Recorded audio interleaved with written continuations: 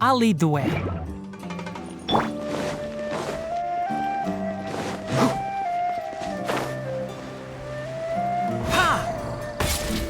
Candace, we're here! Has everyone arrived? Everyone is already waiting inside. Well, what are we waiting for? Let's join them! Please, wait a moment. Before attending the meeting, I hope you can promise me one thing. What do you need? Promise me that you won't commit to anything too reckless. What do you think? Okay.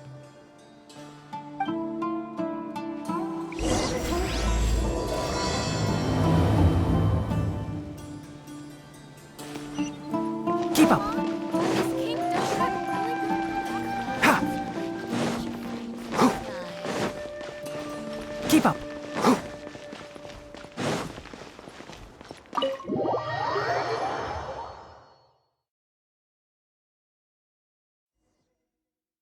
Everyone's here so early! But why isn't anybody talking? We already discussed things a bit. Hey, where have you been? I've missed you too. Are you ready? Very well. Are you sure this is gonna work? I gotta admit, it's bold. Color me impressed. It's worth a try. The point of discussion is to arrive at a solution. Let's cut the small talk and move to the next point. You're making Paimon nervous.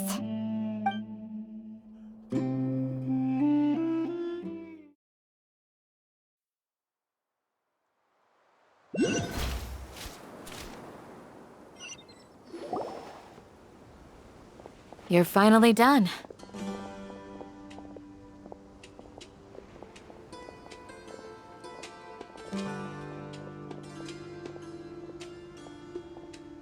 I have some other stuff to take care of.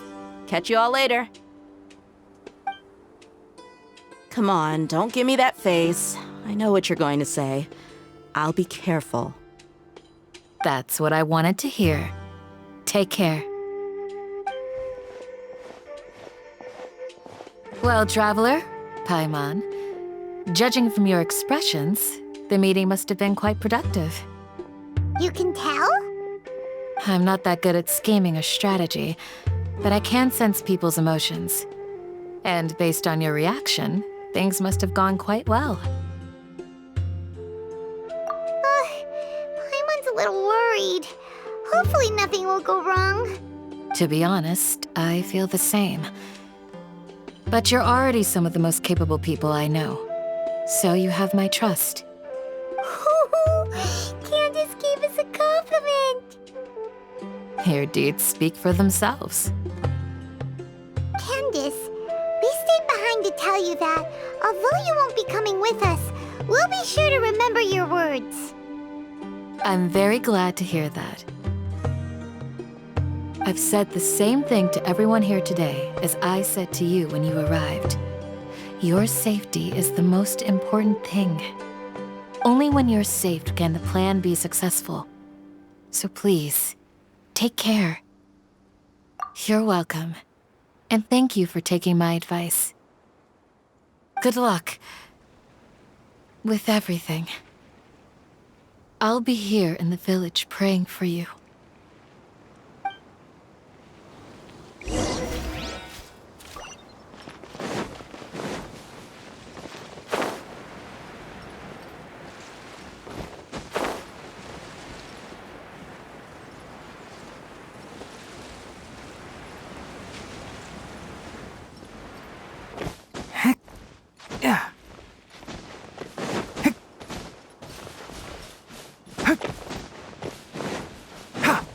Keep up.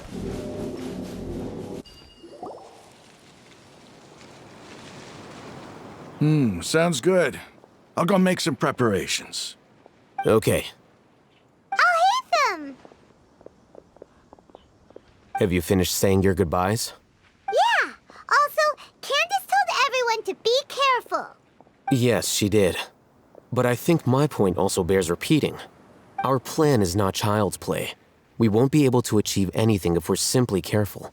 We must go beyond that and fully commit ourselves to it. I hope this is clear to you. Huh? Shouldn't you be saying something more cheerful to boost our morale right now? Didn't we already do that during the meeting? You can never have enough words of encouragement.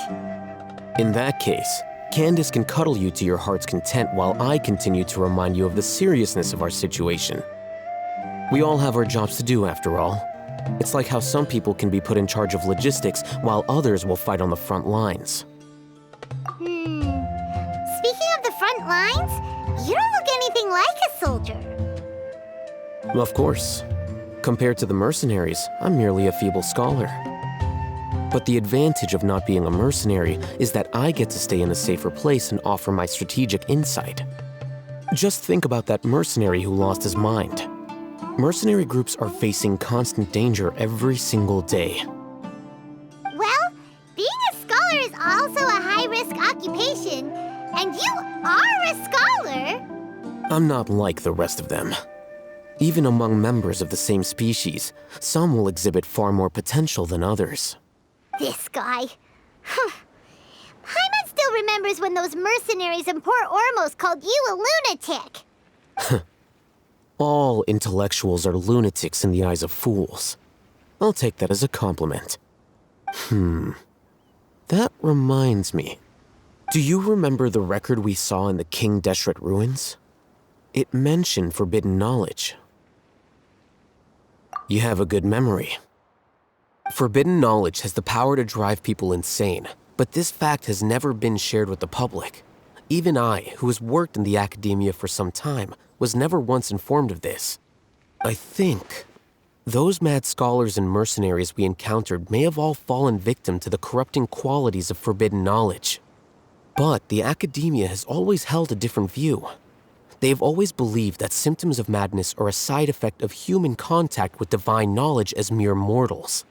Come to think of it, perhaps the academia has also never understood the true nature of forbidden knowledge and thus always approached the issue from the wrong direction. The Withering, Elazar, and the sandstorms. Don't you think what is happening right now across Sumeru is rather similar to the forbidden knowledge pollution that occurred in the desert thousands of years ago? But Paimon thought that Irminsul's disease is what caused the withering in the sandstorms. At least, that's what Tainari told us. Wait a second. Could it be that? Ah, you've connected the dots. The cause of Irminsul's illness may precisely be the pollution from forbidden knowledge. But if that's the case, what should we do? This is huge! Wait. Why do you think Lesser Lord Kusanali would have a solution to this situation?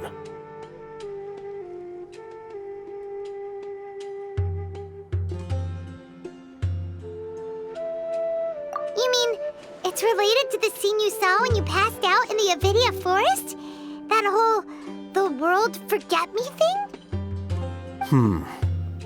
In that case, it's imperative that we rescue Lesser Lord Kusanali. Only by working with her to save Irminsul can we completely resolve the problems Sumeru currently faces.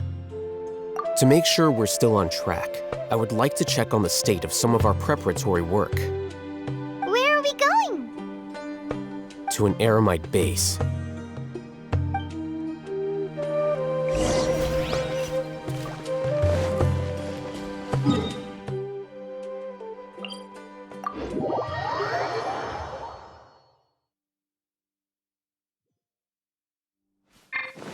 It's so hot.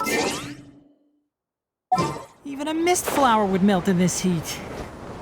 Now that I think about it, it wouldn't. But you'll get what I mean. Oh. Keep up.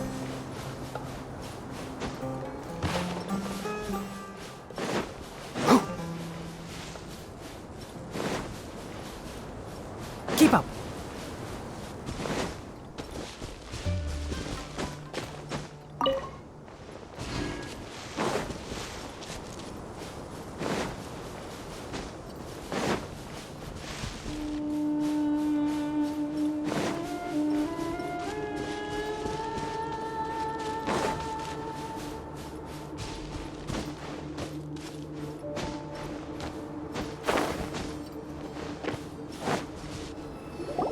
Oh, you made it. Huh? What are they doing here? I gave them some technical work to do. Ah, it's the scribe. And is that the traveler I see? How's the work going?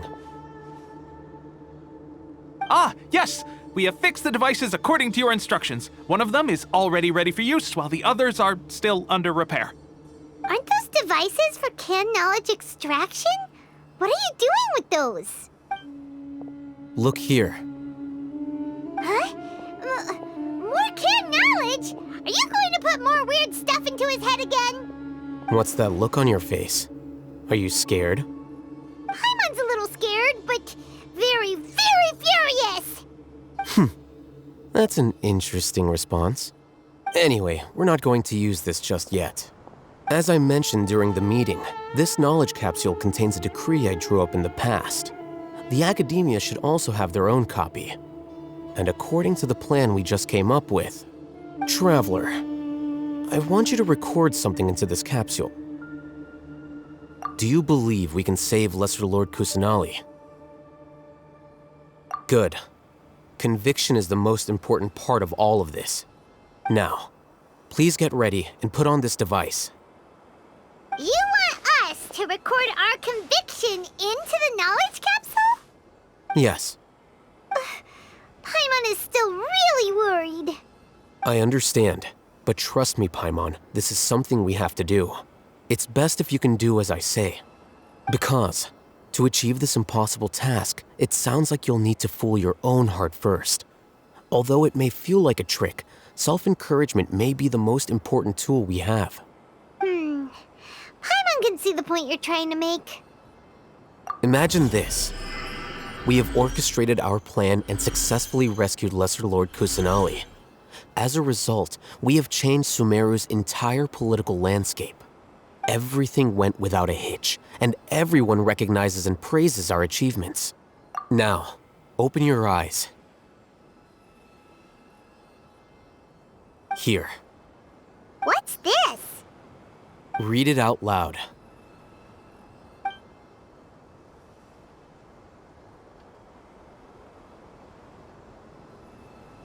It's done. Is your head okay? Does anything hurt? It's just a recording. There should be no negative effects. But what was the point of doing this? Paimon doesn't get it. And that's perfectly fine. In any case, these capsules aren't meant to be used by you. Huh? What do you mean? Have you forgotten? Our plan needs to account for those who have long relied on the Akasha. You may find it hard to believe, but for those people, everything the Akasha transmits to them is nothing short of absolute truth. Imagine if you've been using a device like the Akasha since the day you were born, and this device has always supported you during times of need. After all that time, what do you think you'd become? A fool? A machine? A slave to orders. And that's why rules are so important. In addition, those who understand the rules can delineate boundaries and identify gray areas. But why would you need to identify the gray areas? You could say that those kinds of ambiguous zones can be very interesting. One might even say they're advantageous in the right hands. Things you're interested in are really out there. Are all Sumeru scholars like this? Anyway, that's enough chit-chat. I'm going to take those two to work on some small projects. You can head to Caravan Rebot and start preparing for the next step. Small projects? We're going to tinker with the Akasha terminal and make a few modifications.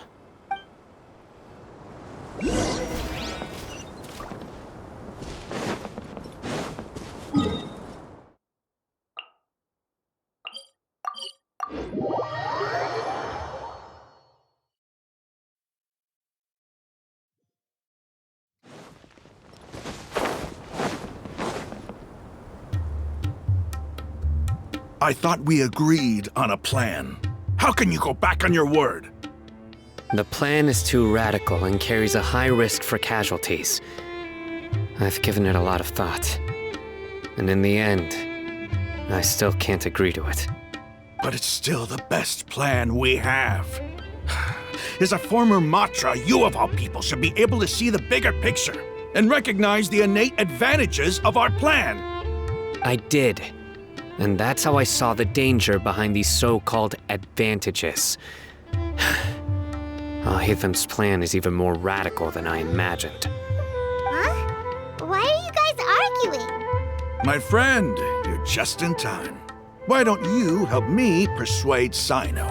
He's turned against our plan. We agreed to work out a plan at the meeting. As mercenaries, you're familiar with the local environment, so you'll take care of the specifics. But then, you went to Al-Haytham for suggestions. Had I known Al-Haytham would give you those kinds of suggestions, I would not have agreed to the plan. Look, you already know that we're all on the same side here, don't you? Mercenaries place a lot of importance on their bonds of friendship, but also will not hesitate to make sacrifices if they deem the situation to be sufficiently dire. I'm sorry, but as things stand, I can't accept your principles. Seems you really do understand the ways of the desert. Traveler, Paimon, this is also something you should know. Ramon's plan is to have me work with the Caravan Reebok guards in my capacity as a Matra. We will arrest the mercenaries and escort them into Sumeru City. Wait, how can we work with the guards? We can't get through that wall easily, remember? Caravan Reebok would never let so many unregistered members of the Eremites enter Sumeru City. My plan will clear us of any possible suspicion, and also let us enter the city as a big group. There is no better way. That also sounds like something Al-Haytham told you. Am I right? Doesn't Al-Haytham know how dangerous this plan is? Of course he does. He told me, there is no perfect plan, but this can get the job done. He also said that with the help of Sino and the Traveler, our chance of success would increase significantly. I never blindly trust anyone, and I've always had a good eye for people. I think he made a number of valid points. It's my own choice to trust you. If I make the arrests alone, I can control myself and prevent you from getting hurt. But I can't guarantee that kind of discipline from the guards. To make the whole thing more convincing, you'll need to resist to some degree. Casualties are inevitable once push comes to shove. I'm okay with the deaths of enemies. But now that we're allies, I'm against the meaningless loss of our own. I can't believe a Matra would actually care about us. I've lived a hard life, and I can say that people like you are hard to come by. I've always treated my allies with honesty and respect. They have the right to know important things like this. Now you're making this hard for me. Hey, is there something we can do to help? I knew you would say that. We can help fight some of the mercenaries, which should reduce the number of times you'll have to struggle directly with the guards.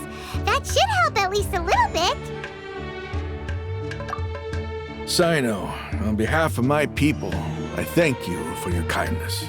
But this is a mission we cannot turn our backs on.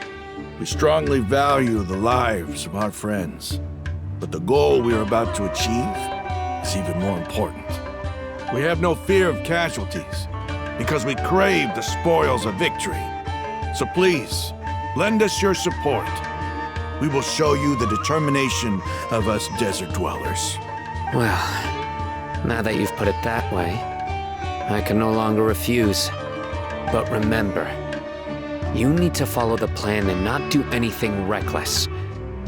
Candace made it very clear that we can only achieve our goals if we can ensure our safety. Since you and I both recognize the significance of this operation, there should be no more animosity between the followers of the Dendro Archon and those of King Deshret. Everyone's life is equally important. Okay, you have a deal. Let's do this for our shared dream. The guards should be stationed in the courtyard nearby. You can find them there.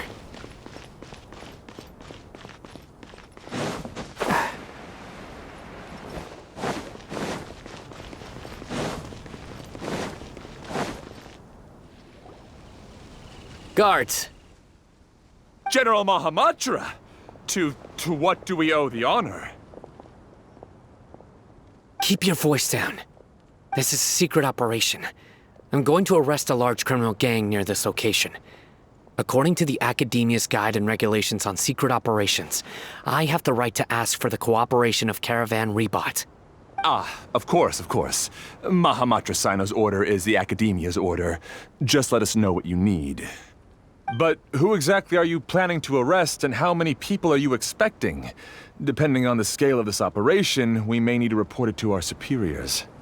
They're a squad of Eremites whose number is comparable to Ain el Akmar in Port Ormos. They're involved in the theft and resale of supplies from the Academia. As many as Ain el Akmar? This should definitely be classified as a joint operation. Then I suggest that you report this to your superiors as soon as possible, and treat it as a top priority desert operation. I will need personnel. Got it. Please wait a moment. I'll contact them immediately.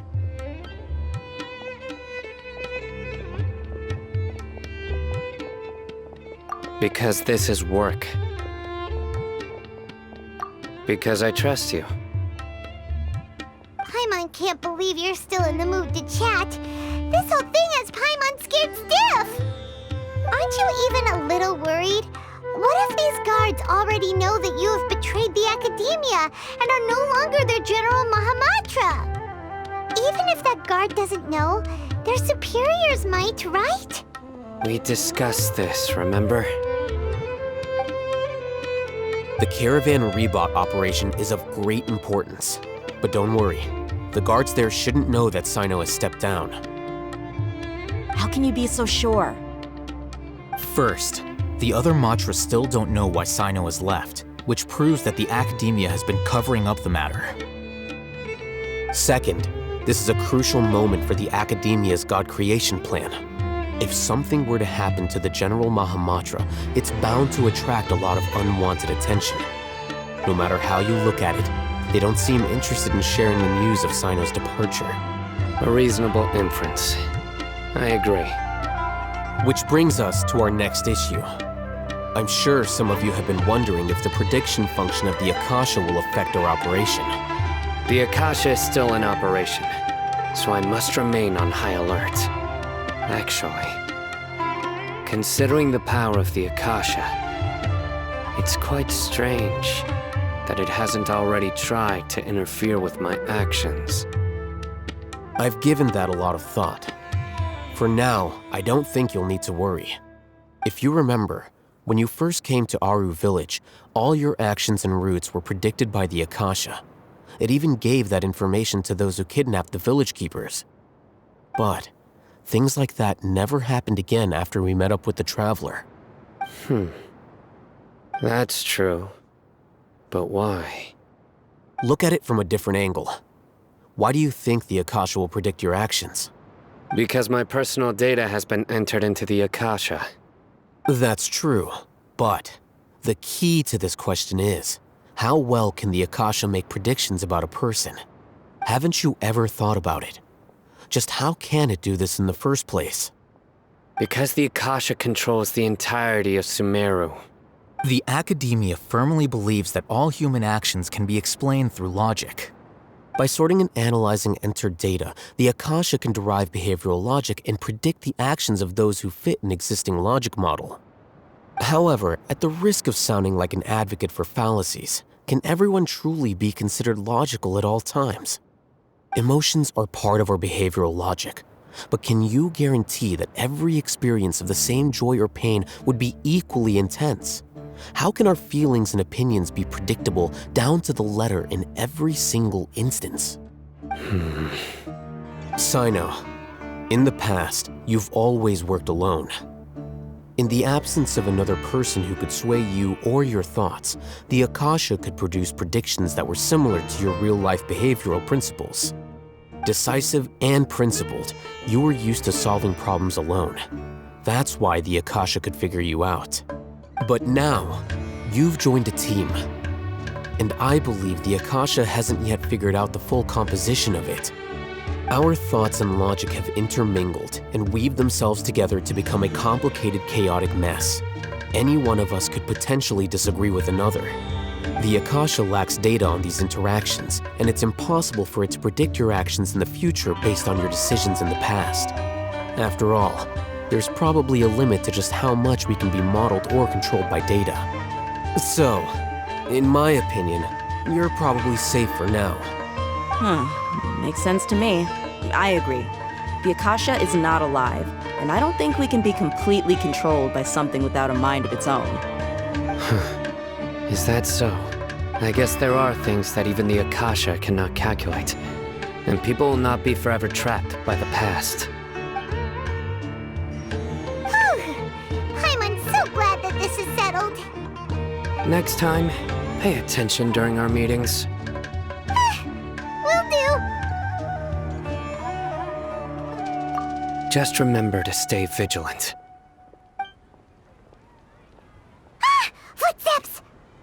General Mahamatra, we were not expecting your presence here.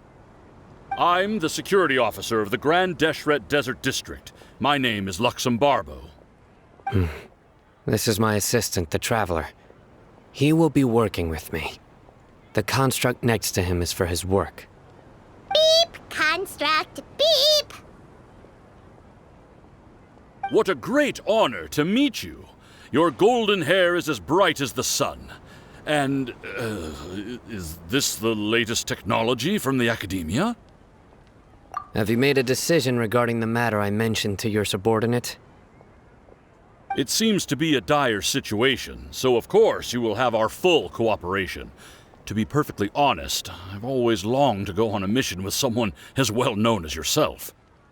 There's no need for flattery. Yes, sir. Take your most elite platoon and follow me to the eastern side of the district. We will carry out the operation there. Understood. Map. Hurry, bring the map! In 2 days, we will engage Rahman's Eremites and capture all of them. Any questions about the time or location? None at all, sir. Good. See you then. Yes, sir.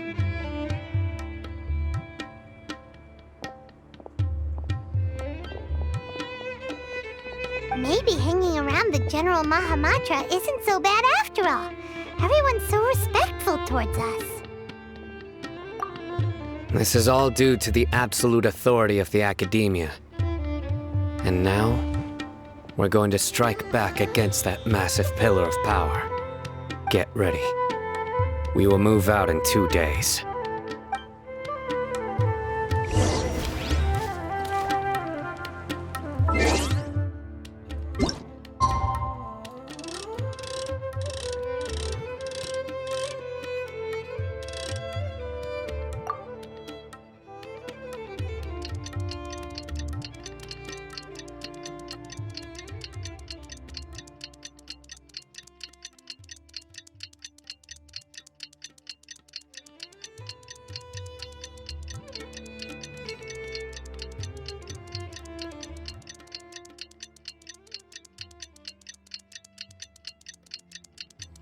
If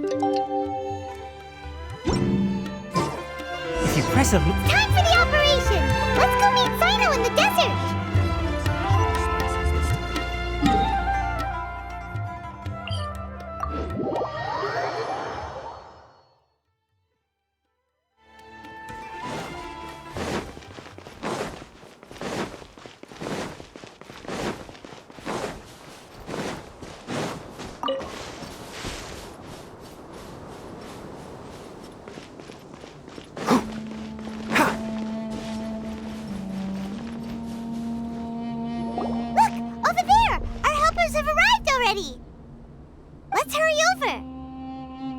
Wait a moment. It's you. You're my assistant, remember? Being my assistant, you must stay with me. Now let's head over there. It's General Mahamatra and his assistants. We meet again. You're here early. It's to show how important we think the operation is. Since this is a big case for the Academia, we are prepared to give it our best. I'm glad to hear your sense of resolve. Remember, we must capture them alive. They are our only leads for the case. If they die, we will be unable to continue the investigation. Understood. Everyone! The Aramites are approaching from the west! Make preparations and be ready for combat. Halt! Oh? What a warm welcome! What do you want? Judging from those shiny weapons in your hands, it seems like you're not interested in a deal. Rahman, the Academia has caught wind of your smuggling and illicit sales. If you value your life, I advise you to surrender. Who are you supposed to be? A Matra from the Academia? I can't believe you came all this way just to catch us. I'm not here to talk. Oh. Nobody's given me this much time of day since I became a mercenary. Brothers! For that slight, let's wash our blades with their blood. Let's show them we Aramites are not to be messed with.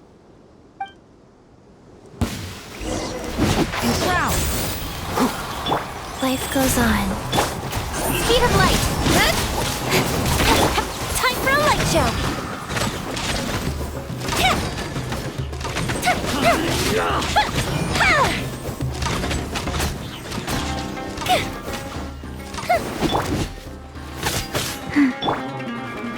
Can't see? Ha! I'll uproot you! Incoming! Hey! Yeah! Fire hazard!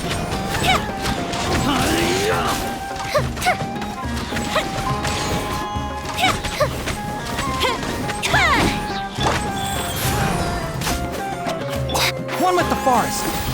Ha! Hoom! Sa! Nowhere to hide!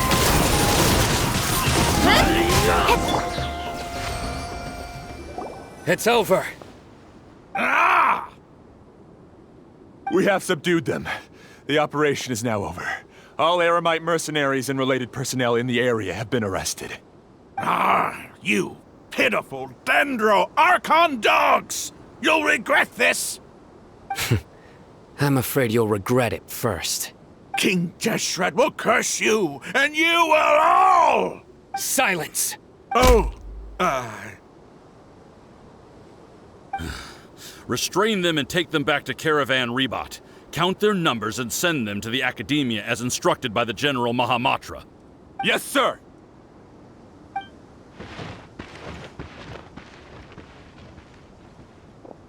Mahamatra Sino, I will now take my leave. If you need further assistance, please come to Caravan Rebot and ask for me. Understood. You are dismissed. There they go. Let's talk elsewhere.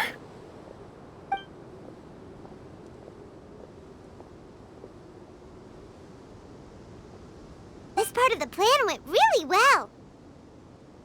Yes, things went perfectly. That's fantastic! And that punch you gave Rahman there sure looked convincing enough.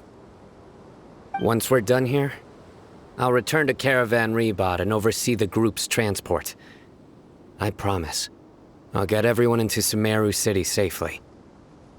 Yeah, you're the reason why everything went so well.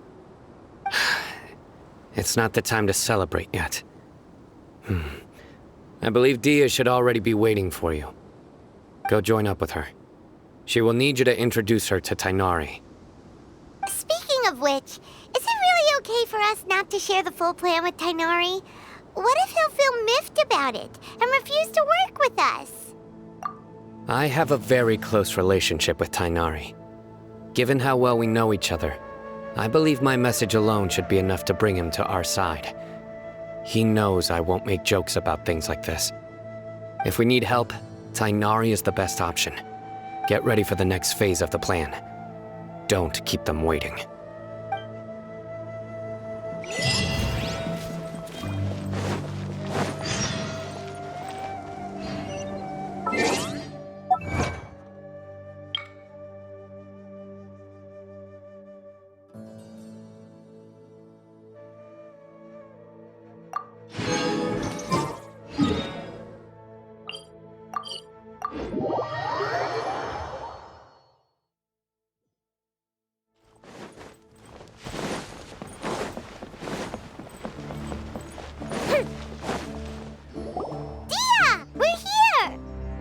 It's about time. Didn't you say our part of the plan is the most important of all? And here you come rolling in late. In the time it took you to get here, I already did 5 laps around the place, downed 7 drinks, and even did some clothes shopping. Sorry. We didn't mean to keep you waiting. I just wanted to fix your attitude and rub it in a little. After all, you took your sweet time getting here, and we've got important stuff to take care of. I just like seeing that serious look on your face. All right, I'll stop. All joking aside, I'm glad you're here. Let's get moving and take care of this as soon as possible. But where should we start? Our responsibility is to get a status update on the Fatui Harbinger known as the Doctor.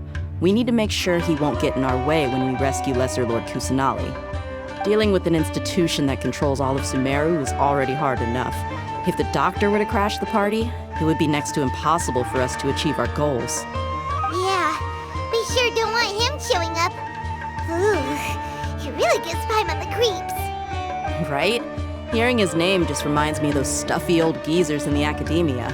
I'd rather not have to deal with someone like that. According to the plan, we should first go to Pardis Di and ask for Forest Watcher Tighnari. If all Hatham and Sino's sources are solid, then we can be sure that Tighnari still has the Academia's trust. So, we'll find Tighnari and convince him to get us the latest intel on the Doctor. Then, depending on what we learn, we'll make any necessary adjustments to our plan. The sages have placed spies everywhere on the other side of the wall. I'll follow you as a bodyguard. You should be honored. I don't offer my services to just anyone you know. But Paimon thought mercenaries would do anything for Mora. That's certainly true. But when multiple employers are vying for your services, you should always go with the best offer. Let's see. If I were to charge you a bill, I guess I can apply a discount. How much more do you want? Paimon's not sure we can afford it. How much do I want? Hey, how about paying me with a smile? What do you say? I haven't seen you smiling much recently. If you ask me, someone like you must look lovely when they smile. Come on, give me a smile so that I can be less worried. Looking good! I hope this pretty smile will become our lucky charm. There are many kinds of smiles, but only a truly joyous one can bring blessings to others. Let's consider this smile a down payment for our future victory. Let's go. It's time to pay a visit to Pardis Di.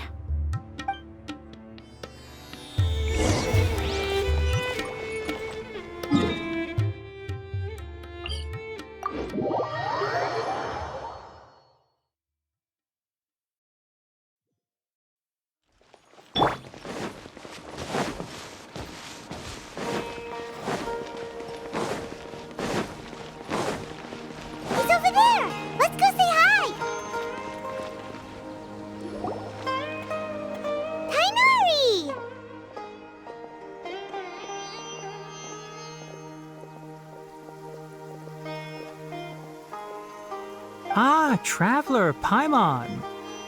And you are? Hey there.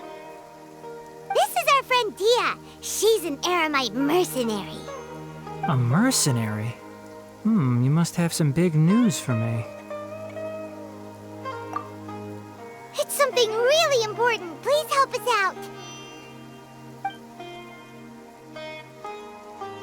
All right, then follow me.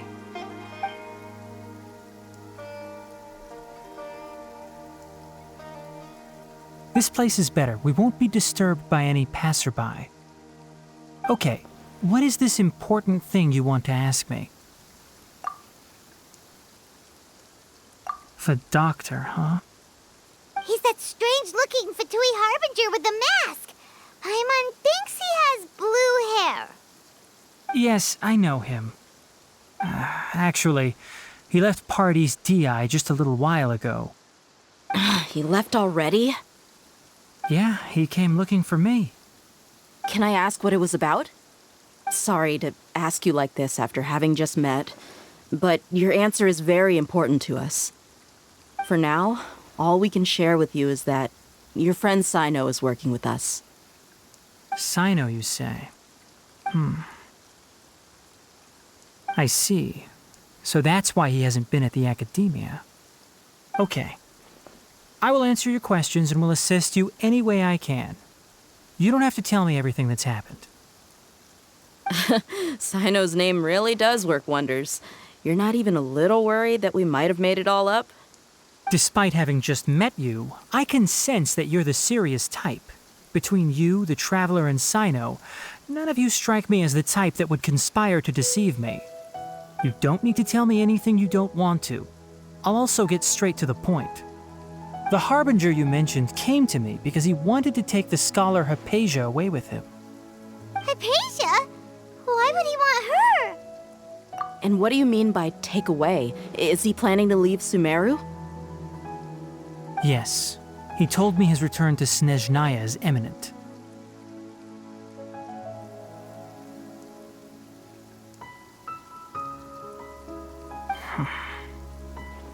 So you mean... you're leaving this place soon? Indeed. Otherwise, we could have perhaps talked a little more. I was just about to set out when I remembered something important. To that end, I made a final trip to Pardis Di. Let me ask, have you been taking care of a scholar by the name of Hypatia? Your sources are accurate. No doubt because you recruited many informants. But you're right. Hypatia has indeed been receiving treatment from me. Forgive me for asking, but how's the treatment coming along? Given the way you're asking, I assume you have something to say. Since you asked, I'll be frank. I would like to take Hypatia to Snezhnaya.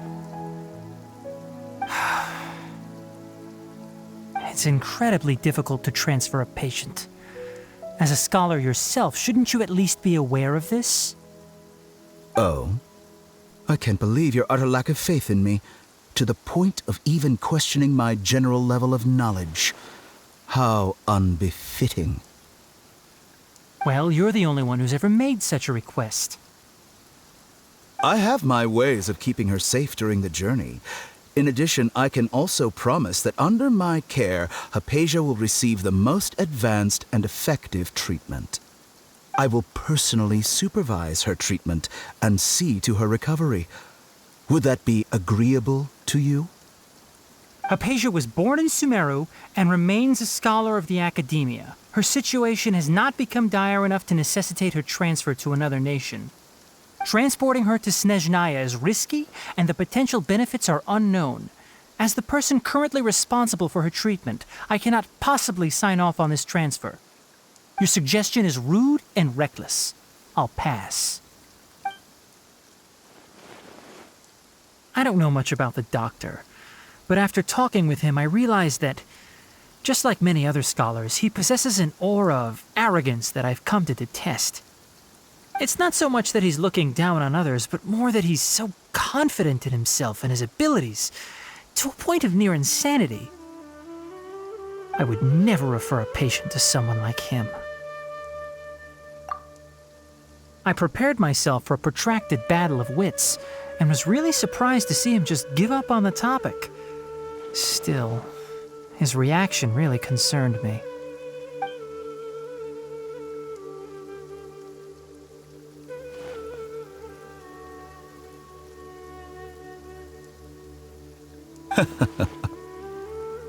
I see, I see.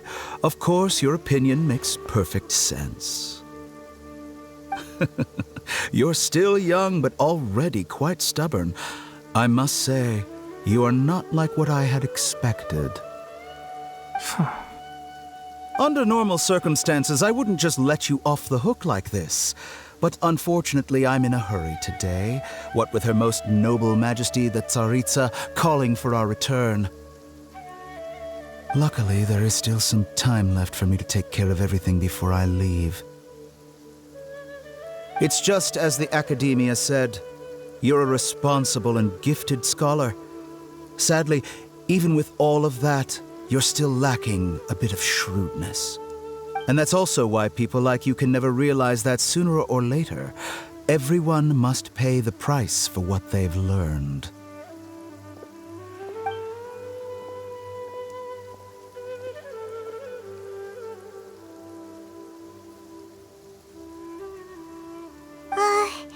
Paimon can't help but feel like he's hinting at something unpleasant. He asked a question, yet didn't care for my answer. Perhaps I'm nothing but a talking rock in his eyes.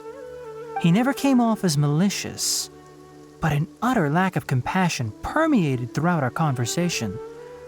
From his tone, I can sense that he's always looked down on others.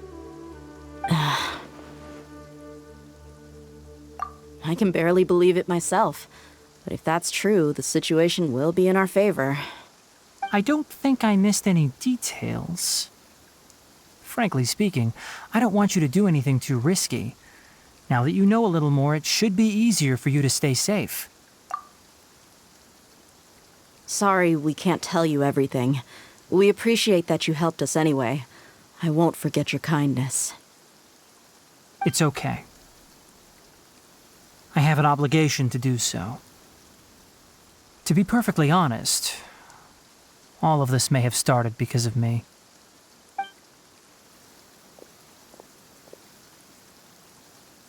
Recently, my master wrote several letters to me, asking me to return to the Academia and assist him with his research. Hasn't he already asked you several times before? Yes, but there's something off about this most recent batch of letters. The handwriting and tone are both familiar, but some details have been omitted. My master will occasionally leave a few dots on the back of the letter. 1 dot means that he wrote the letter on a sunny day, and 3 dots stand for a rainy day. This has been a habit of his for many years, but I didn't find any dots in his recent letters. I believe something may have happened to him. I get it. Since you are always at Gandharvaville, you would like me, someone already working at the Academia, to investigate this matter, right? I'd like to ask you to do that for me. If you can keep yourself safe, please withdraw immediately at the first hint of danger. I can do that, but I have a feeling it won't be that simple. The Academia has been working on a big project. I'm not quite sure what it is, but your master might be involved with it. If the higher-ups really are hiding something, then it will be difficult to remove myself from the situation once the investigation starts. If the situation becomes critical, I'll leave the Academia. If you don't see me there for an extended period, that's your cue. All right, we've got a plan. I'll stay at Gandharvaville to support you. If that scenario comes to pass, you must be extra vigilant. And be wary of any messages or direct requests from the Academia. I must say, I didn't expect a warning like this from the General Mahamatra. Being loyal to the Academia doesn't mean blindly doing whatever the sages say. I know what I'm doing. On that note, aren't you also being quite distrustful of your alma mater? The Academia, yes, but my master is a man of integrity. Even when I was a student, I was worried he'd get in trouble for sticking to his beliefs. I suppose he's lucky to have lasted so long. But in the end, still caught up to him.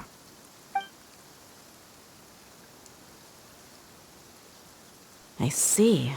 So you noticed something was up with the Academia from the very beginning. This may well be how Sino became involved in all this. In that case, I must keep my promise and help you however I can. Also, if you run into Sino again, please help me pass on a message to him. Trust your own senses and experiences. I think this may be something he needs to hear right now. Okay, we'll find a chance to tell him. Thanks. Right. Now let's go hunt down this Harbinger. Oh, by the way, which way did the doctor go when he left Pardis Di? That way. Gotcha. Thanks so much. We'll be on our way.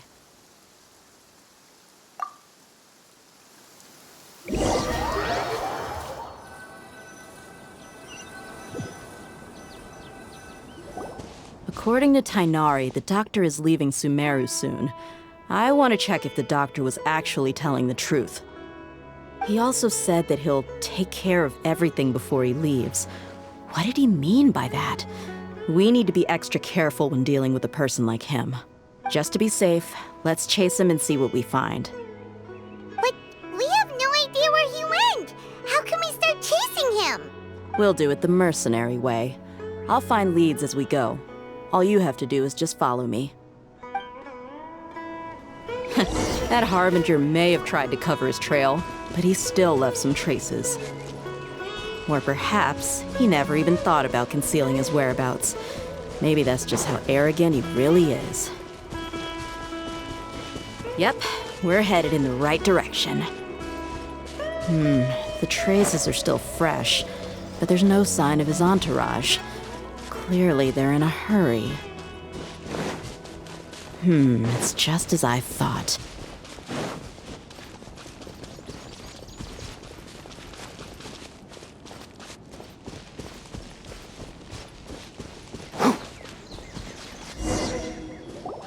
We can stop here. I think I know where the doctor went. To the south of here is Port Ormos, which seems to be where they're headed. Port Ormos? They're going to leave by boat? That's right. Let's go to the port and have a look for ourselves.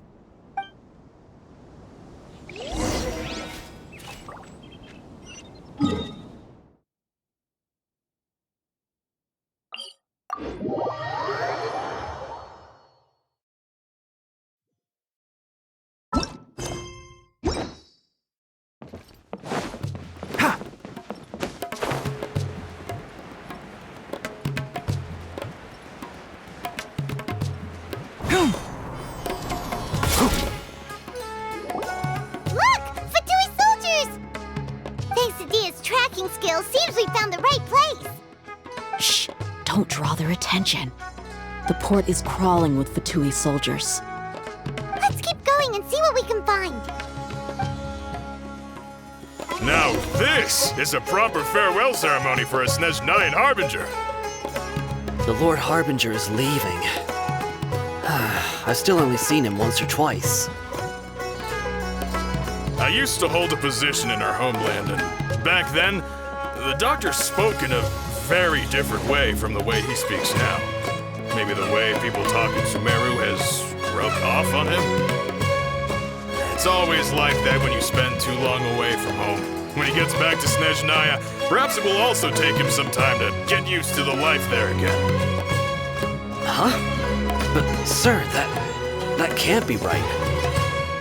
No, I remember it like it was yesterday. Both his expressions and tones are now very different. Also, for some reason, he seems like he's all smiles now.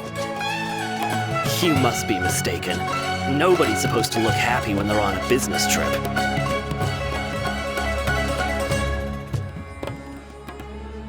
The doctor is on that boat. So he told the truth after all. He is actually Let's get...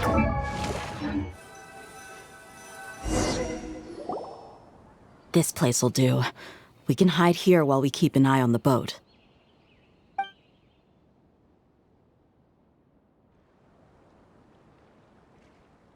Uh-oh!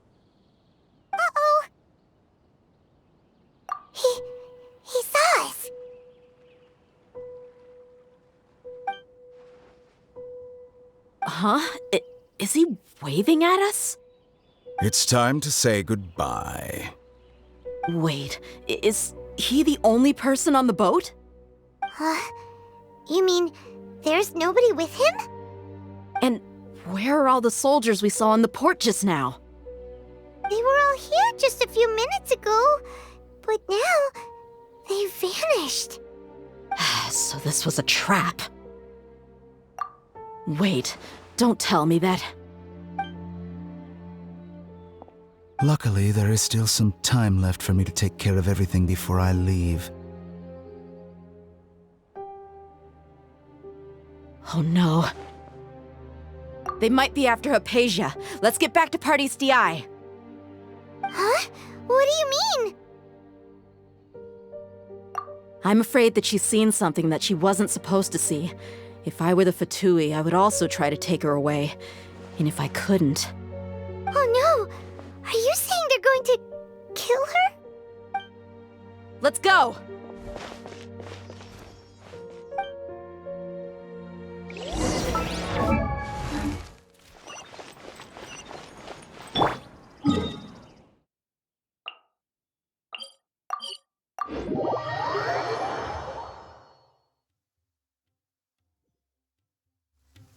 Pardes Dii is not a place you Fatui can just show up and do as you please. I believe we've already made ourselves quite clear. Our superior gave us permission to search for and collect medicinal herbs in Pardes Dii for research purposes. But you've been in Sumeru for some time already. I find it coincidental that you chose to only come here today. Even the Grand Sage himself may not have the right to question our research, much less an ordinary scholar like yourself. I've done my duty to inform you. Don't make things difficult for yourself. It would seem that my words have fallen on deaf ears. You can keep trying to deny it, but coming to Pardes Dii now? I'm pretty sure you're not just looking for herbs. With all due respect, your baseless speculations will only lead to unnecessary trouble. Well, you only have your Harbinger to blame. He knows nothing about keeping a low profile. I may be staying at Pardes Dii as a scholar, but that doesn't mean I'm no longer a forest watcher. It is still my duty to protect the peace and safety of the scholars who have contributed so much to Sumeru. Then it seems our conversation has hit an impasse. No one will lay a hand on you, Hypatia. Not on my watch. Tighnari! Are you alright? I'm fine. These Fatui have really crossed the line. Time to teach them a lesson.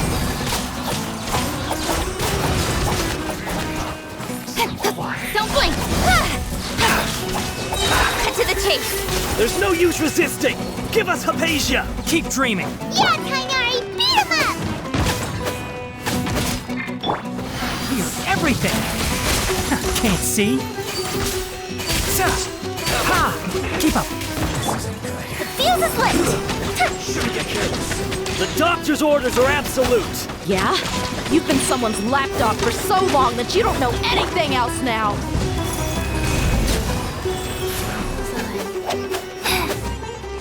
Prepare yourself! Here come the fireworks! Nowhere to hide. Speed of light! One with the forest! We're not getting anywhere. Traveler, Paimon, please go to Hypatia. We need to make sure they don't try to sneak around and attack from behind. Got it! Hypatia's still here. Doesn't look like anyone's broken in.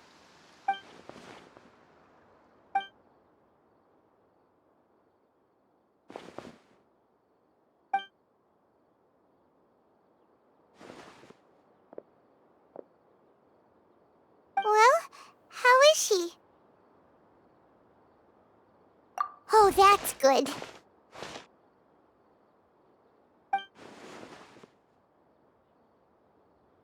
So, you think this is over?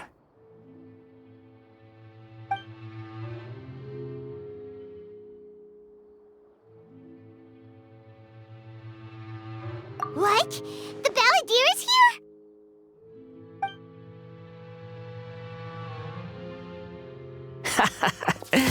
I've missed that look of abject horror. You've given me that look every time we meet.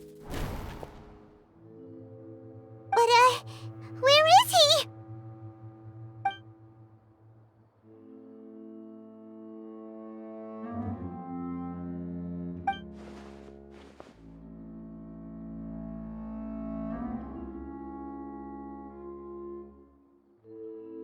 I can hear all of your thoughts, you know. Don't you remember? I already saw you the first time you came to Parties DI and made contact with Hypatia. I didn't need to do anything. It is her honor to be able to connect her consciousness with me. Who are you talking to? It can't be the Balladeer, right? That's impossible. I know you must be curious. I might as well tell you that I decided to enter Hypatia's consciousness the moment I sensed your touch. I wanted to observe you on a fool's errand. Hey, Traveler! What are you doing? My deification is nearly complete. All that's left now are just some final details. Do you understand? Even if you manage to rescue Lesser Lord Kusanali, it will be impossible for you to defeat a bona fide god like me. Is it wise to force that childlike god into a divine battle against me? Scholars consider the God of Wisdom to be the sum total of their faith. It's how they can justify reverence for a god as they construct it. But this also shows that humanity's worship of gods is a combination of blasphemy and exaltation. It's truly laughable. Yes. What is it? Yeah, I'm in a good mood, which is why I'm talking to you like this. What do you mean?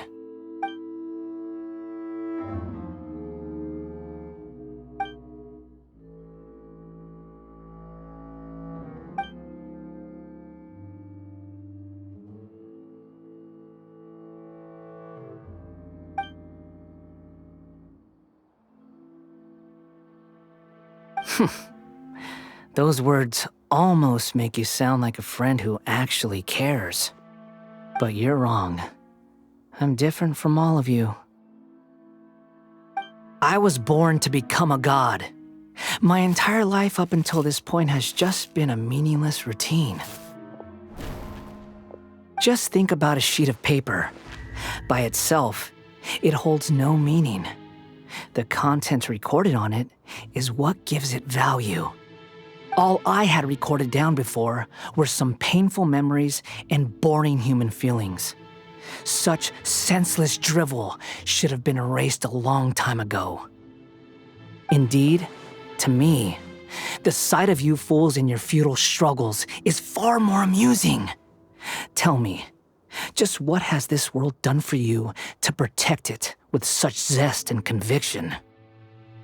I'm connected to your consciousness, so I can hear what you're thinking and sense the depth of your determination. This is a good conversation we're having. So here's a word of advice. Let go of your misguided guardian complex. You know nothing about the truth. It'll be for your own good, as well as everyone else's. Humans are a species that can only find bliss in ignorance.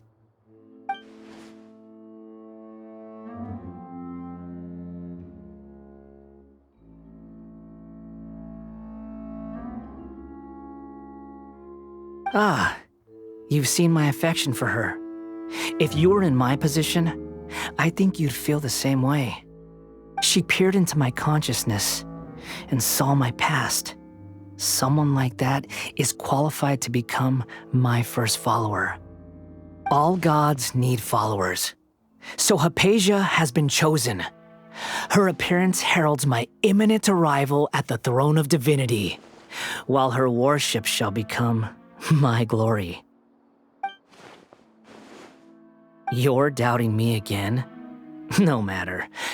Soon, you'll know what kind of authority you're challenging.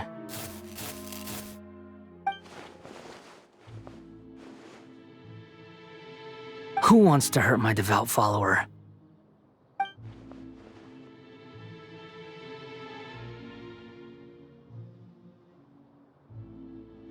The doctor wants to hurt my first follower?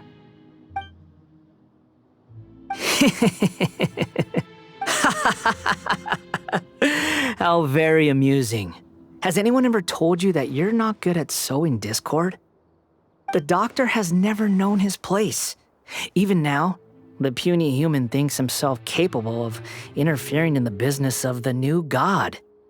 You're still too naive if you think a few words will be enough to convince me to destroy the doctor. But I'm willing to give you a gift, just like my expression of affection towards Hypatia. It is an honor for you to be able to stand here and speak with me. As my listener, you will be rewarded.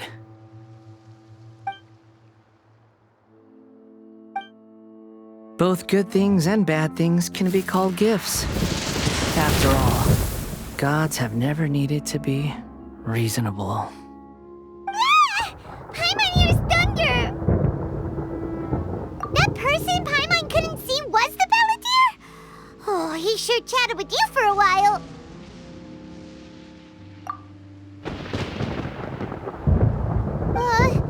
Where is the storm headed? That means anyone outside is in danger! Let's go! Tainari and Dia still must be fighting!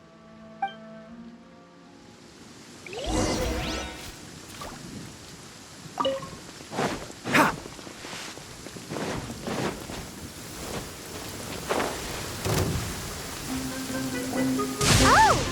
Have the Fatui retreated? Hey!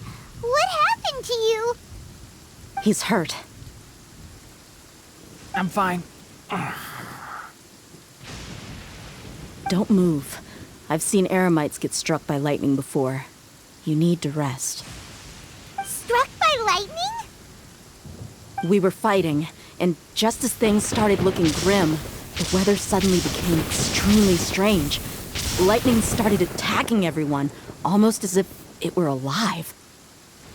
Luckily, there were only two of us, and both of us were nimble enough to dodge most of the strikes. There were a lot of Fatui, though, and they were being torn to shreds by the bolts of lightning. With that, all the Fatui soldiers were forced to retreat. Why are you sorry? It's all right. I'm sure you also never expected this to happen. Don't blame yourself. My wound aside, you look like you've seen something unpleasant. Is Hypatia all right? Hey, didn't I tell you not to move? Just in case. Let's go to Hypatia's place and talk about things there.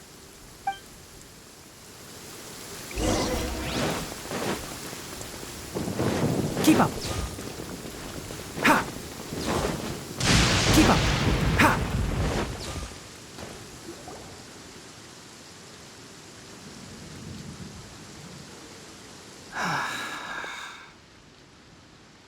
Thank goodness she's fine. Hey, how about taking care of yourself first? I understand my condition. The wound is not fatal. I'll be all right. Ugh. The more you understand medicine, the worse of a patient you become. I know. They always think they can push through the pain. Oh, he sat down. Let me rest for a bit. Sorry, traveler. Now you may start.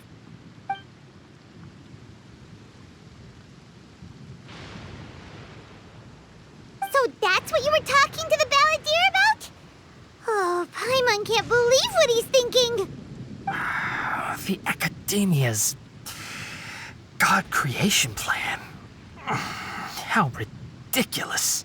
That sounds, ambitious, I guess?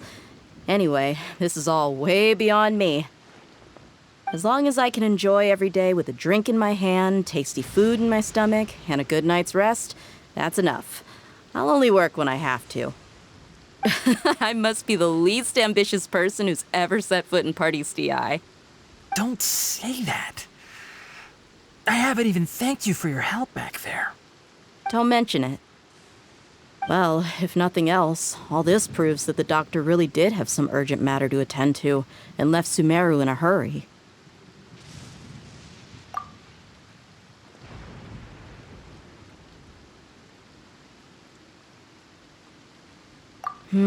Maybe the Fatui want to cover up some secret of the Balladeer. Is that why they tried to seize Hypatia? You said the Balladeer claimed that Hypatia has seen his past. So, what could be there? Have you noticed? The Balladeer is not happy with the doctor's actions. He thinks the doctor has no right to consider himself as his equal. So, if the doctor was to show up again, would the Balladeer zap him with lightning? Based on what the Traveler has said, I think he would. Having the doctor gone benefits him as well as us. In other words, we've successfully completed this stage of the plan. The doctor is out of the picture now. Yay! That's a big accomplishment! I'm also happy for you. Thank you for the help, Tainari. Make sure you rest up for now. Yeah. All right. Okay, that wraps things up for us here at Party's DI. Traveler, it's about time we rendezvous with the others at the Grand Bazaar. Let's continue to keep a low profile. You can head there once you're ready.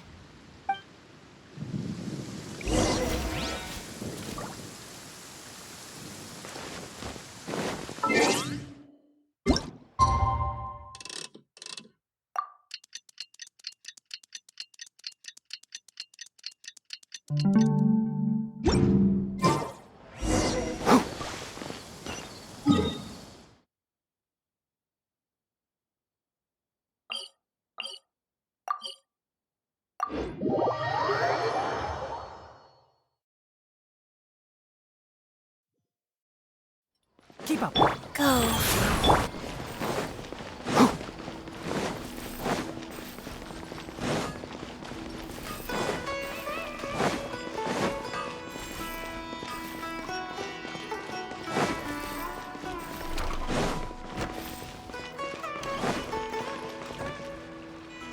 All right, everyone is here. How did everything go? Any luck with your missions? Let's report back one by one. I'll start first. We've made the necessary modifications to the Akasha terminal. In addition, the props required are also ready. I'll go next. The Traveler and I went to Party's DI. The situation was a bit complicated, but we found Tainari. Unfortunately, he was wounded during a fight. Who is behind it? Well, that's the tough part. What should I say, Traveler? The Fatui or the Balladeer?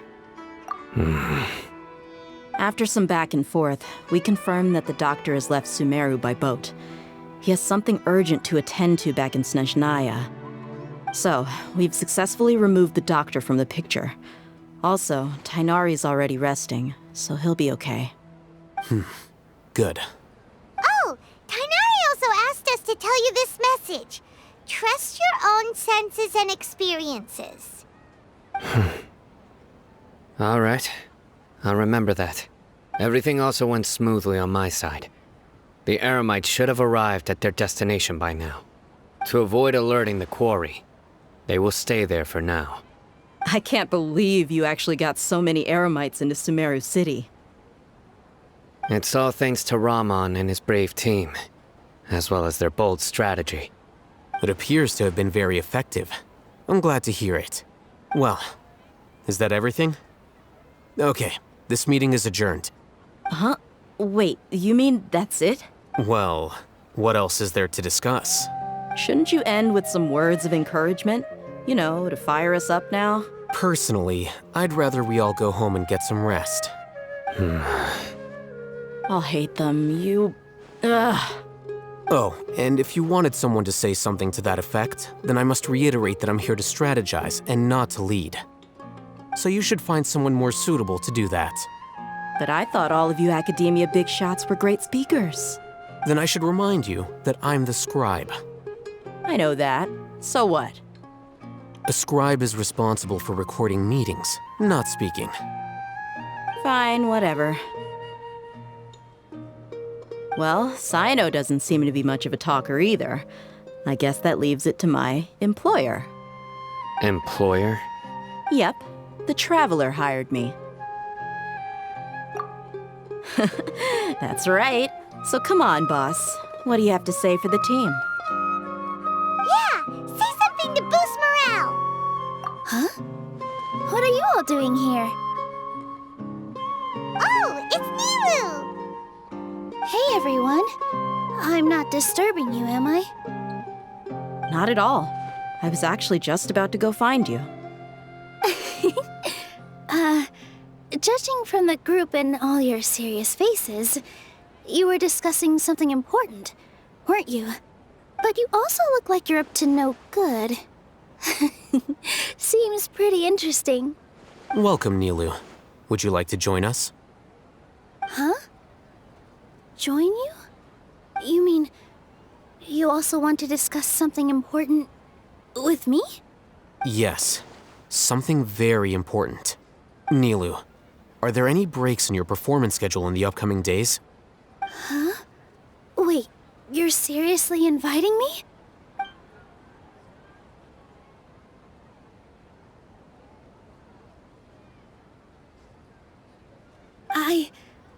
I can't believe my ears. You are truly the bravest and most passionate people of Sumeru, well, that I've ever met. Ahem. Oh, right. The Traveler and Paimon are not from Sumeru, but you are awesome as well. That's right!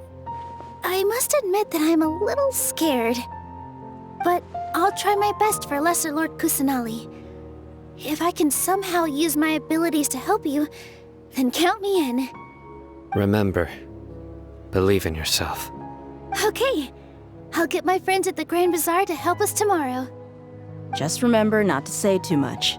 Be discreet. Yep, you got it. All the preparations are done. Now, can we finally conclude this meeting? So, have you thought up what you'd like to say, boss? Yep, it's a grand plan and we're all super awesome!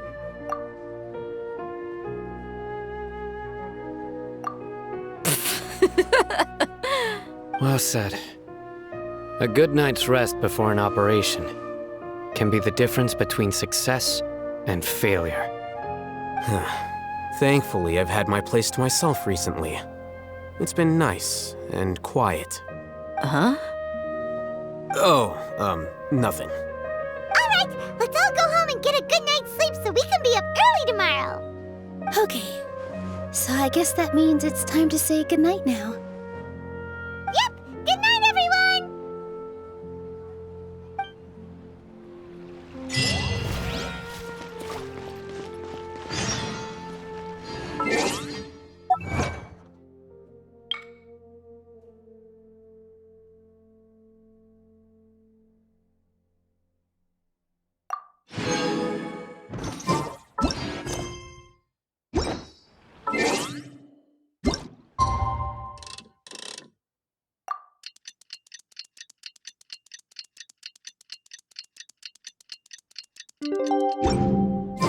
Today is the Academia's Niagarbaha Day.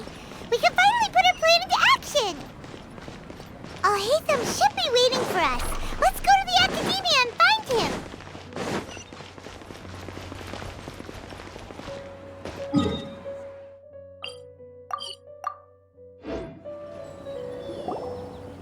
Hello, you two. Sleep well? Not really.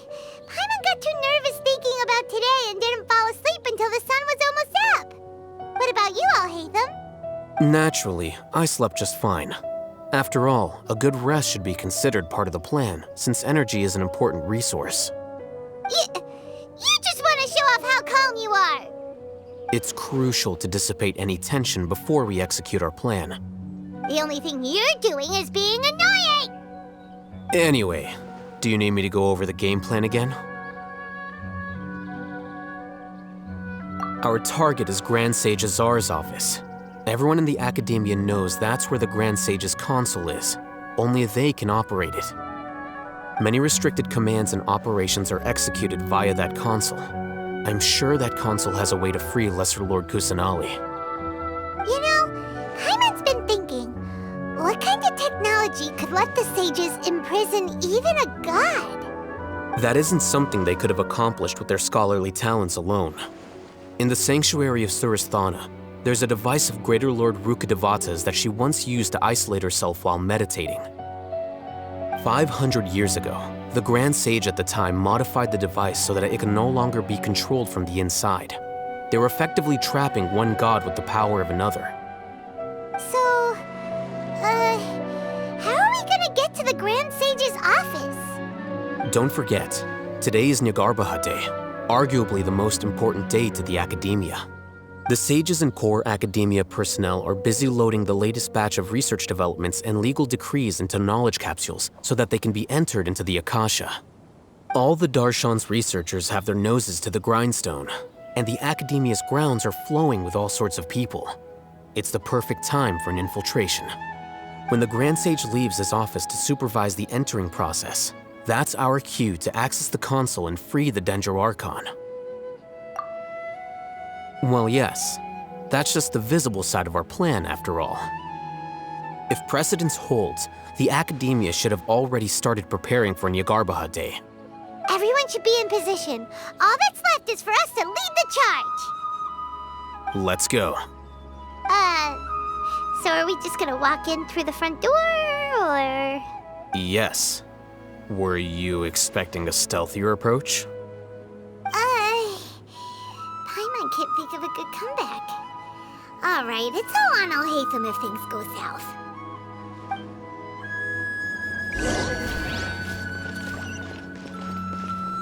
Keep up.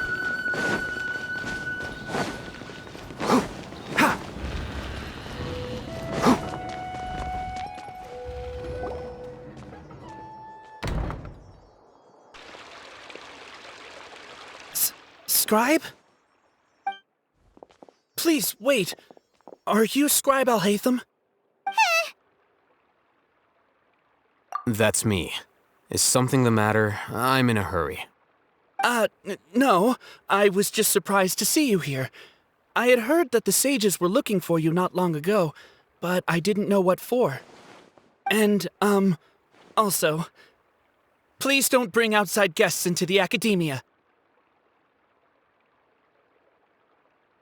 Outside guests? How did you arrive at such a conclusion? Your groundless inference shames the Haravatat Darshan. What did you say? I'm the top student in Haravatat, and I earned 3rd place at the last Inter-Darshan debate. Don't look down on me! That wasn't my intention. As your Haravatat senior, I just assumed that you possessed a greater aptitude for critical thinking. Look, based on what you already know, the purpose of my return and the reason they're here should be obvious. Is that so? Wait a moment. Let me think. Don't tell me the answer. The sages search for you. A blonde-haired traveler. Outside guests. So, from the start, the sages weren't looking for you, but this traveler? And you were gone from the Academia for so long because... Hey, shh. Yes, you've proven yourself as the top student in Haravatat. I surmise you've arrived at the correct conclusion. As I expected. Please, forgive me. I wasn't thinking clearly just now. Thank you for getting me back on track. It's nothing. We'll be on our way then. All right. Thank you for your contributions to the Academia, Scribe.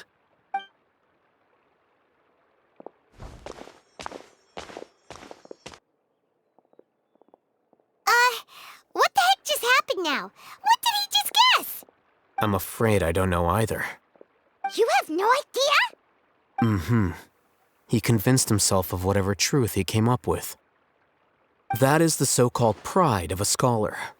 If someone questions their academic facility, they will instantly feign understanding to keep up appearances. Nowadays, the academia is rampant with this type of scholar. Their obvious farces of intellect only serve to highlight themselves as fools. Wow, so there are special ways to deal with smart people. We don't even need to make up our own excuses. We shouldn't waste any more time. It would be problematic if we missed our window of opportunity. Let's go. Ha! Keep up!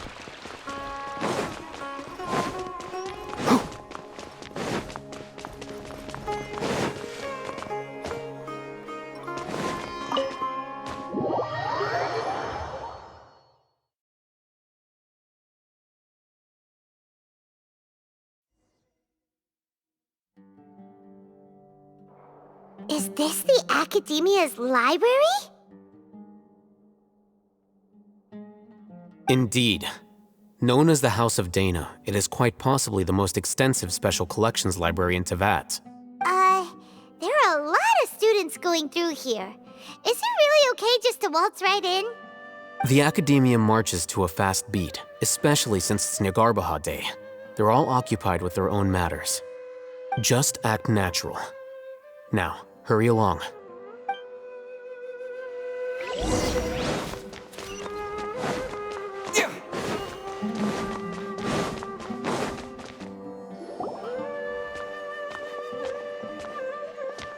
What's this platform for? It's a lift that Academia personnel use to access higher floors. Are we gonna take it then? The Grand Sage's office is up there somewhere. No, not right now. We can't guarantee that we won't run into the Great Sage. Let's step back and observe for now.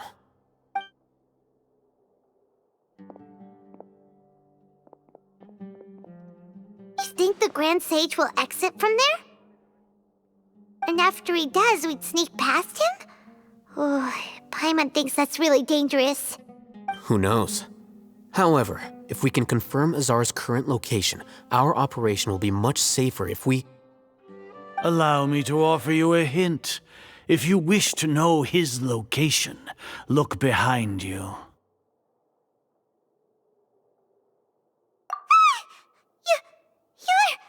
What's Grand Sage Azar doing here?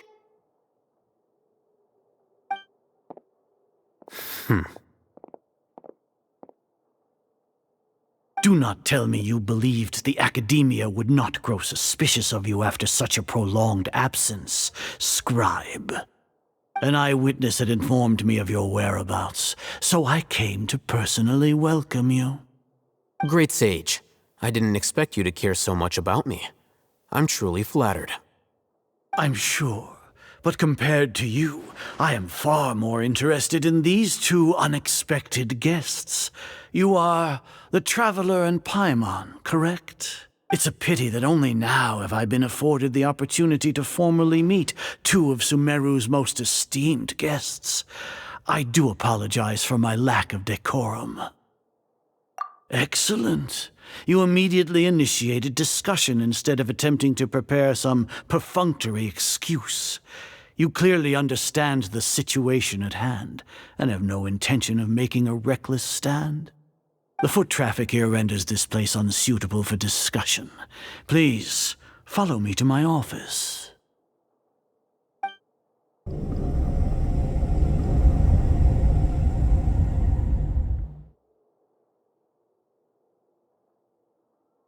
This place is crawling with guards.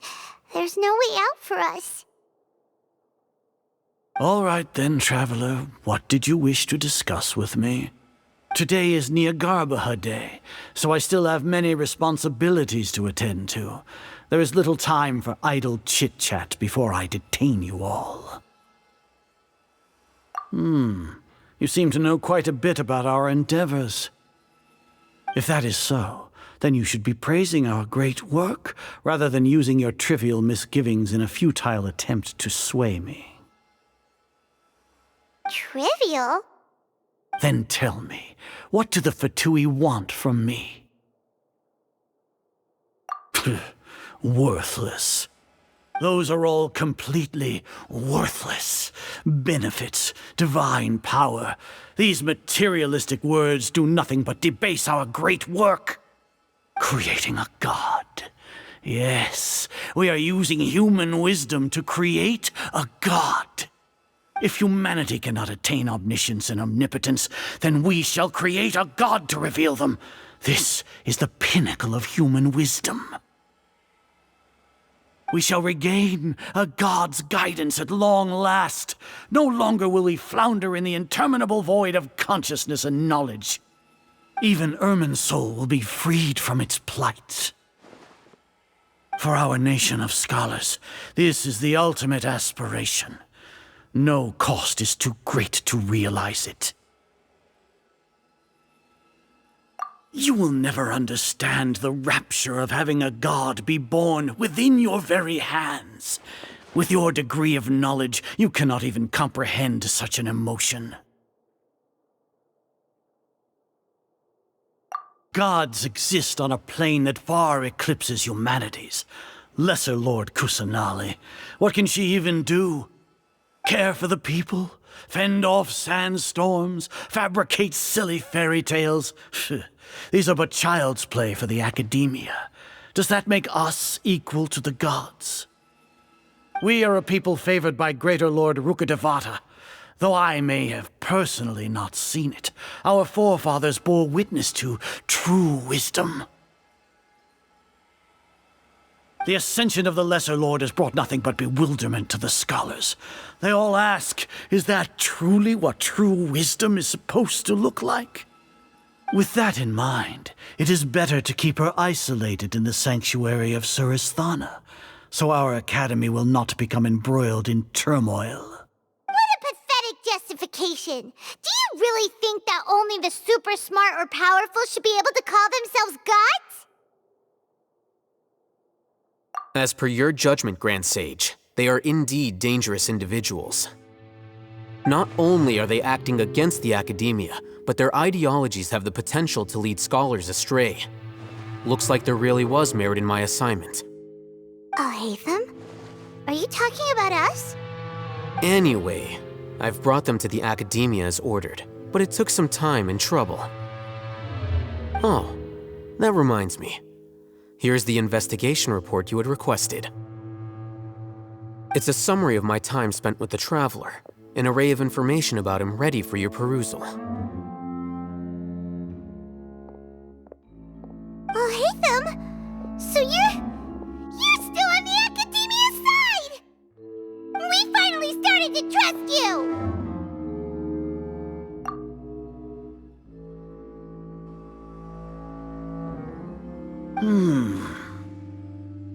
Excellent. Detailed contents with no errors. I would expect nothing less than an immaculate report from the scribe. As it is Niagarbaha Day, I'll enter the information on you into the Akasha. Surely you know what that means. We'll be monitored, just like Sino. With the Akasha's calculation prowess, all of your actions will be predicted with an accuracy of at least 98%. Furthermore, your data will be updated in real time whenever new information presents itself. To put it into words you can understand, wherever you go, you will be walking under an invisible leash. This is Sumeru's greatest penalty for dishonest persons. Are you not familiar with the concept that great responsibility begets an equally great suspicion? In any case, you are Sumeru's most concerning external variable. Locking you down will greatly decrease the chance of any undesirable outcomes coming to pass. You're despicable! Despicable? Perhaps from your perspective, but I suppose you had mentally prepared yourselves for this, no? Your ploy was to sacrifice the Traveler here, was it not? Lord Azar, I know what you're trying to say, but I've been following your plan this entire time. Why are you doubting me at this juncture? Must I delineate your entire plan? Very well, I will spell things out. First off, I received an eyewitness report that you were spotted with the Traveler at Caravan Ribat. However, you immediately departed for the desert and escaped surveillance range. Judging by the time, you all likely encountered the truant General Mahamatra in the desert. Am I correct? Maybe Paimon shouldn't have mentioned Sino just now. The Academia had not received correspondence from its scribe for a prolonged time. You were also in the company of the Traveler, a close associate of Lesser Lord Kusanali and General Mahamatra Sino, who had defected from the Academia. With their instigation, what was the probability that you would betray the Academia? Rationally speaking, 50%? 70%? What do you think? Regardless, that's only a guess. The facts are that I've brought the Traveler right before you, and I gave you my report. Indeed, your boldness deserves praise. To think that despite status as an outlander, the Traveler is still willing to sacrifice for the sake of your plan. If I'm correct, you have a contingency plan to save Lesser Lord Kusanali and ruin our great work. Sneak into the Academia on Nia Garbaha Day, using Alhaitham's status as the scribe, for there is a good chance that an opportunity to save the Lesser Lord will arise. Should your intentions be discovered, Alhaitham will turn traitor and sacrifice the Traveler, thus proving his innocence. He can then stay inside the Academia and continue searching for a way to proceed forward. As for Sino, according to the Akasha's calculations, he will soon return to the Academia and confront me in person. I suppose this is also a part of your plan? You'll see me as a traitor regardless of what I say, no? Even if you impugn me, it would have little effect on you all. You misunderstand. Losing our scribe would irreparably damage the Academia's regular operations and the development of Sumeru's future academic systems.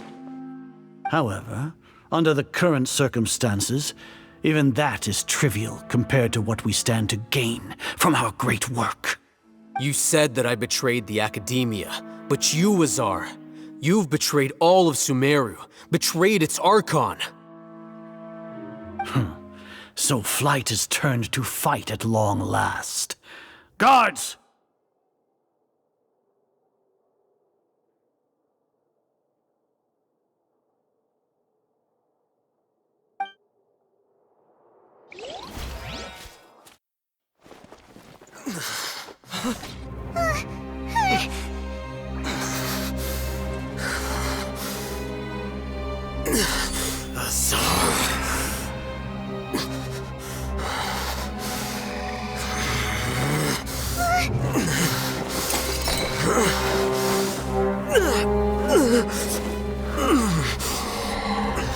Well, what do we have here?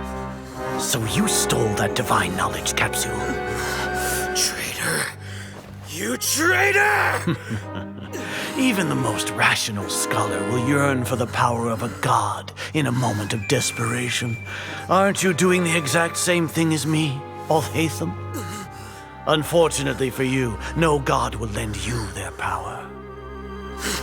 Azar!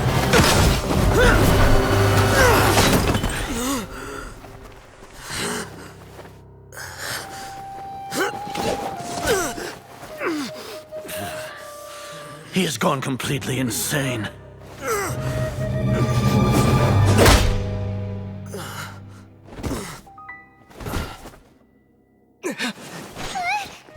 Take him to the Matra and exile him to Aaru village. Then find someone to take these two to the confinement room. I'll deal with them later.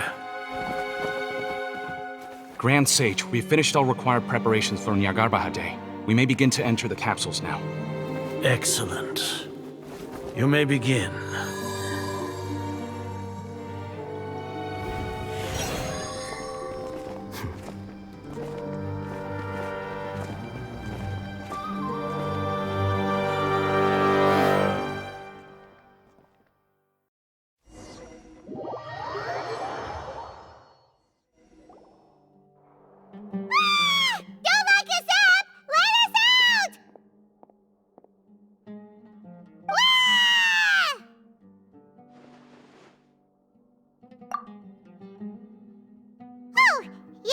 Paimon got a bit carried away there.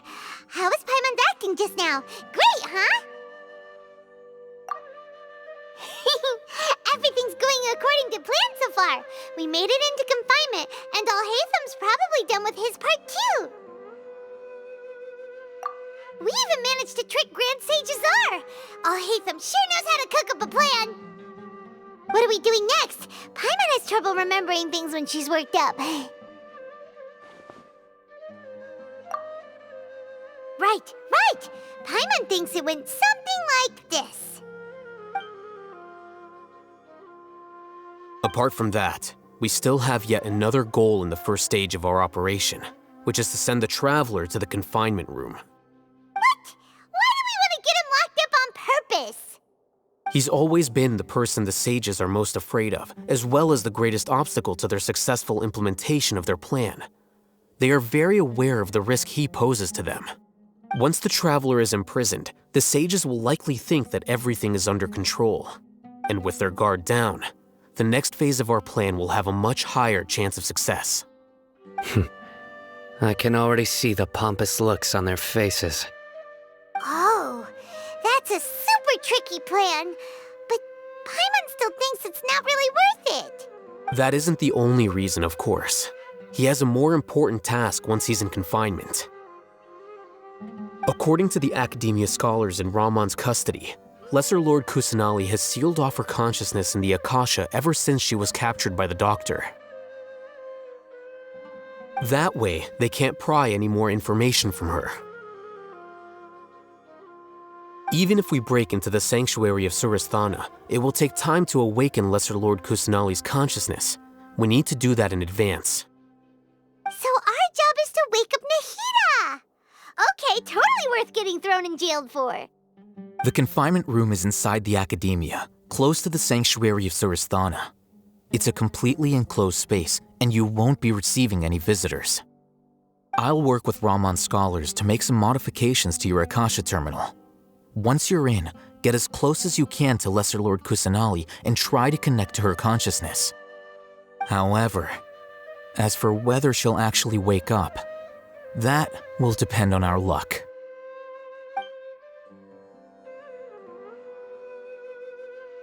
Oh, no wonder you've been wearing your Akasha terminal today. It's the one that Alhaitham modified. Paimon thought they'd take our Akasha terminals when they locked us up in here. Were they being careless?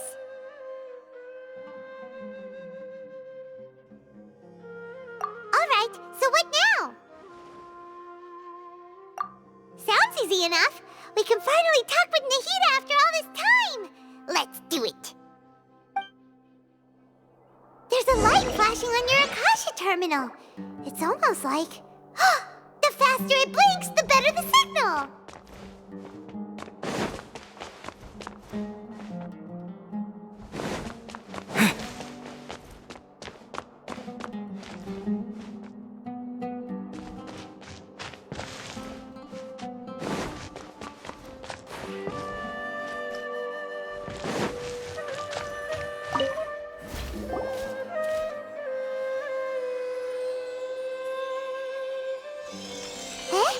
Is this the right spot? Are you getting anything?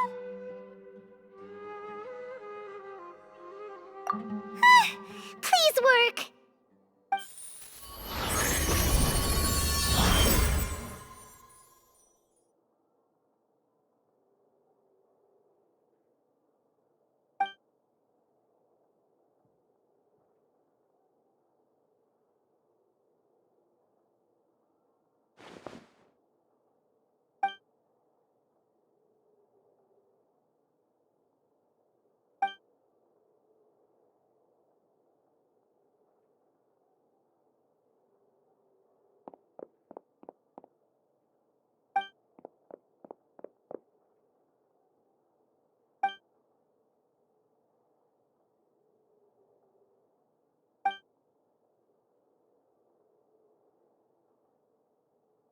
Nahida!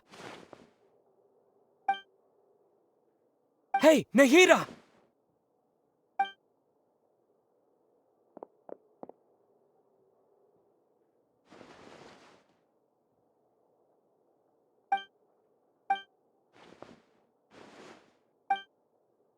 When did it first start?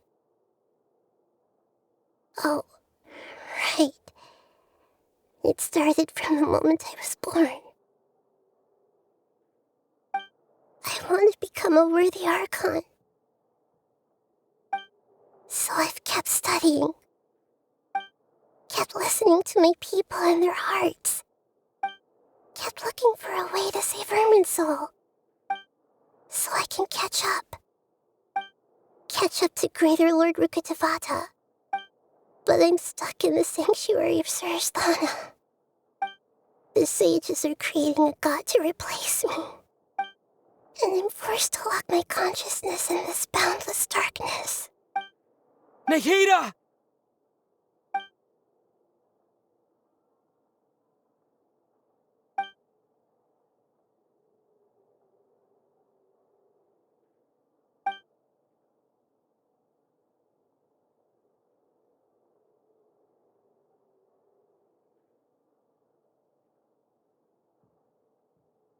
Nahida!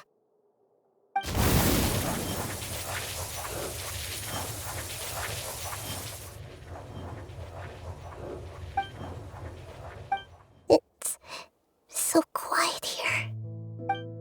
Now that I think of it, I don't think I've ever actually listened to my own inner voice. Do Archons have them? Should Archons have them? Have I been doing the right thing? Am I really not needed? How do I really feel about all of this? It's so quiet here. Since you're the god of wisdom, you've known the answers to all these questions since the very beginning, haven't you? Who are you? Whose voice is that? It sounds familiar. You're right, though. I won't ignore my own voice anymore.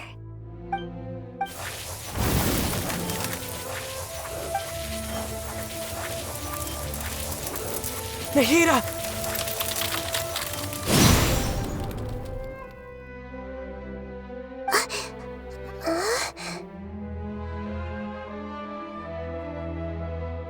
Nahida? Did you wake me up? Thank you. Why are you here? We're here to rescue you. Are you alright? I'm fine. It's just... when I think of everything that's happened to me, I feel really angry now. You should have been angry ages ago.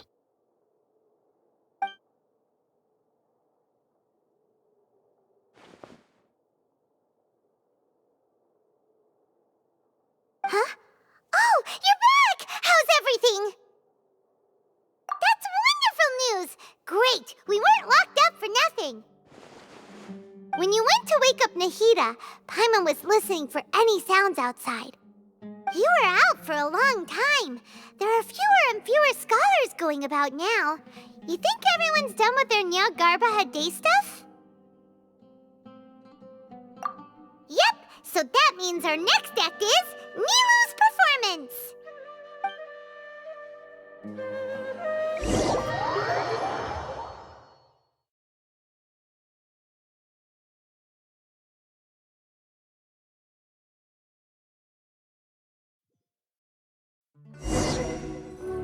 Nilu, are you sure about this? You're taking such a great risk for them. I'm sure, and I'm going. You know that I don't like to pass up any opportunity to dance, and this one is especially important. All right. You seem to have a lot of trust in them, so I won't say more on the subject. But if anything happens, the few of us here may not be able to help you. Don't worry. They've been through worse. Everything's going to be fine. All right. You know, if you really do get arrested, we'll do everything we can to get you back. Be careful, even if it's only for our sakes. Thanks, Mr. Zubair. You're so very kind.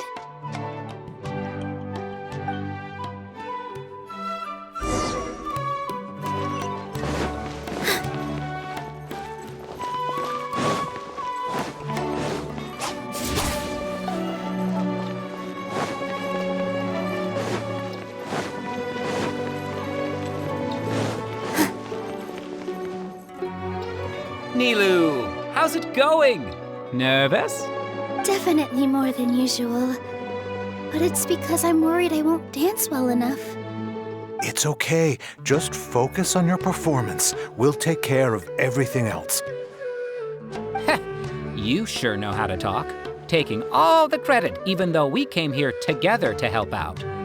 Well, thank you both. I'll have to treat you to a meal after all this ends. I really... Ooh, that sounds great. Ha! How can we say no to that? All right, let's get back to business. Nilu, we'll be here to keep people from going to the academia so they don't interrupt your performance. I was planning on telling them something like, the Academia's been conducting a weird experiment, and some of their test subjects escaped. It's really dangerous there, so stay away. Oh, you couldn't think of anything better?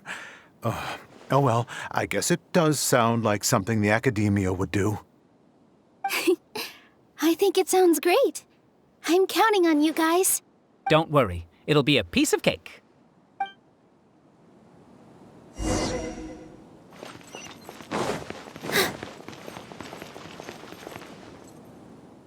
Hey, Nilu! Sorry, it's great to see you, but I'm really busy right now. Our Bait People Away with Yalda Candies plan is working beautifully. Do you want some candy? We have more than we can give out. Vihar, thank you so much for doing all of this. And even dressed up as the Knight of Flowers, no less. I'll pass on the candy, though.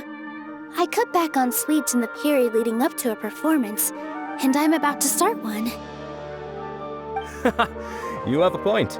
The stage is cleared and everything's ready, so you can start your performance at any time. Yeah, thanks to you. I'm really grateful. All right, time to hit the stage. You're welcome. The honor's all mine, since I'll have such a great view of the show.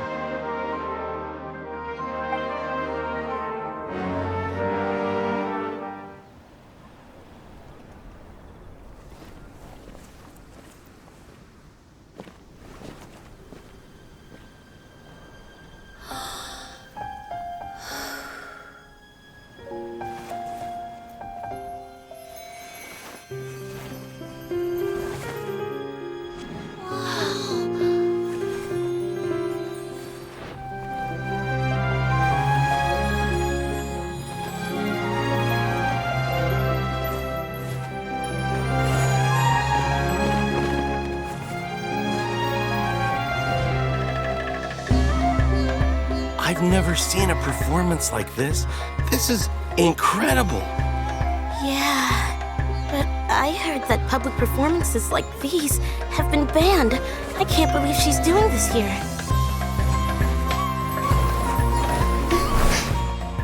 Grand Sage, there's some commotion outside. How uninteresting.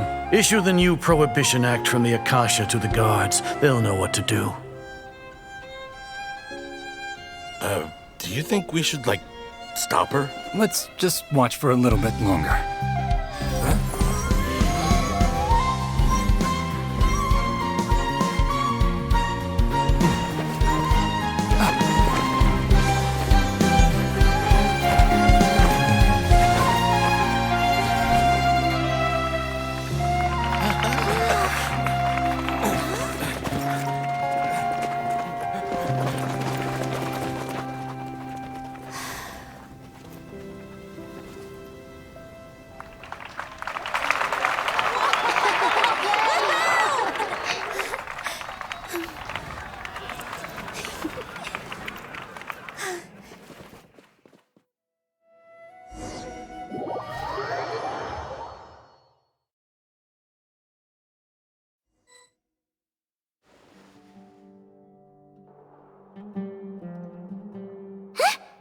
Did you hear that? It sounds like a lot of guards just ran by. Does this mean the plan has moved on to the next stage? Yep. It's great that everything seems to be going well. Come to think of it, when did Alhaitham replace the knowledge capsule that was about to be entered into the Akasha?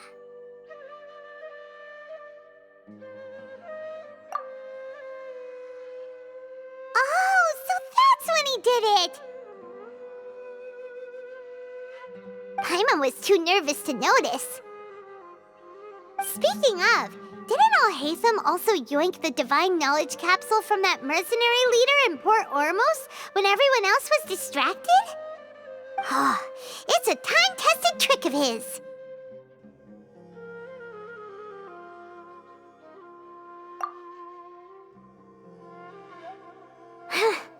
Why are we complimenting him? Yeah, he's smart and all, but he still makes Paimon's blood boil. Let's review our plan for this stage again. It's not like we have anything else to do right now anyway, and it'll help us feel more confident. Paimon remembers that Nilou's task was supposed to go a bit like this. Now that Lesser Lord Kusanali's consciousness has been forcefully sealed, the core figures of the Academia and their guards have started to wear their Akasha terminals again. With the Doctor's technological support, they think they have nothing to fear. How despicable of them to rely on such a person. But this is also our chance. I was originally asked to draft the knowledge capsule for the Artistic Performances Prohibition Act when I was still at the Academia. It should be on the Grand Sage's desk right now, and will be entered into the Akasha during the next Nyargarbaha Day. Are they really going to stop all artistic performances? That's horrible! I'll make an identical knowledge capsule, but this time, I'll smuggle some misleading information into it. We only need to find an opportunity to switch the capsules. Once it's been entered into the Akasha on Nyargarbaha Day, if someone were to be seen performing in public, the sages would definitely use that opportunity to announce the ban, and so the misleading information will be disseminated amongst the guards. Sure sounds complicated, but it seems like if everything goes well, we'll be able to get rid of all the guards in the Academia without any effort. That's pretty clever, getting right into their heads. I just have one question. Even if we manage to get the misleading info out to the guards, how can we be sure that they'll believe it? People who are used to relying on the Akasha become less inquisitive, and their ability to distinguish truth from misinformation is significantly reduced. They will view everything the Akasha releases to them as the unequivocal truth. The Akasha will turn humans into machines. I've seen it happen many times. Yikes. Good thing I didn't wear it for long when I was working in Sumeru City. At first, I thought it was a good thing too. By the way, this plan still requires a performer, right? Do you have someone in mind? Nilou of Zubair Theater. I know her really well. We can trust her. I'm kinda hesitant to ask her to participate in a dangerous plan like this, but we can ask her in person. All right. After the guards in the Academia are gone, then it'll be time for me and my stowaway brothers to shine.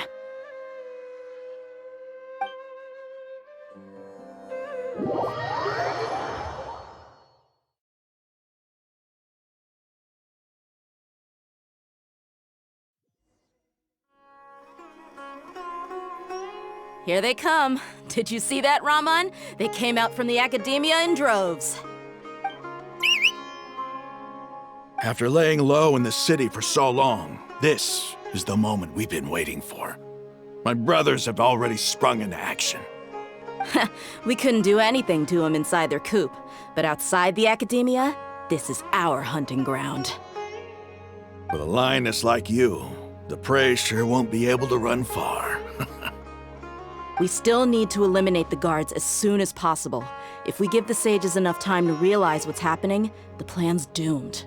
Yeah, all they've done is to sit on their cushy salaries and twiddle their thumbs all day while we fought and struggled every day in the desert.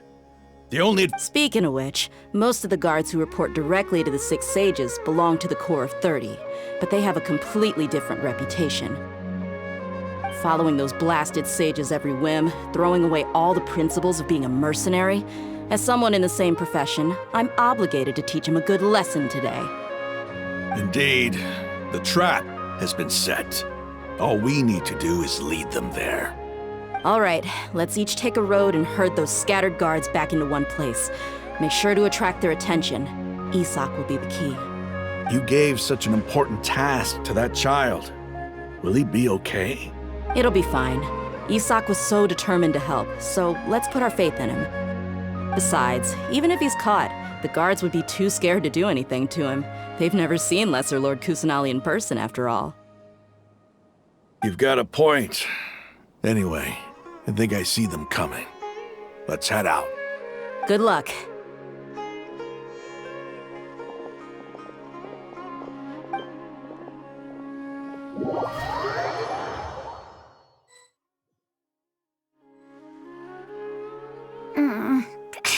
This outfit. Hey, do you remember what you need to do, Isak? When the guards get here, you'll pretend to be Lesser Lord Kusanali and run away from them. Oh, yeah, I remember. Of course I do. I'm just a little nervous. Relax. Don't think about getting caught. Even if that happens, we won't leave you behind. You only need to think about getting the guards' attention and leading them to the Grand Bazaar. Leave the rest to us. Okay, got it. I'm here to pay back Lesser Lord Kusanali for helping Grandpa. I won't get cold feet. Hey, they're here. I can see the Academia guards. All right, it's time, Isak. Take a deep breath and go. You can do this.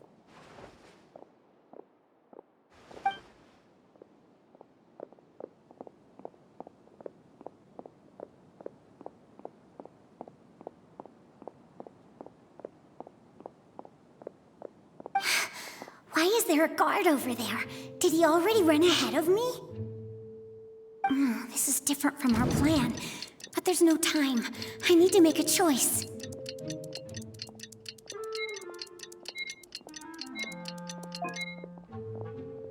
Huh? Did I just see something dart by? I'd better go have a look.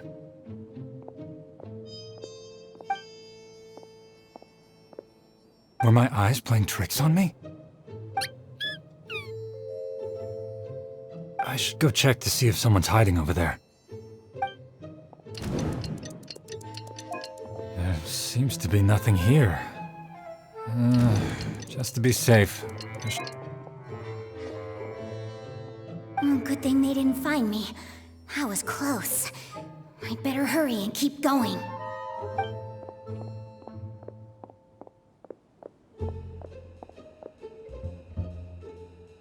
Hey! Lesser Lord Kusanali's over there! Stop! What? Lesser Lord Kusanali? How did I not see anything just now? Oh no, they found me. Where should I go?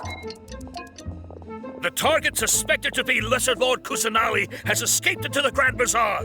Assemble and arrest her!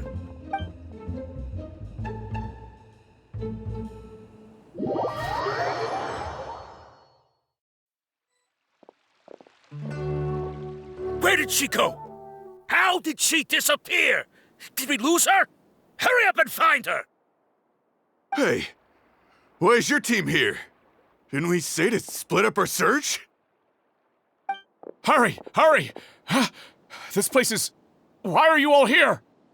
Yeah, isn't it one heck of a coincidence? Everybody's here. What on earth is going on? I suppose that's all of you? Who are you? Did you set us up? What are you planning? Phew, that was rough. I almost got caught. Little brat! So you're not actually Lesser Lord Kusanali. Who exactly are you all? Eremites from the desert? Just some colleagues. Think of this as a business competition, or a personal grudge. After stepping into our traps, stop thinking of yourselves as hunters. Behave like the prey you are.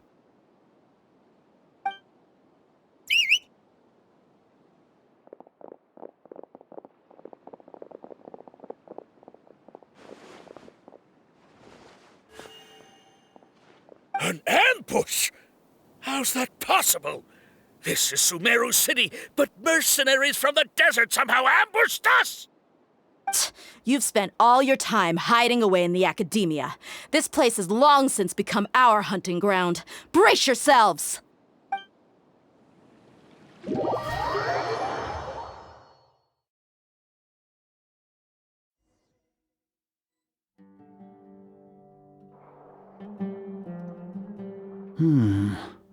This is odd. The academia has quieted down after the conclusion of the Nyagarbha Day ceremonies, but it's much quieter than usual. Where are the guards? Why have I not seen a single one? Guards? Guards! Grand Sage, how may I be of assistance? I called for the guards. Why did you come? My apologies, Grand Sage. Right now, all Academia guards have entered the city to perform the ordered arrest. I thought you knew. Arrest? Who is there to arrest? I have an ominous feeling. Arrest Lesser Lord Kusanali, right? Is that not what the order was? Lesser Lord Kusanali? You mean she has disappeared? Yes. I wouldn't dare make up something like that. Right now, everyone is in a panic, and many are saying that Lesser Lord Kusanali will take revenge on us. What happened? Just what is going on?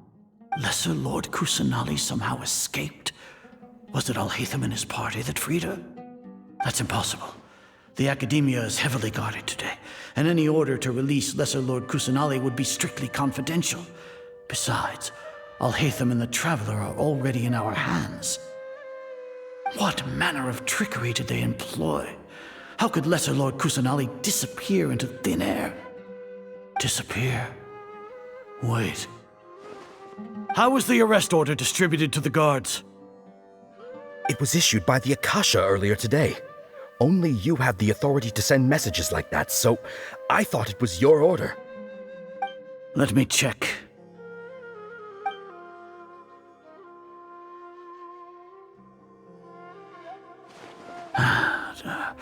Here.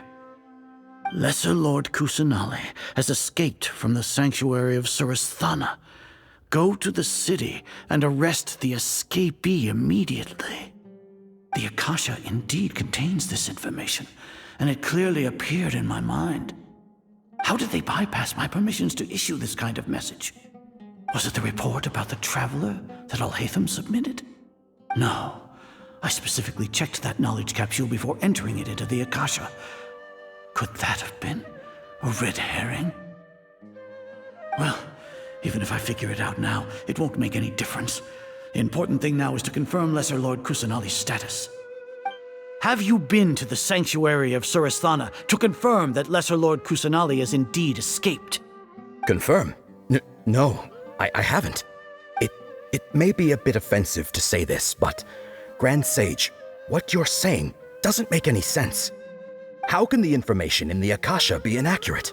What the Akasha decrees is fact. That is common knowledge to all of us. If we have to confirm the information and knowledge from the Akasha ourselves, then how is that any different from us learning that information ourselves? Wouldn't Greater Lord Rukkhadevata's legacy lose its meaning that way? In the beginning, it was I who asked you to believe in the Akasha, to believe in the legacy left by Greater Lord Rukkhadevata. Are you trying to use my words against me? No, Grand Sage. I'm merely confused because I believe in you. I never meant to refute you. Stay here and see if there are any suspicious people around. I'll go to the sanctuary of Surasthana on my own. Yes, Grand Sage.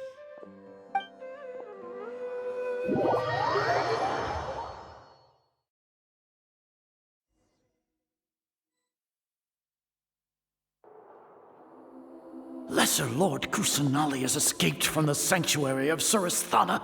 Go to the city and arrest the escapee immediately. How can that be? Stop thinking about it. Stop. It must be a trick of theirs. As long as I personally confirm it. Ah! Impossible. That's impossible. There must be something wrong with my eyes.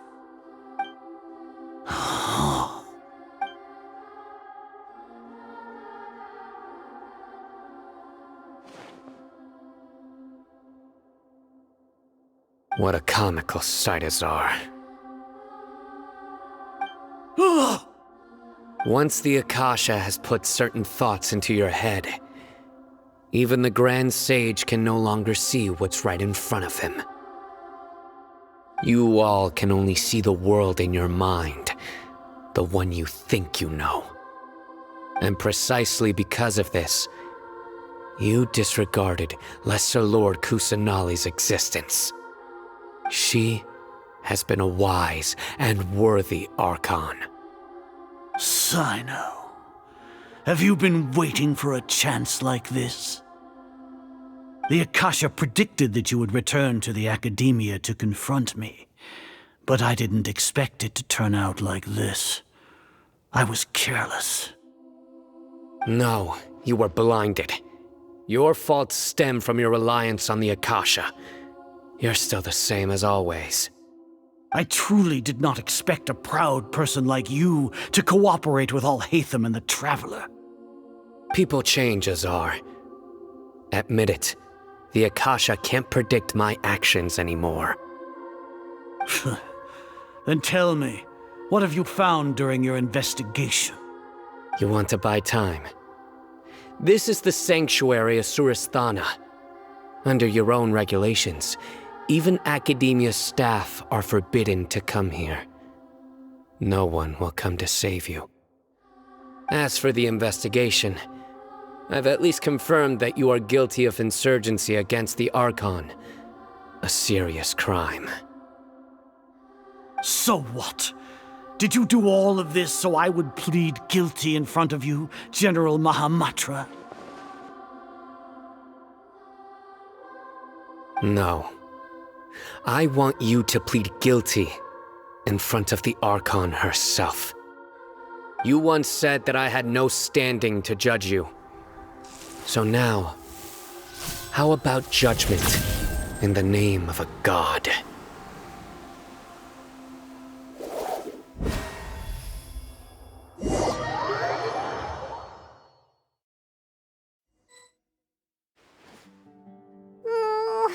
How long do we have to wait?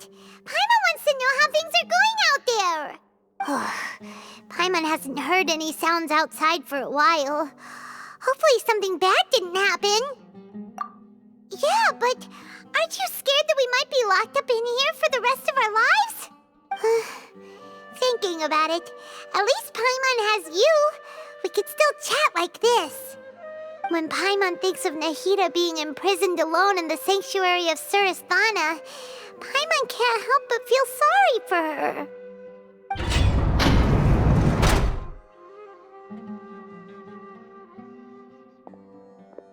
Here comes your savior. Dia! Paimon just knew you would come to rescue us! You two really owe me some big thanks. I had to search through who knows how many guards to find the key here. It felt even more tiring than whacking them. I'm exhausted. Thanks a lot. Need Paimon to rub your shoulders? No, that's, I'll pass. What are you afraid of? Oh, are you ticklish? Now isn't the time to talk about being ticklish. Things in the city and on Sino's side are both going well. The guards that stormed out of the Academia are all taken care of. The Corps of 30 is in charge of the city's defenses, but we already talked to Asfand. They've been fed up with the sages bossing them around. As long as it doesn't break their employment contracts, they'll turn a blind eye. That's probably Probably because you've been super great friends with them for a long time. So, how's Sino doing?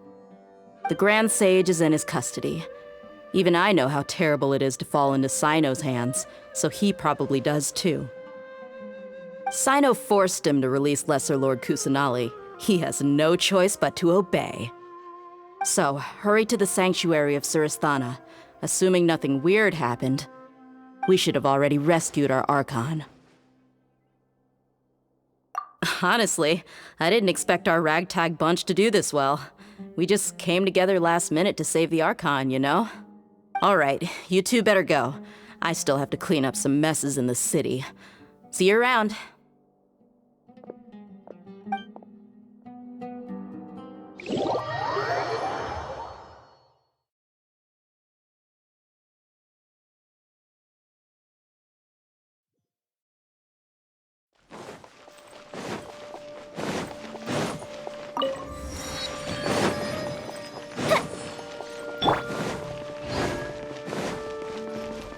Keep up.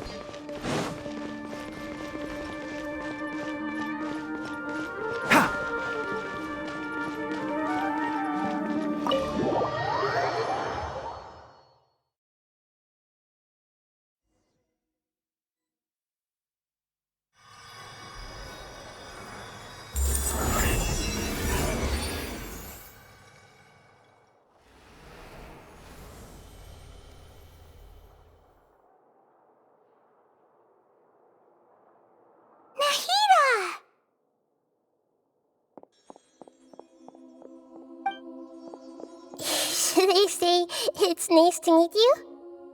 This is the first time we've met in real life. Before, we've only met in dreams, consciousness, or when I was in someone else's body.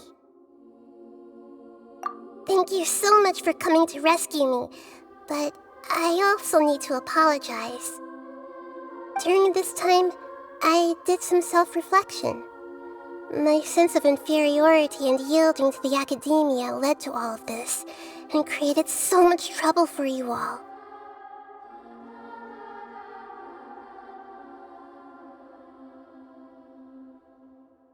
Exactly! We're here because you're a good Archon and one of our friends! Thanks, you too. Amazing. So this is how it feels to walk out of that cage with my own body. It's like I just had an endlessly long dream. I can't even tell if I just woke up or was only now born into this world. My concept of self has become so clear. But now doesn't seem to be the time to indulge in this feeling. This is really embarrassing. You all just rescued an Archon, and now she needs your help to save her country, and even the entire world. It's okay. With you here, Paimon's sure that everything will work out. There's one more thing. What is it? For all the things the academia did to me, and for all the folly it committed in the name of wisdom, as their Archon, I will make them pay. Ah! Wow! That's the spirit! You're finally standing up for yourself and not letting people walk all over you! I understand now. To be a better Archon, I first need to better myself. If you haven't even figured out how to be a caterpillar, how can you be a butterfly?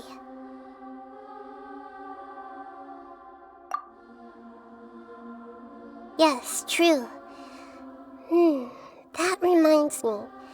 I wonder how far along the academia is with their god creation plan. We need to hurry and prevent the birth of that false god. I need to make some preparations. Since I'm now free, I can establish a direct link to the Akasha and control it. First things first, I need to remove the restrictions that the doctor put on me in the Akasha. After that, I'll make some adjustments and revoke the sage's permissions. The Akasha will then be like how it originally was, only operable by the Archon. After all, The Academia betrayed Greater Lord Rukkhadevata's trust. This might take some time. In the meantime, you should also work on your own preparations. If we don't stop the God creation plan in time, we'll be in for a tough fight.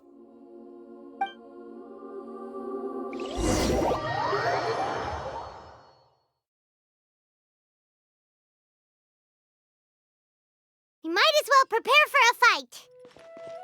When we're done, we can take a walk around. After all, we missed out on a lot of stuff when we were locked up.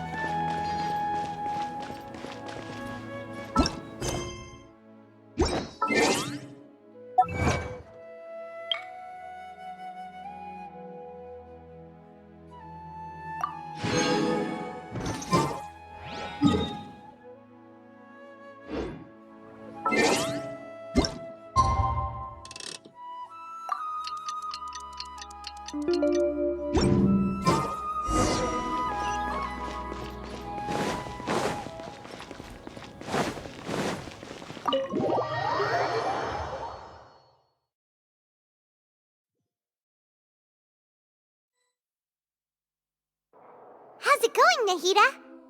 I'm done with the parts that needed my involvement to complete. Although it's my first time working with the Akasha like this, its internal structure and operation procedures are easy for me to understand. Greater Lord Rukkhadevata's design is truly brilliant. Oh, also, this is for you. Huh? What's this little floaty thingy? It's a small device I put together just now.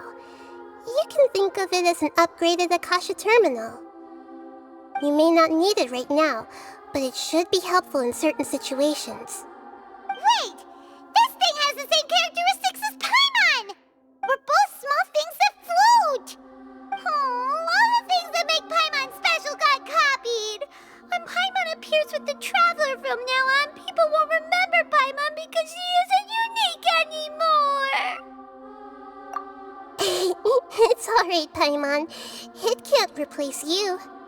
It's only a flying device, but you're the Traveler's irreplaceable friend. You're so good at comforting people, Nahida. If only the Traveler was as smart as you. I was simply telling you what I feel to be the truth. I wasn't trying to comfort you.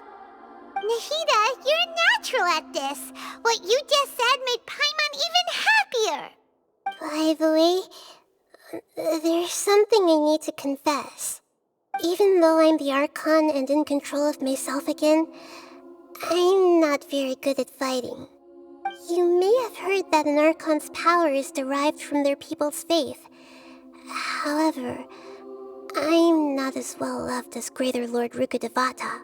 If we get into a situation where combat is our only option, I'll have to count on you, and I'll do my best to provide support. I'm glad I can rely on you.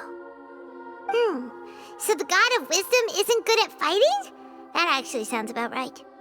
I've located where the false god is. Time is of the essence, so let's get to it.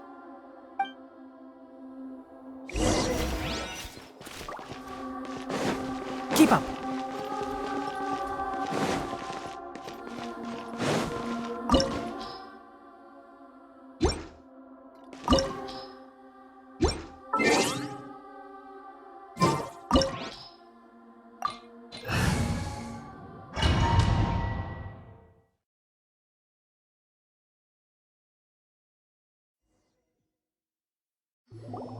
What is this place? Is this really the way we need to go? Wow. Who would have thought there'd be a place like this hidden right slap bang in the middle of the city? The sages wanted to realize their god creation plan without being discovered. The safest and most convenient way would be to build within the Academia itself. That's true. They were already hiding one god, so why not two? Judging from the structure here, the project is a huge undertaking. The sages really saw the god creation plan as their ultimate goal. But this place doesn't look like it could have been constructed by the Academia alone. The Fatui under the Doctor sure didn't hold back. They provided a lot of technological support.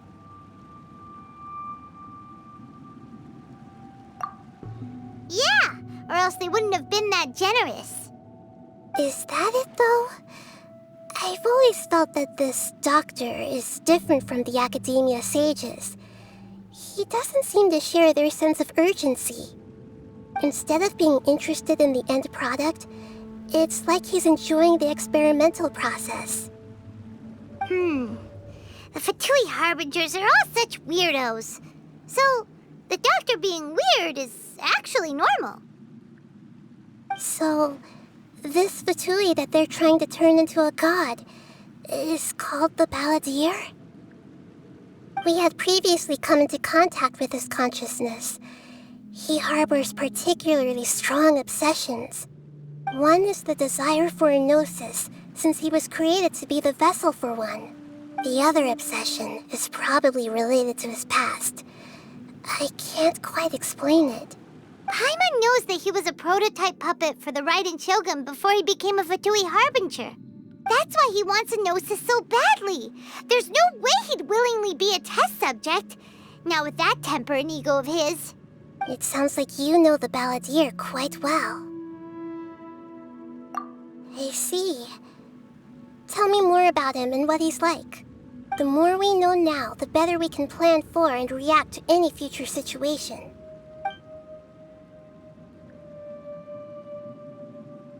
Ah, I see. How fascinating. Alright, time to go. Let's get through here and meet him in person.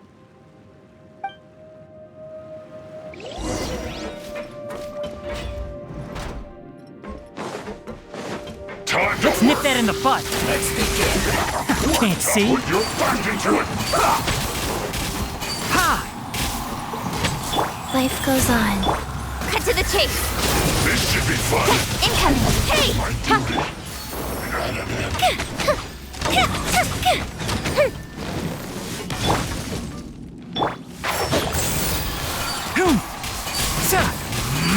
I'll bury you. Speed of light.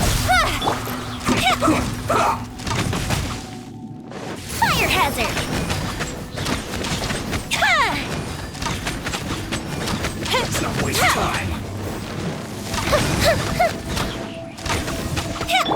Rise.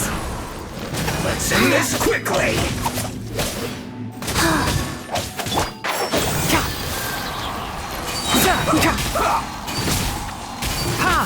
I'll uproot you. The fuse is lit. This isn't good.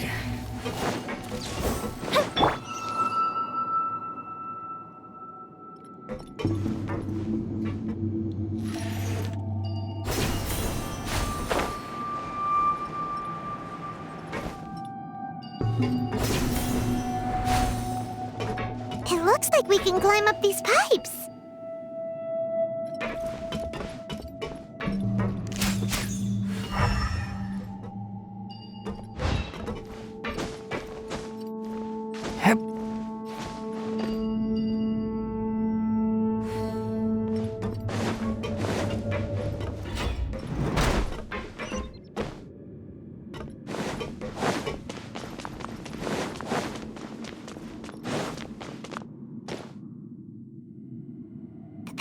The ground seems all messed up.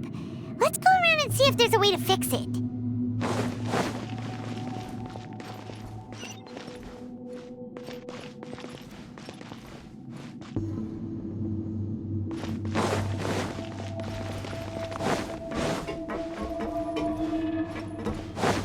It seems to have stopped.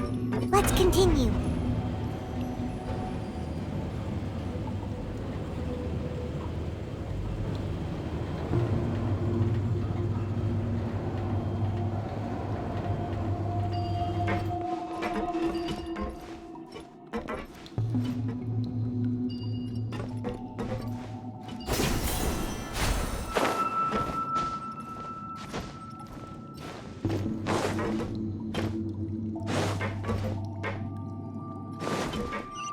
One with the forest.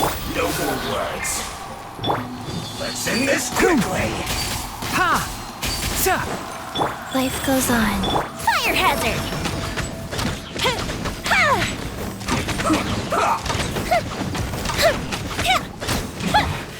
This isn't good.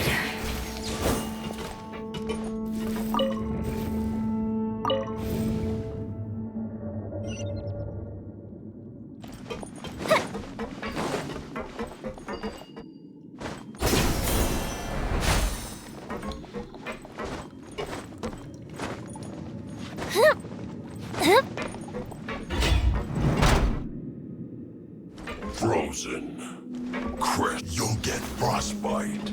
Now you're not going anywhere! Time for a lecture! It's time for a flash for shield to the bone. With sword comes shadow. Cooked food. Disgusting.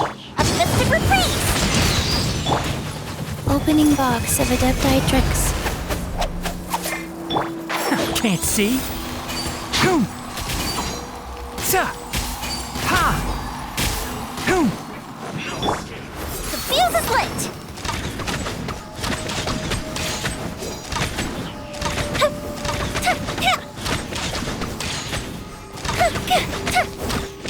Prepare Incoming! Hey! Life goes on. You can't run from death.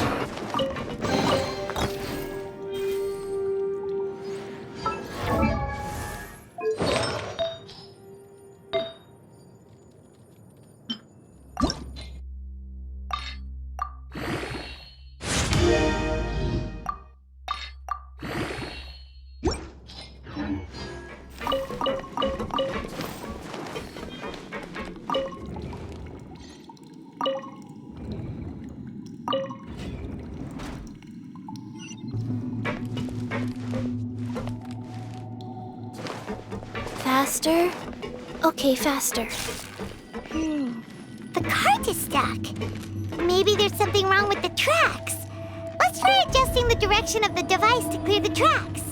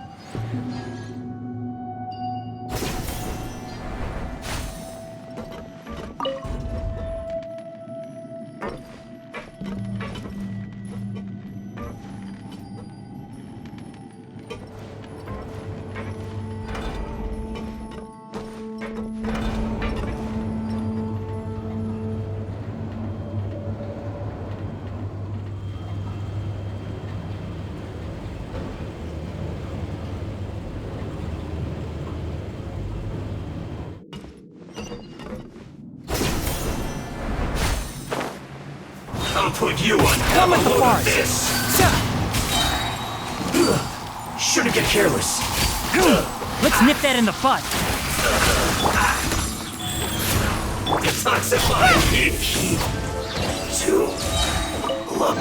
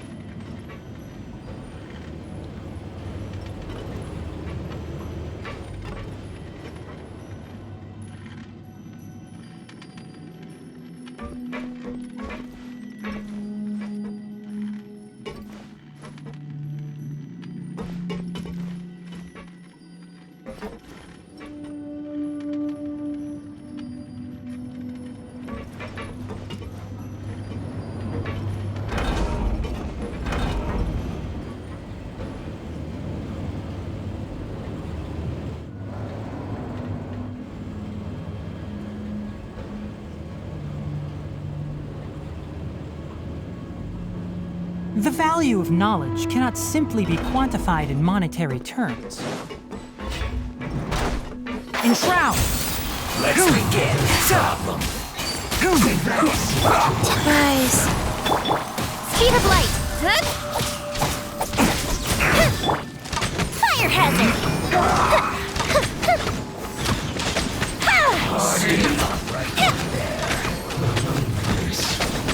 Let's end this quickly.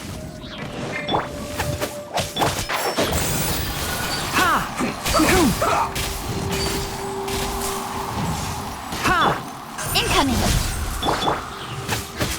Go. Time for a light show.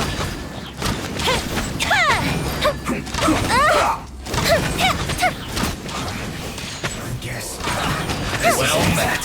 Cut to the chase. You can't run. Well, I miscalculated. I'll uproot you. Can't see. Detoxifying.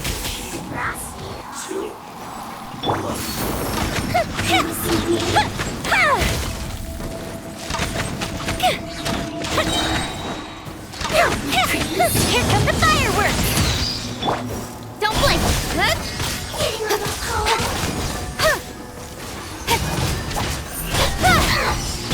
Wheel of life. With sword comes shadow.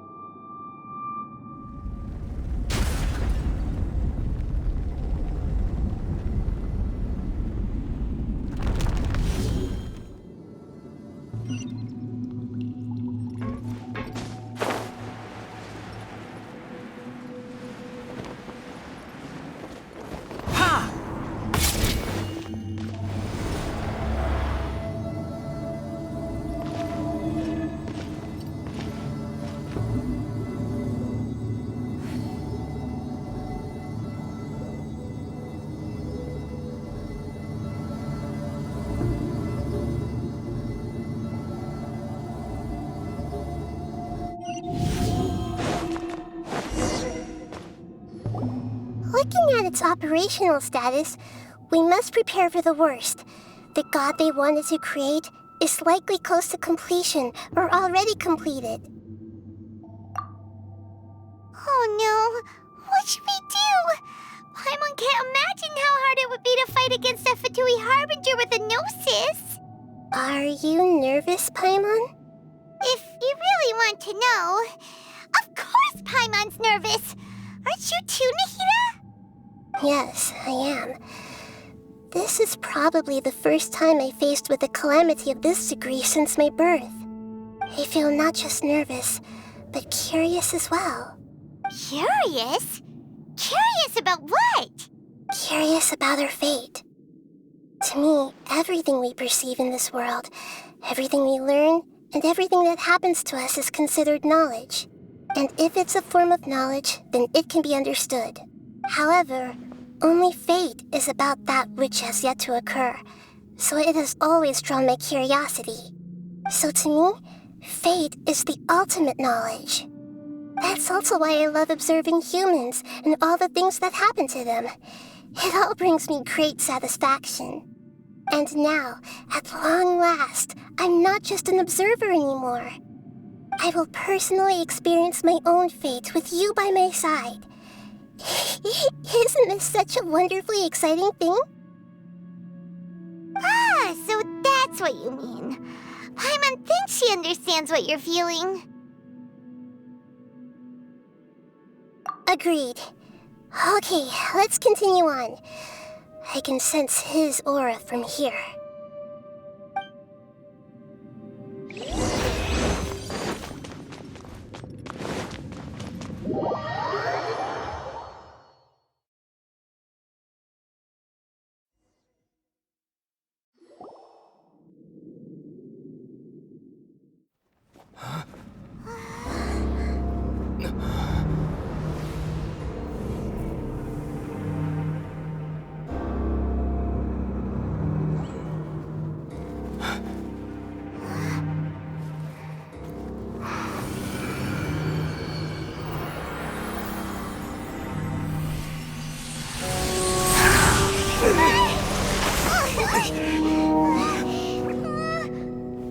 Who would have thought the world would be so eager for my birth? I remember you, Booer, the god of wisdom, and standing beside you, the traveler. Is he all-knowing and powerful now like Greater Lord Rukkhadevata? No, I can't feel the same kind of divinity I felt from the Greater Lord. It seems that the sages didn't get the chance to infuse the divine knowledge capsules into him. But even still, he has undoubtedly become a true god now. So we're too late? The Balladeer has already become a god? The Balladeer. A long bygone title. When my spirit ascended to divinity, I felt as if I had existed for the same number of epochs as heaven and earth. Looking back, the existence of what once called itself Kunikazushi appears infinitely small and ugly.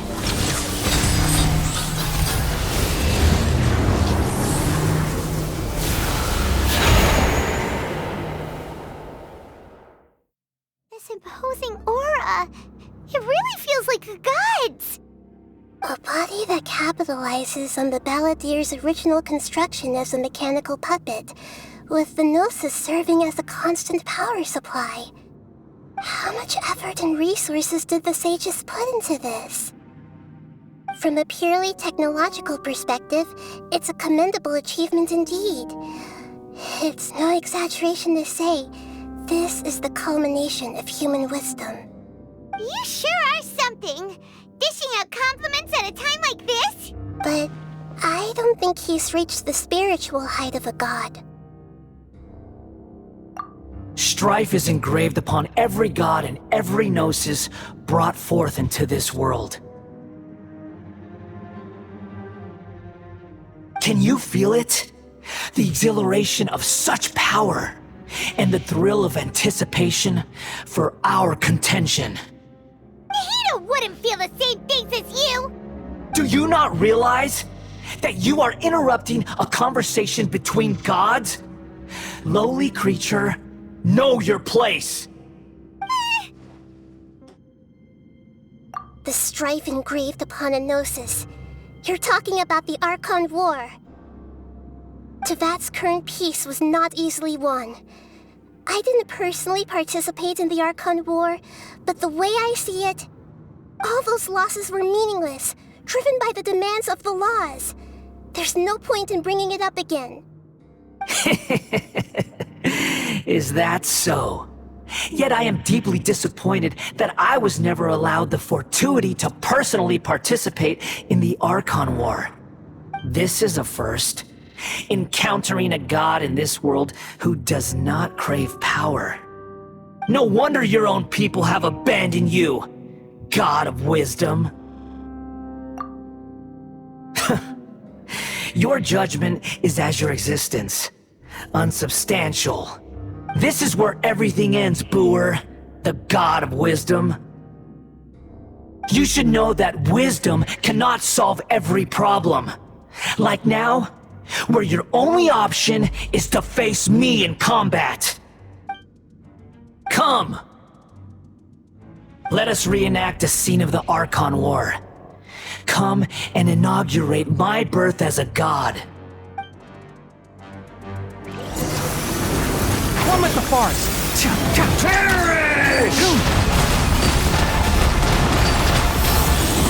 Life goes on. Wow. Feeble human!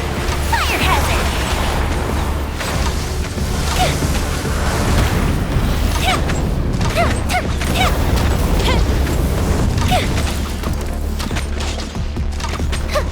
Orders given. Orders received. Insignificant pest! Speed of light. Time for a light show.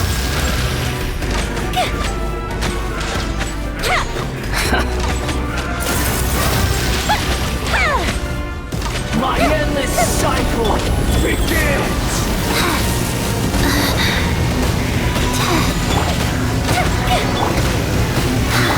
Shroud! Ha! Let's nip that in the bud. Churn! One with the forest.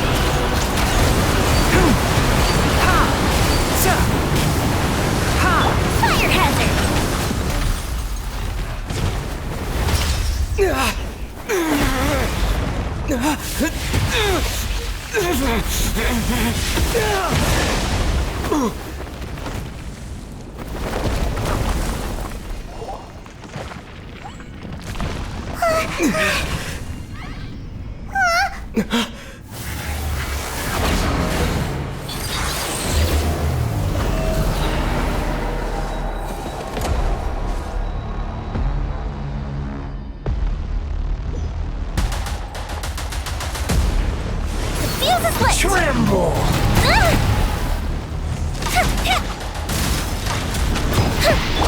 Burn to oblivion! Can't see? Kneel!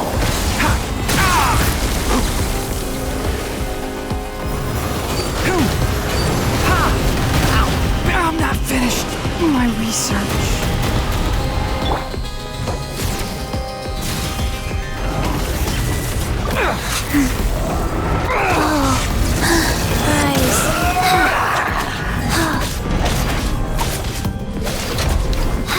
Time for a light show.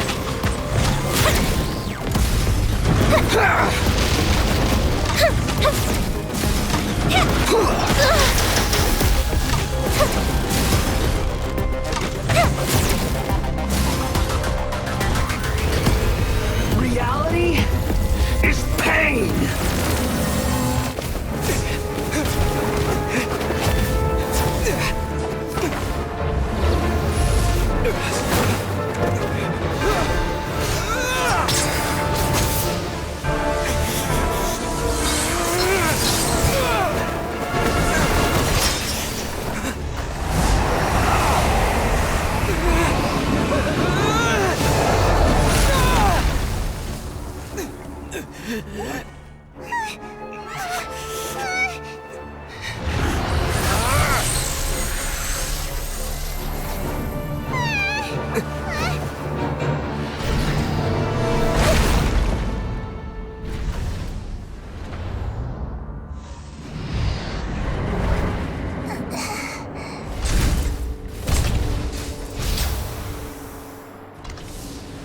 This is supposed to be a battle between gods, yet you choose to hide behind a mortal.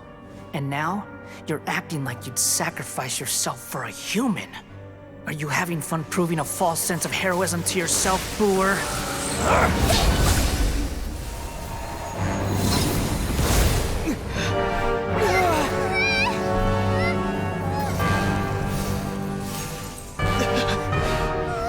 The data collection is almost complete. Do you even know how many times you've tried to take my gnosis from me?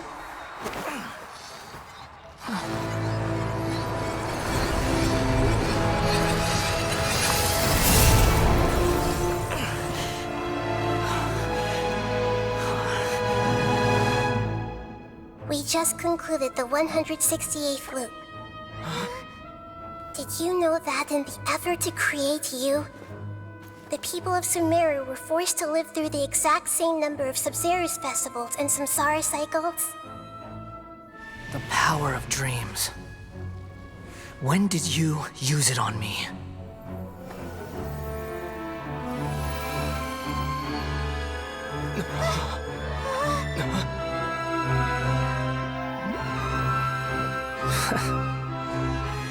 You can't even defeat me in a dream. What do you hope to achieve with this little trick? Come, Traveler. Just like before. Allow me to awaken the memories in your dreams. All that battle experience! It's more than that. Compile everyone's wisdom in the name of the Archon. That is the original function of the Akasha. I've sent everything that happened just now to the people of Sumeru in the form of knowledge. I've asked them to help you find a way to defeat the false god.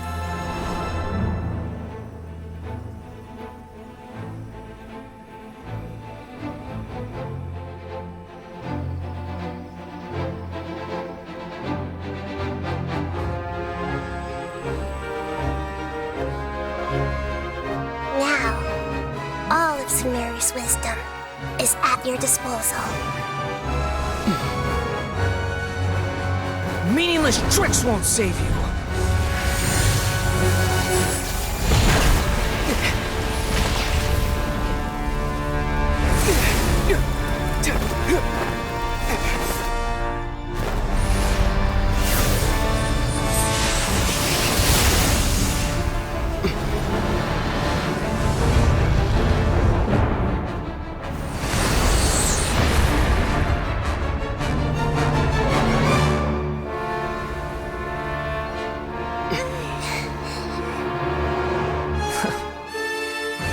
Are you done with your tricks? Can I finally take this as a real battle between gods? I'll leave this to you. The first sage of Boor.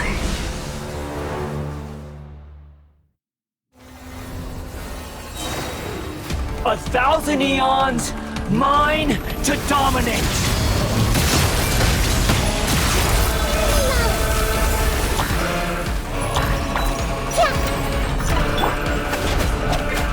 Life goes on.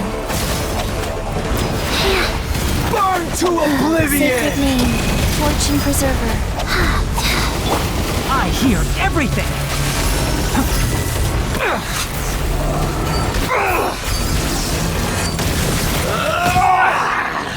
A mystic retreat! Fire hazard! You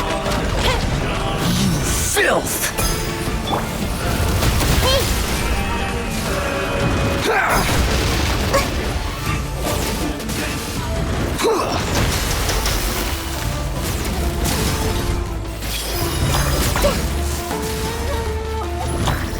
Enshroud! Reality is pain!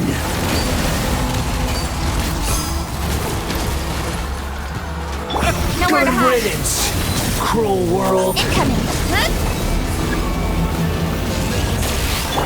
Guys, Don't blink!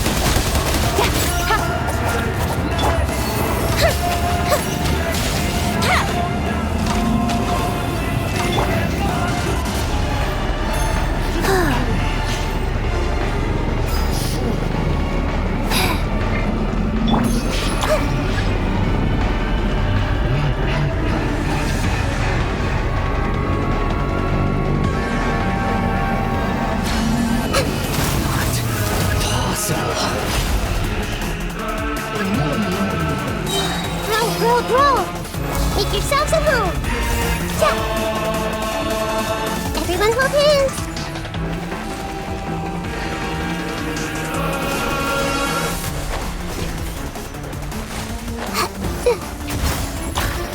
Goldfish of doom! With sword comes shadow. Speed of light! I'll uproot you!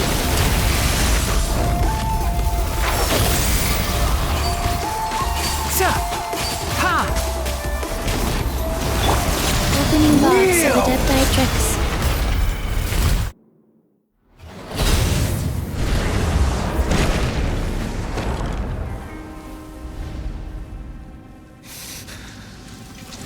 Humans. Filthy humans.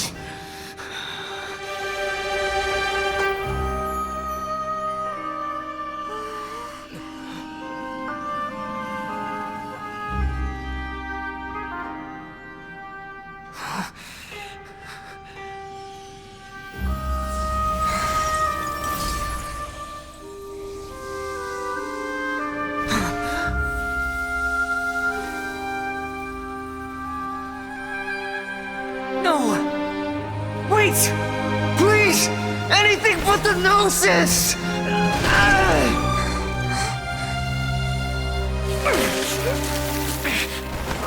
That's mine! Don't even try! I'll never go back!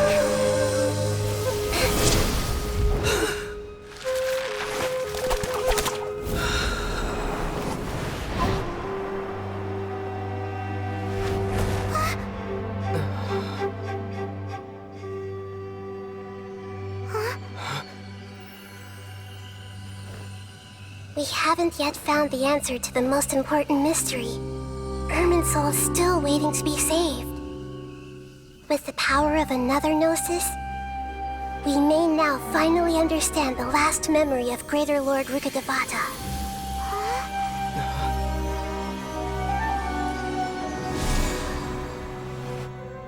This is... That's right. This is the last memory of my predecessor.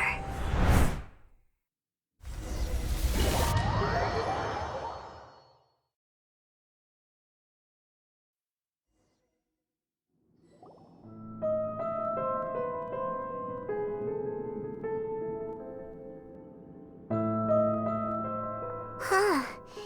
This sure seems very different from what Paimon imagined. Shouldn't Irminsul be in this realm of consciousness? Yes, that is our destination. But I didn't expect the remaining consciousness of Greater Lord Rukkhadevata to be as polluted as this. Forbidden knowledge? It seems you know about a concept that even I don't completely understand. Could you tell me what you know?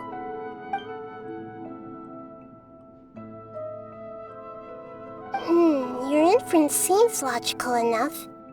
Forbidden knowledge once polluted the desert thousands of years ago, but was successfully repelled thanks to King Deshret's self-sacrifice, and Greater Lord Rukkhadevata nearly exhausting her power.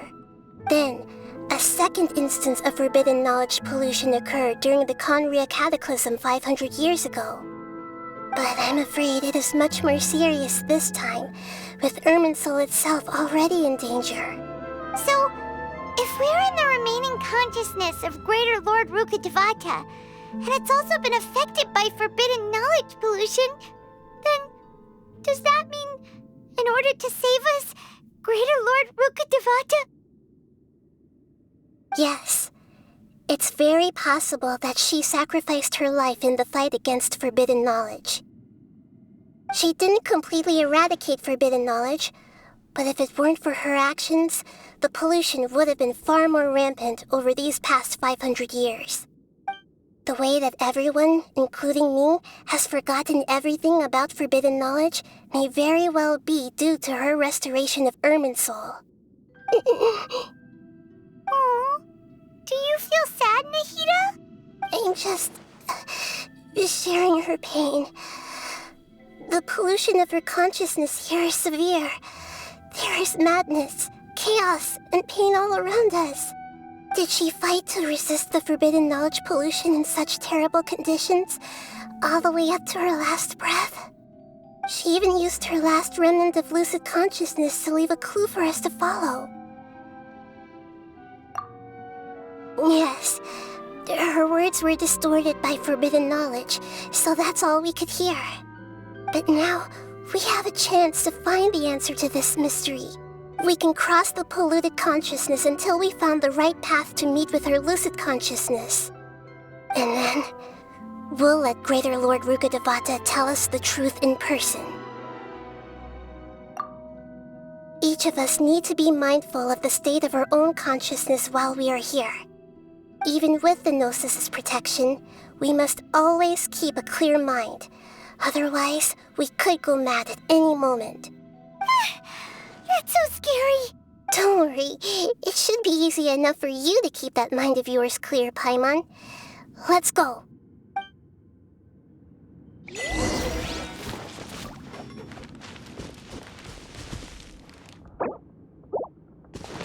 Faster? Are we in the air? And why is there a huge boat? That's the boat of consciousness, which symbolizes reason here. Its course is the direction our consciousness is traveling towards. If we lose control over our consciousness, we will fall into madness. So let's make sure the boat stays on course. Wow! What are these? The monsters seem to have been affected by them.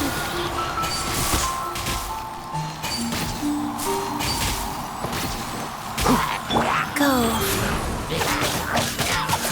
The fuse is lit! Incoming!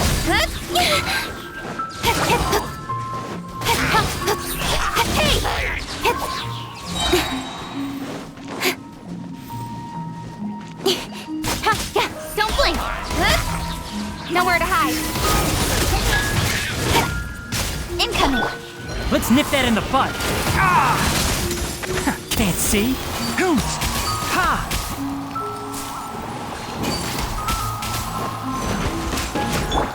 Speed of light. Fire hazard.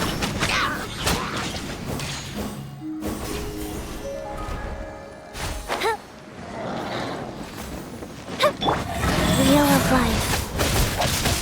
One with the forest. I hear everything. Time for a light show.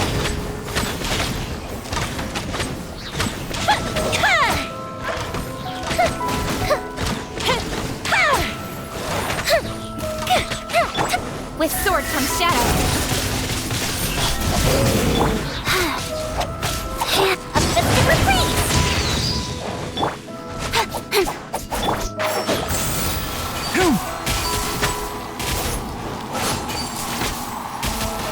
Fire hazard.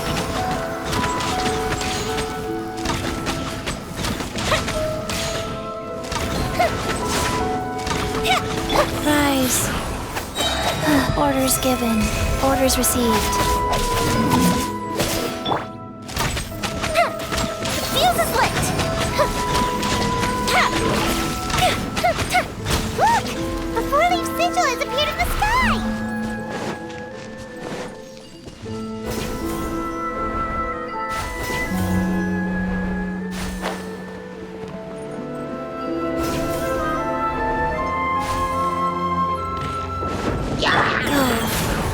Enshroud! Ha!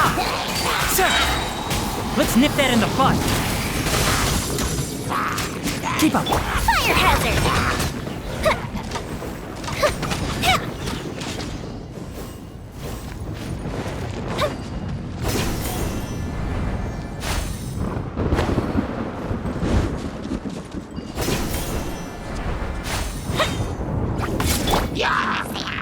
Rise.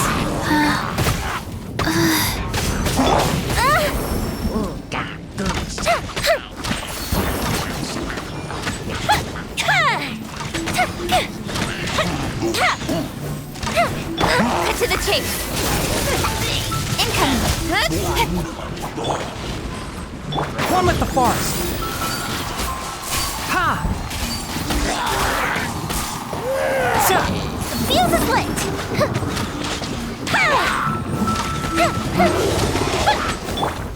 Go. I hear everything.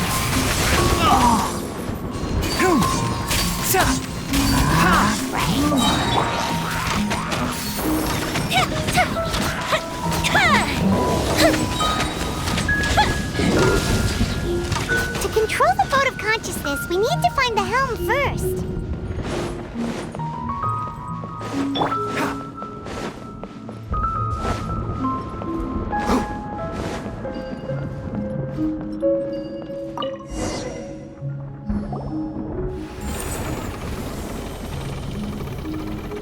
We changed direction. Are we still going the right way, Nahida? Judging from the current route, the boat of consciousness will soon take us out of here.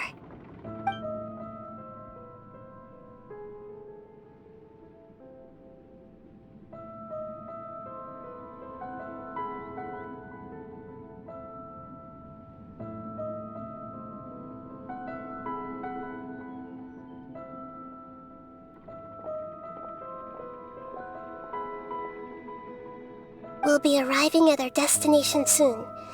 How are you feeling? Are your minds still intact? Huh? But everything's been completely normal for Paimon. Hopefully there won't be any more interruptions. This time, we should be able to meet Greater Lord Rukkhadevata. Are you saying you've never met Greater Lord Rukkhadevata before? No. It seems that my birth and her death took place at the same time. Otherwise, I think she would have given me a little more guidance, and I could have done a better job. Hey, you've done a great job, Nahida. Let's get out of this creepy place and go meet her.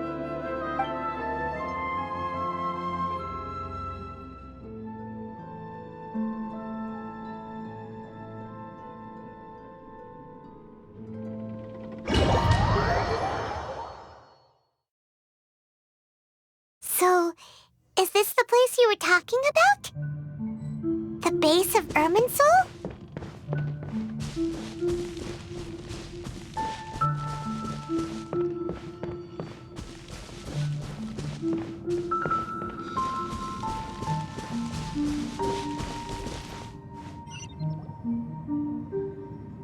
Well, this is the place.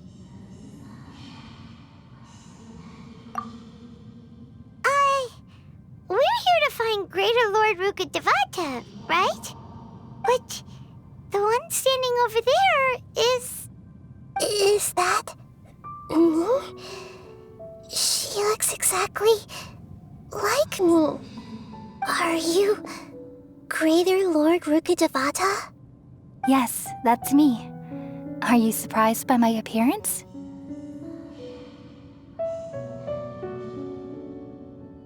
Irminsul and the surrounding lands have been reproduced here as they were years ago. But this is just a realm of consciousness. We are manifestations of the same nature. Hence why we would appear exactly the same. We're of the same nature? Why? Because you are me, and I am you. You are me in the new samsara. The new samsara? As Greater Lord Rukkhadevata, I'm the avatar of Irminsul, and you are the purest branch snapped from Irminsul.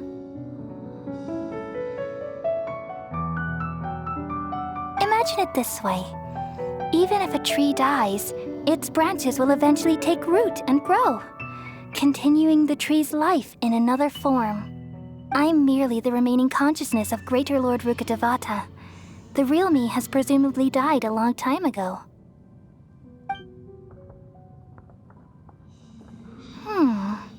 Judging from your appearance, I've probably been dead for 500 years. But you're finally here. My new self in the samsara. If this is true, then am I going to be a great Archon like you someday? Though we share the same nature, our fates are bound to be different. All things have their own fate. When a branch grows into a mature tree, it won't be the same as the original tree. That's why fate is the ultimate knowledge, isn't it? That's a great insight. Yes, very good. It's also precisely why you won't become like me. Really? But perhaps you may become an even greater Archon than I. I already see a determination in you that I didn't possess in my time, and the future that it leads you to will be yours alone, along with the blessings from your past experiences. Don't worry. The growth of wisdom is like that of a plant. You only need to wait quietly for the flower to bloom.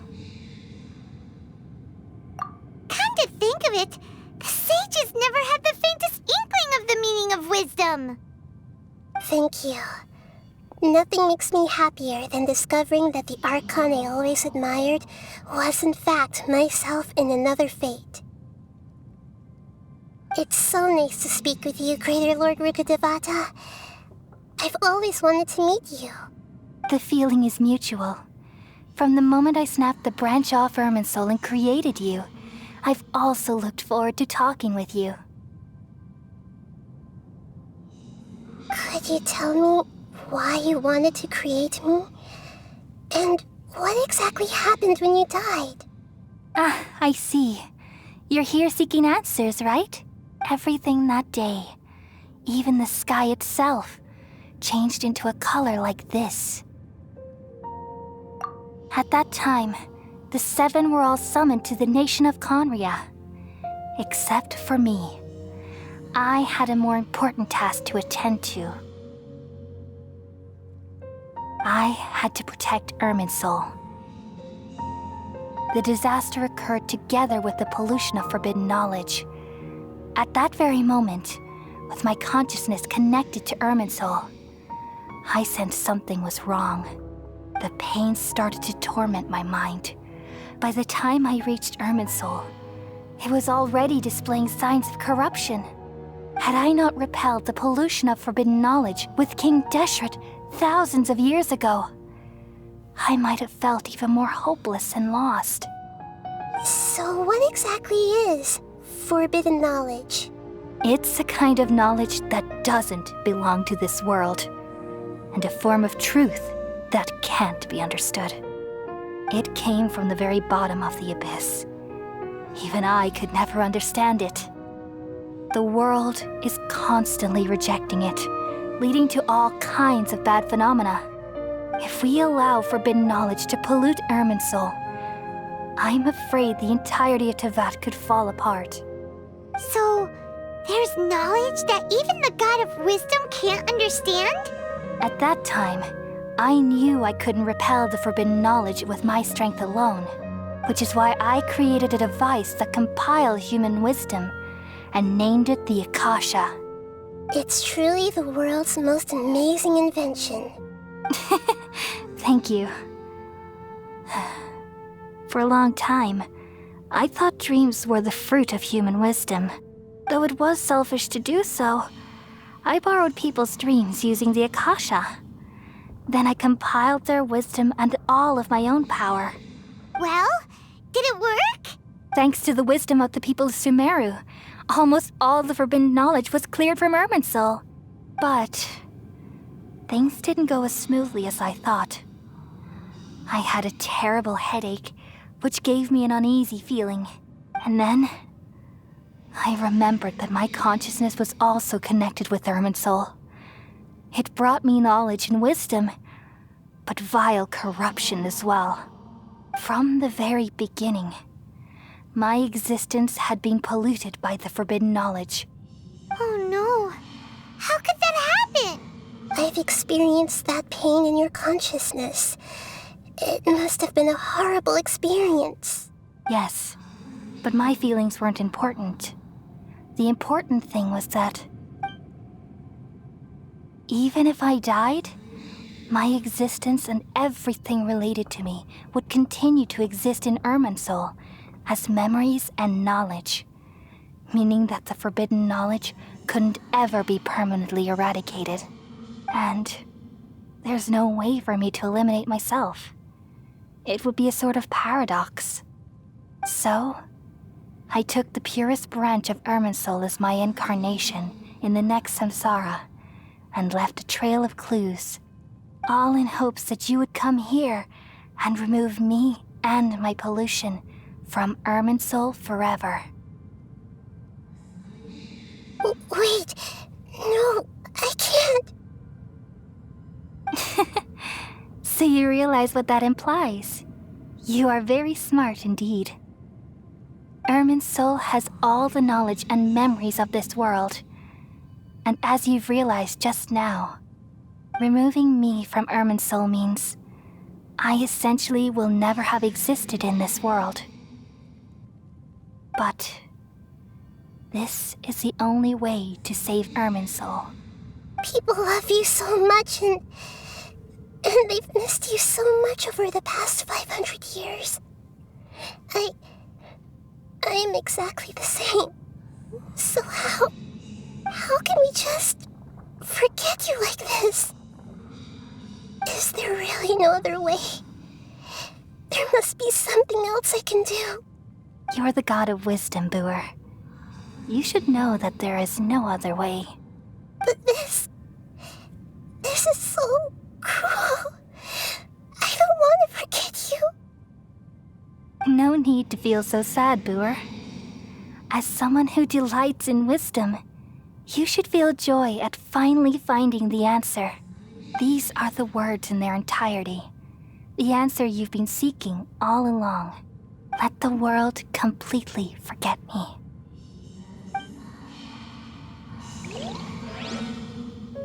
We all nestle under the great tree of wisdom, peering out to perceive the world. From the earth and from the rain, we perceive its wonders, until we become a white bird to perch atop a branch, and finally snap off the most important leaf. Once upon a time, I alone dreamed in this world. In my dreams, everybody would also dream after they fell asleep. Wild and wonderful thoughts would emerge from their minds. Some tumbled to the ground, and others floated to the sky, connecting all things in the world into one dazzling net. Among a plethora of worlds were numerous smaller worlds, all of fate, finding within the tapestry their brilliant glow. I gradually understood that these indescribable and constantly changing things are the most profound things in the world. Only they can completely repel the madness. Only dreams can awaken consciousness from the deepest darkness.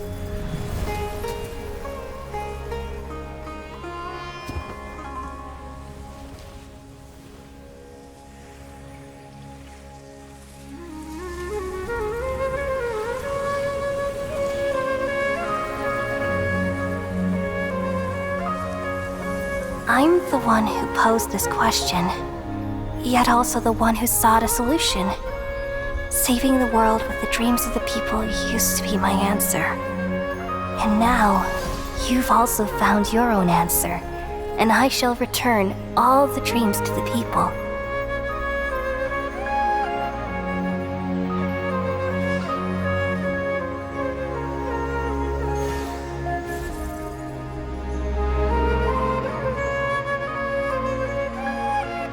Goodbye, people of Sumeru. May you be blessed tonight with the sweetest of dreams.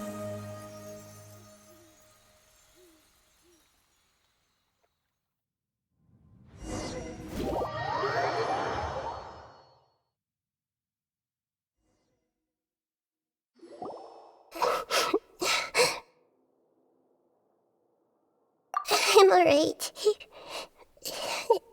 I'm just a little confused. We've just saved the world, right? So why am I crying? I don't know where this feeling inside of me is coming from, but I feel very sad. Just now, we used the power of two gnosis to successfully connect with the Ermin soul consciousness from 500 years ago. Then, we removed the remaining pollution from Merman Soul. Yeah, what's wrong? Weren't you there just now?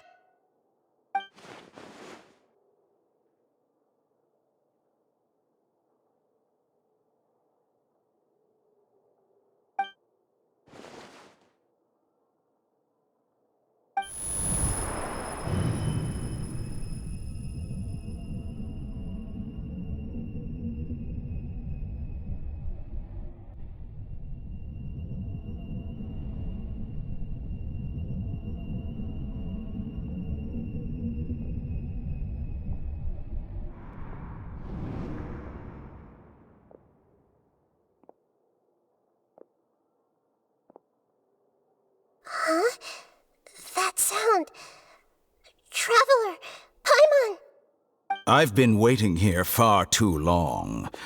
But finally I have the chance to be alone with you. All the precious time I wasted has finally paid off. The doctor! What have you done? Just a type of sound wave that can quickly put defenseless people into a dream. As I expected, it doesn't have any effect on gods. This is the only thing of interest I found among the sage's research. I thought I'd take it for a little spin. Don't worry. I know you would never forgive me if I actually killed them. I'm here to negotiate with you. Naturally, I won't do anything dangerous that could potentially damage our relationship. Negotiate with me? I heard you had already left Sumeru. Why are you here again now? I left Sumeru, but I also stayed in Sumeru. Even the God of Wisdom is restricted by the habits of cognition. How disappointing. You mean there are many different versions of you in this world? An astute guess. Even the same individual will have different cognitions at different ages.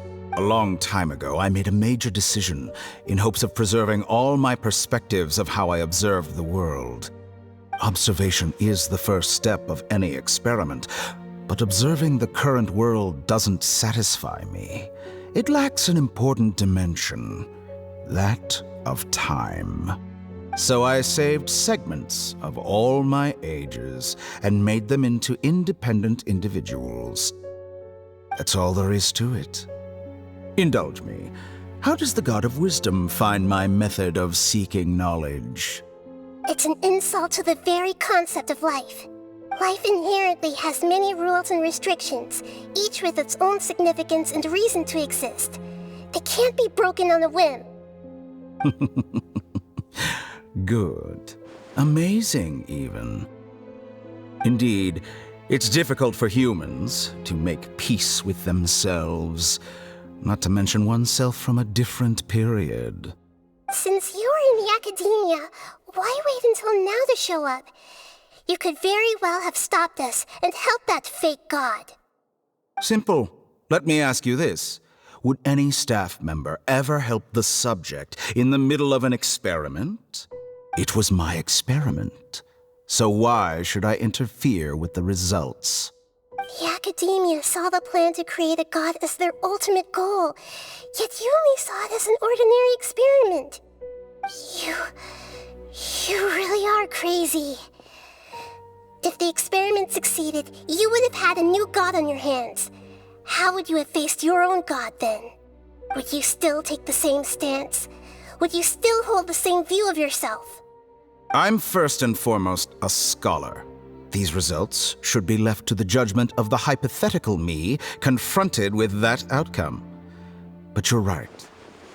And that's exactly why I'm disappointed with the conclusion of this experiment. As an individual, you don't have any sense of belonging. You seem to have even fewer convictions than a typical scholar. Oh no, I certainly have my own convictions. They just don't fit your standards, that's all. All right, that's enough conversation for today. The experiment is over, and it's time to tidy up the equipment and reclaim any useful materials. For example, the Gnosis. Lesser Lord Kusanali, you're an intelligent Archon. I'm sure you understand the disparity in our combat abilities at this time. Besides, you have no way to use that Electro-Gnosis in battle. Didn't you say you were here to negotiate with me? Somehow, it's starting to seem like you intend to take it by force now. I'm merely stating a fact. After all, I'm also a scholar. Naturally, I hope to show proper respect and dignity to the God of Wisdom. Your hypocrisy is built on absolute confidence. I understand your scheme, but... what if I were to destroy the Gnosis now and awaken the heavenly principles? Awaken the heavenly principles? Do you think that's really possible?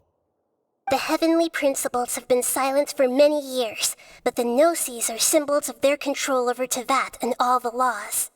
Will the destruction of a Gnosis attract the attention of the heavenly principles? And if so, how do the Fatui plan to deal with the consequences? Do you dare to gamble such a possibility with me? Gamble? How surprising. I thought you would show evidence or use rigorous reasoning to prove your point. The word gamble is the last thing I expected to hear from the God of Wisdom. But this is a clever move. You must have seen through me when I first captured your consciousness. As a scholar, I respect all possibilities. This has always been my principle and is an essential trait as an experimenter. Indeed, I can't ignore this possibility. So tell me then, what are your conditions? This foreign gnosis will only lead to disaster if it stays in Sumeru. But this electro-gnosis is the prize I obtained after defeating one of your fellow harbingers. Now, as the one who initiated this cascade of events, shouldn't you pay the corresponding price? Price? Interesting. What price would you have me pay? How about erasing all your other segments? So this is how you wish to restrict me, the most threatening opponent of the Nation of Wisdom. What you request of me is like plucking out the eyes I have placed in the dimension of time. Segments are extraordinarily difficult to make. They require extremely rare resources and enormous amounts of time and effort, requiring me to destroy them all here and now. Bravo. A suitably wise decision on your part. Yes. How very interesting. Can I assume that you have long been wary of me? Among all the versions of me, this segment you see now is the most selfish. If it weren't me, your idea wouldn't have worked. What did you see when you were imprisoned? You were observing me, and that's how you know I've long grown tired of their doubts and endless arguments. Like you said, it's difficult to make peace with yourself. Being as smart as you are, have you managed to do that? I see. If you think all those versions of me are worth a gnosis, then deal. You sure didn't hesitate much. Is the relationship between all the versions of you really that bad? I don't think there's any need to dwell on that. The surplus versions of me can be exchanged for a gnosis. Do you think anyone can offer themselves at a higher price? Besides, with my abilities, it's only a matter of time until I find better perspectives. Perhaps it's best to say, you're just temporarily ahead. But what I'd like to know is, how can you be sure that I've really erased them? I can see your remaining honesty.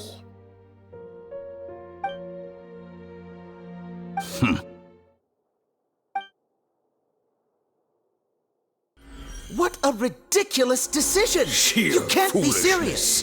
How could I have been so short-sighted? You think this is the end? Wait, I'll have Please wait. You'll make this moment count. You will regret this. Well, have you confirmed that it's complete? Here, take it. The future of Sumeru City will be in my hands alone. I will shut down the Akasha and let curiosity and the thirst for knowledge drive the realm of academics once again. There won't be any further gaps for you to exploit. It truly pains me that my academic achievements have never been appreciated in my homeland. Of course, I have no interest in being rejected by this city for a third time. Another chess piece.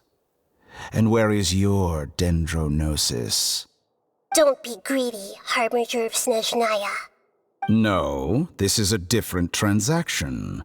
If you intend to turn off the Akasha anyway, then there's no further use for the Gnosis of Sumeru, is there? Besides, isn't it the Archon's duty to deliver what's desired of the Seeker? Oh, Judging from your expression, you don't seem to find the idea very agreeable. Then let's think of it this way. Since you're the god of wisdom, how about I exchange some knowledge with you? People exchanging knowledge with the god of wisdom is the stuff of legends. Yet here you wish to exchange knowledge for the god of wisdom's property. Arrogant as that is, it has piqued my interest. Let me ask you, have you in all your mighty knowledge ever heard the rumor that the skies of Tevat are fake? Huh? That's the secret hidden by Irminsul concerning the truth of this world. Once I finish telling you about this, it will be time for me to say goodbye. With negotiations, we've all gotten what we wanted. I'm very glad I got to meet you like this. Your arrogance may know no bounds, and convictions may mean nothing to you. But I'll still listen to what you have to say.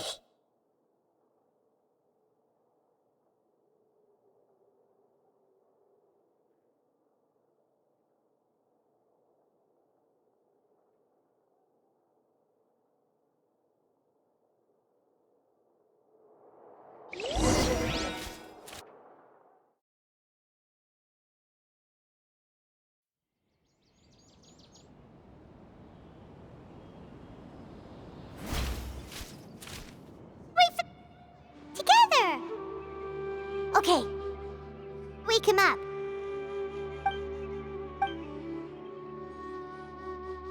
Are you awake? Kali says it's time for breakfast. Come on, get up! Good morning! How are you feeling today? Good to hear. It looks like we've recovered pretty well. Not even Tainari could stop us from going out now, right?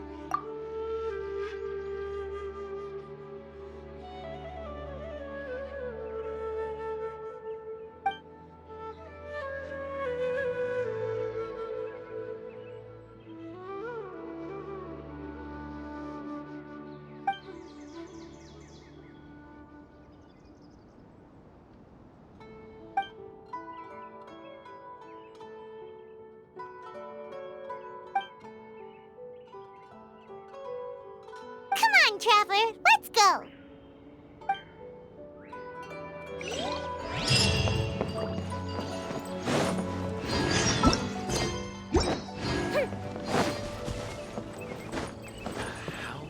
Good morning. Looks like you're awake. Yep. I prepared some breakfast today. Please have a taste. I hope you'll like it. It's nice to have you here so we can eat something yummy. Well, now that I've recovered from Alizar, I'm feeling better than ever. I can even prepare 4 or 5 meals a day now. And Paimon bets they're all delicious.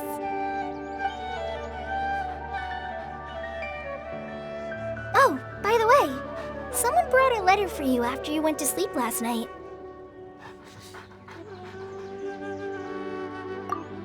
Nope, Paimon wanted to read the letter with you after you woke up, so Paimon didn't open it. All right, let's read it now. Oh, it's from Nilu. Ahem. We're going to hold a feast at the Grand Bazaar and celebrate Cyano's reinstatement as the General Mahamatra. As heroes of Sumeru, please be sure to attend. I'll wait for you.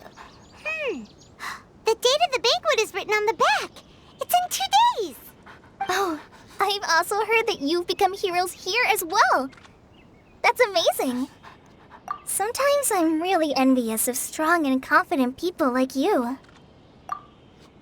Oh, you're embarrassing me.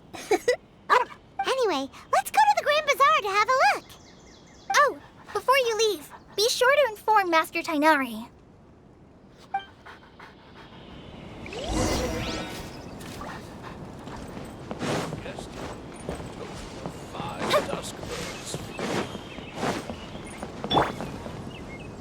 Tainari!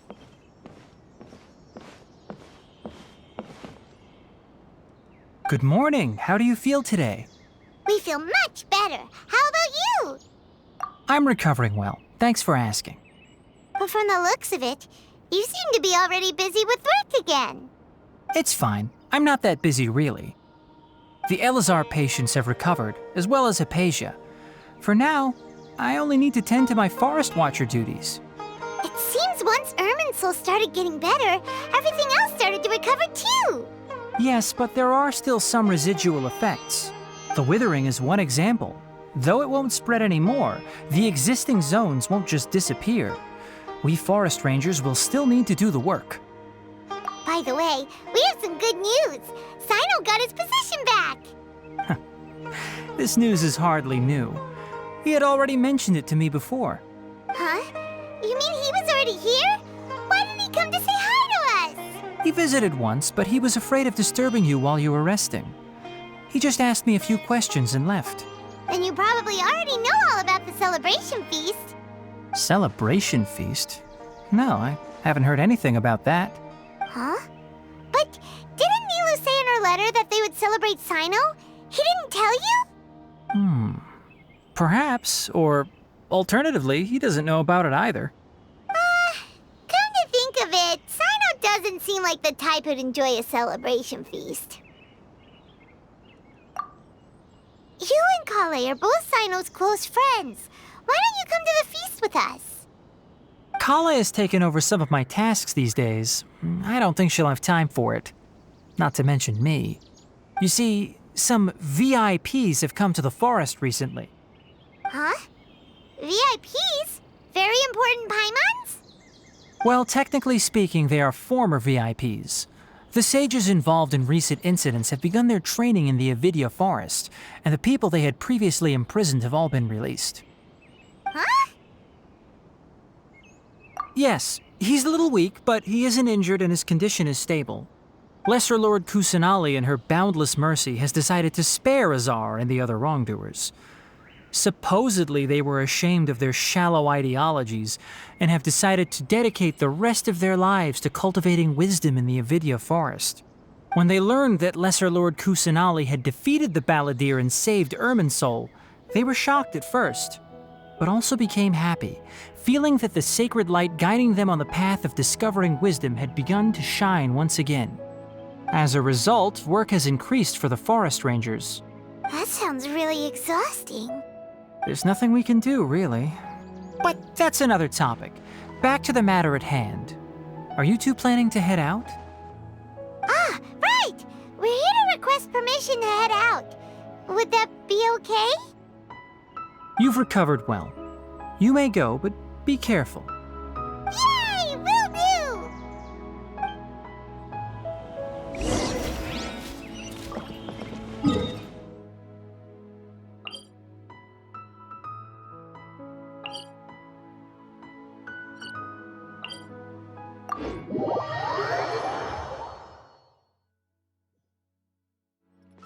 Wheel of Life.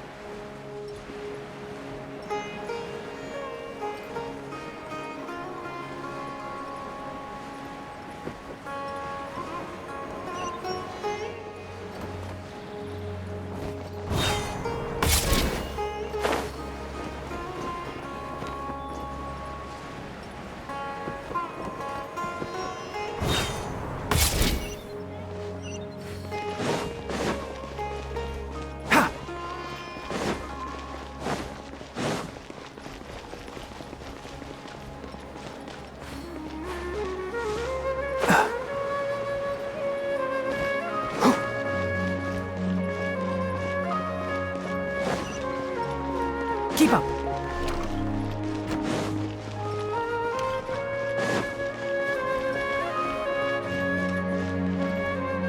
Well, there won't be any problems if the feast starts at that time.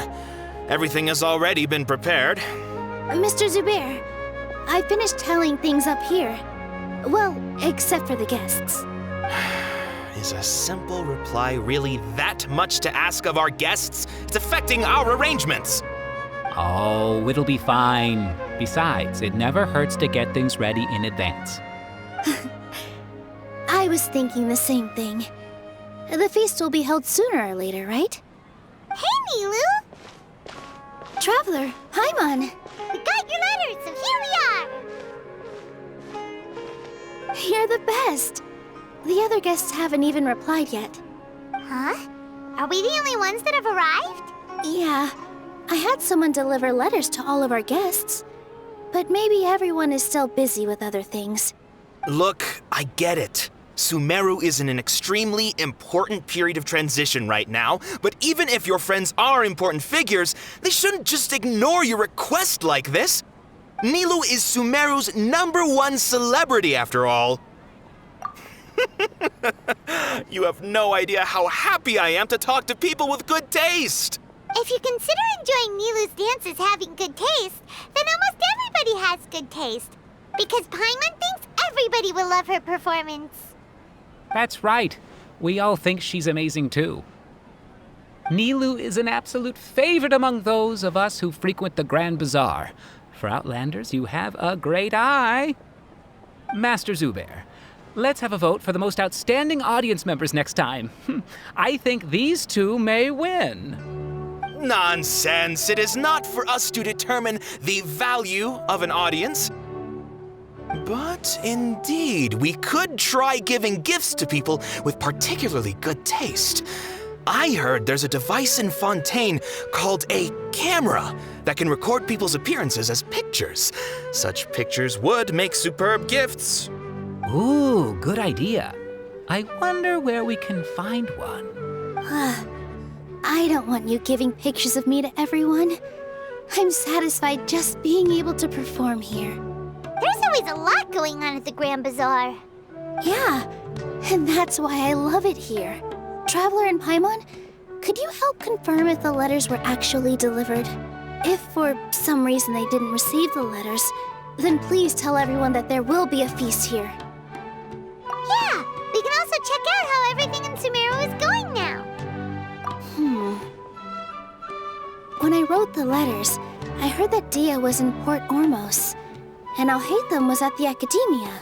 As for Sino, we've only heard that he appears at the Academia from time to time. I'm not too sure about Rahman's whereabouts. My guess is that he's with Dia. As for Dunyarzad, I just hope she's feeling better.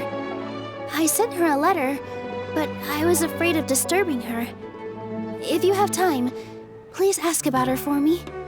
Okay, got it. Let's go, Traveler.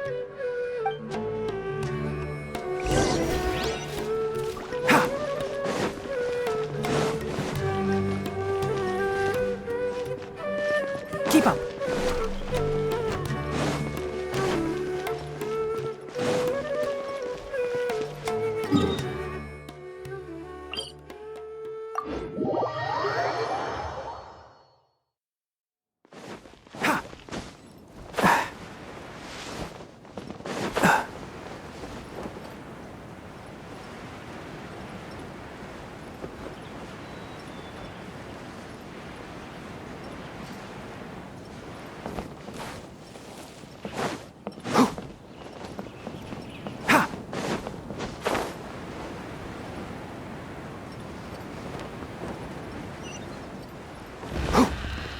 Keep up.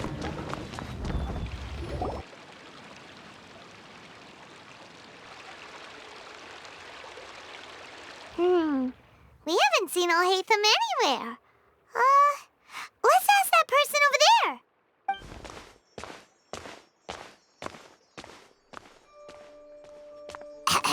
Hey there, have you seen Alhaitham around? Yes, it seems Scribe Alhaitham has gone to the House of Dana. You should be able to find him there. But you're already the second group of people I've seen looking for him today. He must be quite the busy man. Oh? Who else was looking for him? Mr. Cavey was just here asking about him. You wouldn't believe how terrible their relationship is. And now you two are here. Don't tell me everyone's here looking for gossip about the sages. No way! We're strictly here on business. Ah, I see. Sorry, I thought maybe everyone's as interested in rumors about the sages as I am.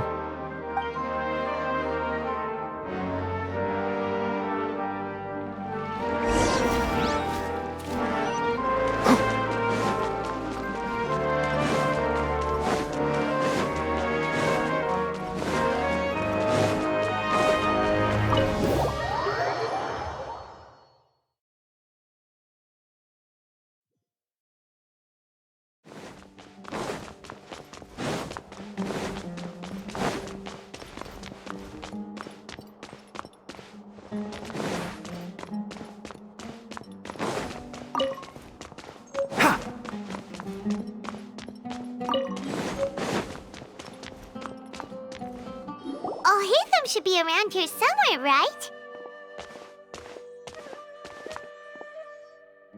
Oh, he's over there! But it looks like he might not have time for us. Just put down that worthless book and tell me what happened in the academia. This is not just some worthless book. Do you have any idea how difficult it is to find a physical book like this in Sumeru? It doesn't matter. It's probably just another thing that you used your authority to get your hands on anyway. Just put it aside. Listen, I came back today only to hear that the sages have disappeared. Oh? You sound surprised. I thought you would already know the inside story. Would I be here asking you if I knew? You're the scribe, not me. So just tell me what you know already. Well, I almost became a sage. Huh? Oh, don't sound too surprised now. You're the renowned Kaveh, light of the Kashara War. Besides, as a master builder and craftsman, chances are you'll be appointed as a sage too. Why do I feel like you don't really mean it? Huh. What makes you say that? Why would you question my heartfelt sincerity? Maybe it's because you've never said anything good about me before. Yeah, well, I share a similar sentiment, and anyone who knows you as well as I do would surely do the same. Oh, you... See? This is why I hate discussing anything with you. Your ridiculous and arrogant attitude always gets in the way. It seems that you really can't stand my personality. Ha! What was your first clue? Well, then you might as well move out of my house. Are you threatening me? Stooping to a new low, I see. Ugh, and don't change the subject. You, a sage? What a joke. The academia might as well just close tomorrow. Are they having a fight? Forget what's going on with the academia. Haven't you been busy with your construction project? Tell me, when are you going to build yourself a mansion? Don't get me started. I get angry just thinking about it. So, what great building did our master architect work on this time? Like I need to tell you. Keep your nose out of my business. No, I think we deserve to know. Where were you when Sumeru needed you most? I was in the desert for a large project, but considering Haravatat's utter ignorance of architectural and aesthetic matters, you probably wouldn't understand. Which is truly unfortunate. I can only pity the man who doesn't understand the first thing about beauty and romance. Unlike a true... hold on, wait a second. What do you mean by when Sumeru needed me most? Well, while you were out fiddling around in the desert, many people came together to save Sumeru from a crisis. Ha! And you think I'd believe that? Look, all you really need to know is that Azar and all his accomplices have all been overthrown. Huh? What nonsense are you talking about? It's no skin off my nose if you don't believe me. It's not like my Darshan was the one trying to apply for funding from the Grand Sage. Yours, though, on the other hand... You know what? I'll ask around. I'm sure someone knows what's going on here. You're dead if I find out you're lying to me.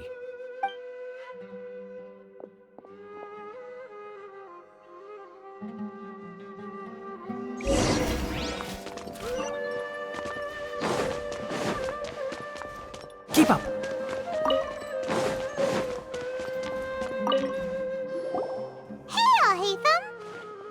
Oh, it's you two. What's the matter? We're running some errands for Nilu. Have you received her letter? Letter? Nilu said she sent out a letter inviting everyone to a celebration feast in 2 days at the Grand Bazaar. We'll also be celebrating Zaino's reinstatement as General Mahamatra. If she addressed the letter to all Hatham of the Academia, then the letter should have gone to my office. I've been busy these days, so I haven't had time to check for any new mail at my office. I only now have some free time to attend to personal matters. Have you always been so busy with your work? Of course not. I'm only busy these days because several sages have been dismissed recently and the whole academia was practically turned upside down. Kainari told us they all went to train in the Avidia Forest. Apparently they will spend the rest of their lives there. That is already the best possible ending for the likes of them. 4 of the 6 great sages were possessed by their desire for power and attempted to create a new god. In order to pull it off, they even imprisoned the other 2 rational sages. To imagine such things could take place in the academia. I don't know where to begin. Yeah, you're right. Huh. Feels kind of strange to hear them called that after all this time. But then again, the 6 great schools sounded pretty impressive too. Yes, at least that's how they're supposed to sound. It's said that when the academia was first founded, the Dendro Archon herself established the 6 great schools, each representing one of the 6 different types of wisdom. Numerous Darshans have sprung up and faded. Only the 6 Darshans attaching themselves to the 6 great schools have stood the test of time and obtained permanent seats in the academia.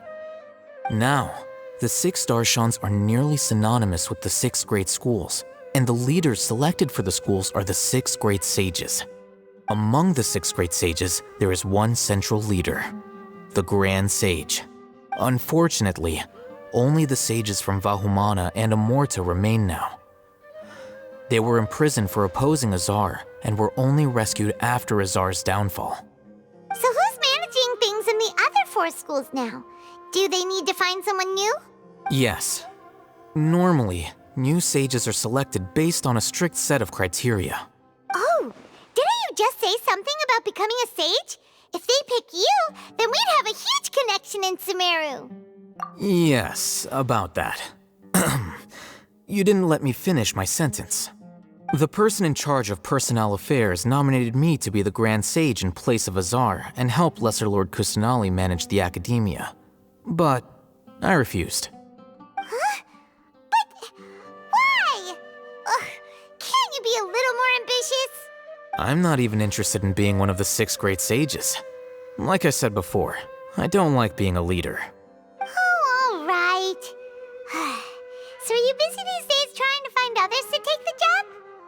That's not my job either. I'm only responsible for handling important affairs within the academia before the new sages take office. And the first thing I'll do is reject Kasharawar's application for funding. By the way, who was that other person just now? Is he your friend? Do we look like friends? Paimon doesn't know. That's why Paimon's asking. His name is Kaveh, my roommate. You could say he's the representative for Ksharawar scholars. Which is exactly why he always has so many problems. So everything that's happened recently must be a huge change for the people of Sumeru. Such is the work of the Academia Scribe. Well, anyway, no matter how busy you are, since you are our planner, remember to attend the celebration feast in 2 days. All right, I'll see you there.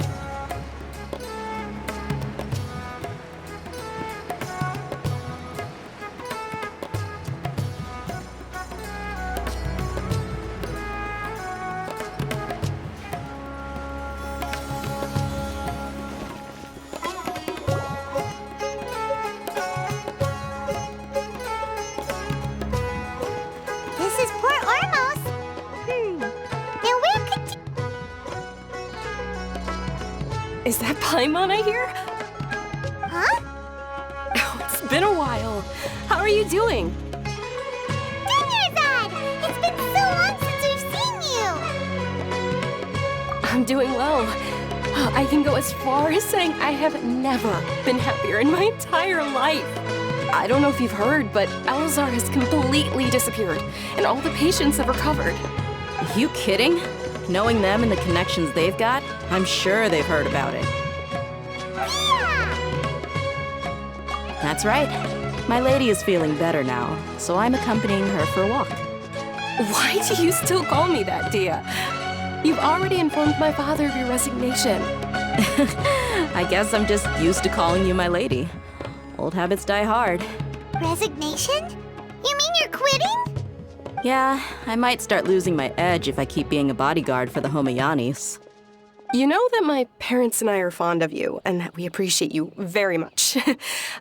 It wouldn't be a problem if you wish to continue to be our bodyguard. I'm not a woman that's easily persuaded. You should know that by now. When I took this job, I had already decided that I'd quit as soon as you'd recovered. It's time for me to get back out there and chase that horizon. So what are you gonna do now if you're not gonna be a bodyguard anymore? I want to take a risky job and put my body to the test again. Huh? But we literally just finished one of the most dangerous jobs ever. Are you getting bored already? I know. If I hadn't joined in that plan with you, I wouldn't have come up with this idea. I guess I still get fired up by that feeling of going all out in a fight. It made me realize that I'm still a mercenary through and through. Life is short, and I'm happy that I got to be a part of that operation. But the whole thing also made me realize that there are still many problems in Sumeru, and as a desert dweller, I'm still not completely ready to settle down on this side of the wall. Well, I remember a friend had someone bring you a message. You mean I'll hate them? I didn't expect him to still remember that. I thought he was joking. We just came from talking with Alhaitham at the Academia. Did he tell you that he suggested that I come work at the Academia? What? I heard that Azar and his cronies fell from power, and Alhaitham told me that now was a good time to find a job in the Academia, but only if I wanted to. Whoa. Paimon can't see you being anything other than a mercenary. Me neither. But I think Dia would look great dressed up as a scholar. Ugh, forget about it. I wouldn't last 10 seconds in there. Alhaitham probably just liked the way I worked and knew I'm good in a fight. So he suggested I find some work in the Academia. But you know, if you take him up on the offer, Sino might actually agree and let you become a Matra. Because you're super amazing! The Matra have all the talent they need as long as they have Sino. I prefer to be free to live however I choose. In fact, I chose this job from the very start because I knew it'd be right up my alley. Even if being a mercenary means facing all kinds of danger. A lion has to return to the wild sooner or later. If anything, being your bodyguard has been unfamiliar territory for me. I don't want to see you go, but I'll respect your decision. I'm glad to hear you say that. Come on, no need for the sad face. It's not like we'll never meet again. Once the whole Dendro Archon thing is settled, everything in Sumeru will take a turn for the better. That makes me happy too. But a peaceful society will probably mean less demand for mercenaries like me. Before long, we'll be a dying breed. So I'd better get to work while I still can. Huh? But wait a second! You make it sound like you're leaving now! Well, no, not yet at least. I promised my lady I'd stick around until next week. So, have you been in Port Ormos this entire time? We were wondering if you had received a letter from Nilou. Oh, did Nilou write to us? She heard that you were seen in Port Ormos, so she sent the letter here. Huh. It was probably sent to the inn that we're staying at. My lady has been very energetic lately and keeps taking me on hikes, staying out even into the night.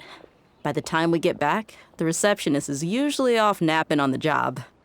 Right, and we tend to leave quite early in the morning, so the old man on duty is also usually dozing off. So what it really sounds like is that the person on duty is always asleep. I bet the letter's at the reception desk. I'll go check later. No wonder there wasn't a reply. You never received the letter. Good thing Nilou asked us to come and check on that. Sorry to make you two come all the way out here. It must be something important for Nilou to specifically write to us like that. Yes, she said they were preparing a victory feast in the Grand Bazaar, and will also be celebrating Sino's reinstatement as General Mahamatra. She was hoping you could come. Great! I'll be sure to attend. Count me in too. But is there some sort of dress code or anything for the feast? Can I just show up looking like this? Since it's being organized by Nilou, I don't think she'll be too picky about that. If anything, I think she wants to see us as our most natural selves. All right, then this is how I'll show up. The feast will be held in 2 days, so don't forget. Sure. Thank you so much for letting us know. We'll see you there. Oh, by the way, do you happen to know where Sino and Raman are? The General Mahamatra always comes and goes without a trace. Normally no one knows his whereabouts. Oh. But last time we met, he mentioned that he had something to do in Aaru village. You can try your luck there. As for Raman, your guess is as good as mine. I only remember he said that he had something to discuss with Sino. You can ask Sino when you meet him. Don't mention it. You better get going. All right, on to our next stop.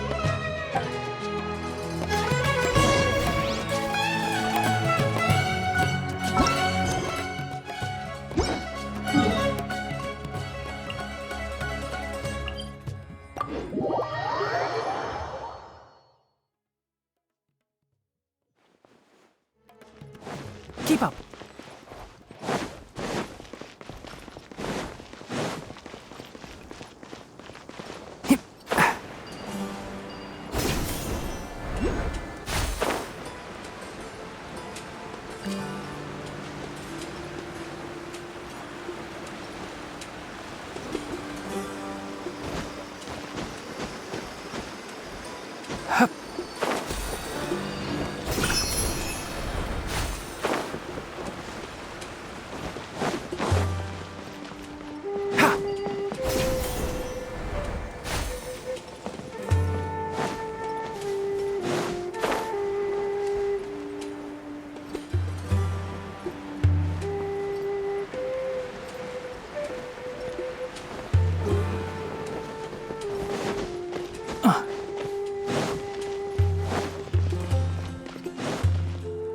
It's been a while since we last visited Aaru village. Ah, there's Sino!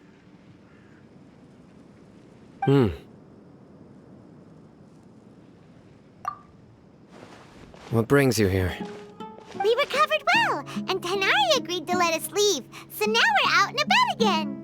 It seems Gandharvaville's medical treatment is still as good as ever. And Tanari is recovering well, too. That's good to hear. Yeah, you're the one who brought us to him when we lost consciousness, right? Thanks for that. You're welcome. Tainari has excellent medical skills, and Kale is quite attentive. It was the best place for you. But why are you just standing here like a dead tree? I'm meeting some people. Oh, you mean Candace? I've already talked with Candace and the village chief. They're still at the usual place. You can go there if you'd like to see them. But you know one of the people I'm meeting as well. Oh, by King Deshret's blessing, my friend suddenly appears in the desert. Don't tell me you've run into trouble and need us to help now. Roman! And... huh? Sataria? Oh, you know me?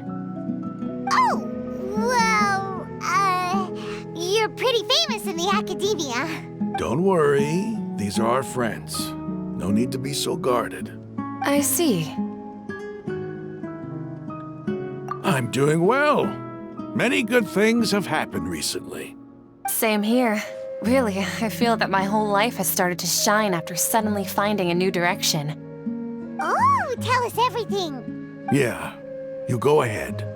Alright, well, I suppose I should start by saying I've decided to leave the academia. What? It's not that I've given up on being a scholar. Instead, you could say I've found a new identity. I will no longer pursue research like a typical scholar, but I have not completely given up on my relationship to knowledge either. I can see what you're saying now. What do you mean? I plan to leave the academia and return to teach here in the desert. Wow! So you want to become a teacher? Setaria will return to support education here and teach people from the desert. She can't teach everyone on her own, but there are many of us Eremites all over Sumeru.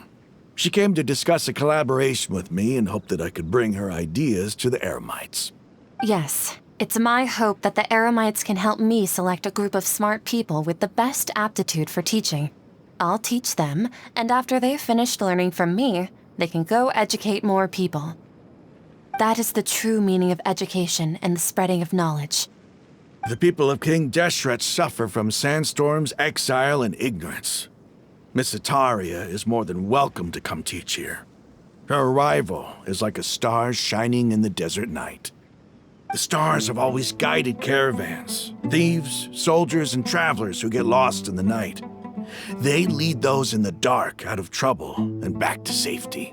Oh, please, where's all of this coming from? I'm starting to feel a little embarrassed. You deserve these compliments. Mercenaries are accustomed to danger and don't fear death, which is why we recognize extraordinary actions that common people would easily overlook. Setaria's idea will bring much good to many people. At first, I feared it was destined to fail. Everyone knows that the academia doesn't allow scholars to teach in the desert without permission. As you know, all knowledge is under their surveillance and control, and very few desert dwellers are as lucky as me. But what I heard at that time has been haunting my heart, as if there were lightning bolts constantly bombarding my soul. Setaria, you tread a treacherous path, and the longer you ignore it, the tighter the academia's grasp on you will become. Setaria, why haven't you gone home? Never forget that the desert that belongs to you lies elsewhere. Miss. These words sparked something in me, and I knew that I had to bring something back to my people after going home. I gathered up the courage to approach the Grand Sage, only to find that he was no longer at the academia. Lord Sino told me that Azar didn't belong there anymore. Azar has received much-needed punishment. Though, if you ask me, it may have been too light. You probably have already heard. Lord Sino helped me obtain permission to leave the academia for the desert, and accompanied me here to discuss collaboration with members of the Eremites. My plan was able to go smoothly thanks to him and Rahman. You're all doing so much for the desert. Aside from that, I also have some other business to discuss with Sino. Lesser Lord Kusanali has allocated many resources to support and develop the desert. I've done some business for her, and part of it required the assistance of the Eremites. I applied for a few batches of educational materials from the academia, and sent them to several groups in the desert, as instructed by Lesser Lord Kusanali. I believe the people will make good use of them. That's exactly what the people here need. Physical books and other related items. If it weren't for Sino and Lesser Lord Kusanali, I'm afraid we'd never be able to get our hands on them. Apart from this, the academia is also recruiting scholars that are willing to teach in the desert. I'll let you and Setaria know as soon as I have any more news. We must be persistent about this, and maintain these resources to ensure long-term effectiveness. This is the first time in hundreds of years we've had a glimmer of hope. I think this may be the turning point for the desert. Remember these words. Here lies our faithful priest, Kasala. His wisdom is a miracle among the people, deserving of high praise and admiration. I hope people with wisdom like that priest will rise again among the desert dwellers. Then we'll once again see the wisdom and glory that once shook the world.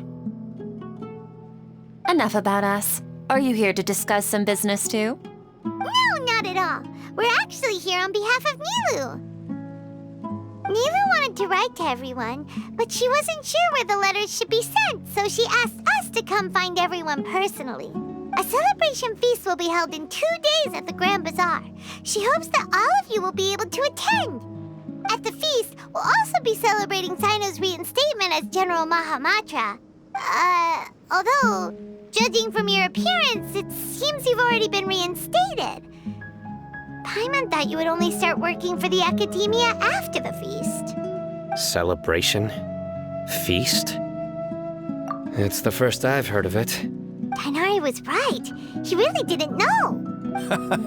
This feast is for you, Sino. Sounds to me like you'll have to be there. It's rare to see that kind of expression from Lord Sino. You must not like feasts very much. No, not really. But I'll go. Well, I still have a lot to handle here. Besides, I need to look after Miss Sataria in the desert, so I'll have to pass. I'm afraid I won't be able to join you. Although, if you'd be so kind, please give a message to Miss Nilu for me. The message is, I'm sorry for how I treated you before, but now I understand the beauty of your dance. It's like a light shining in the sky. You and the art you symbolize are not only beautiful, but also lively and powerful, so much so that it was prohibited. Please keep dancing, and someday, I'll be able to appreciate your art in person. Okay, we've got all that down. Our job here is complete as well. Oh, Sino, remember, party's in 2 days. Make sure you're there. Got it.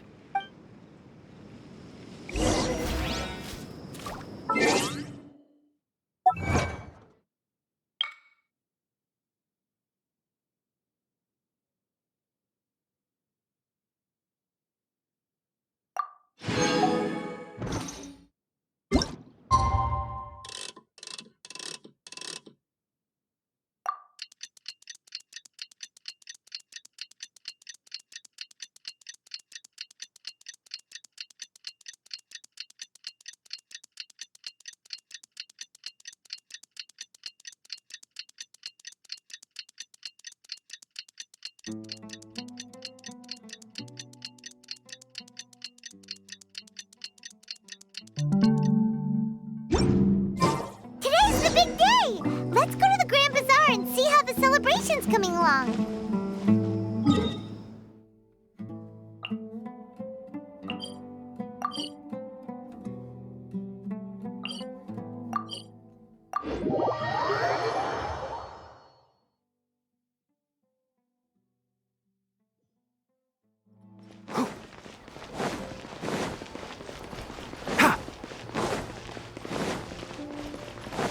Keep up.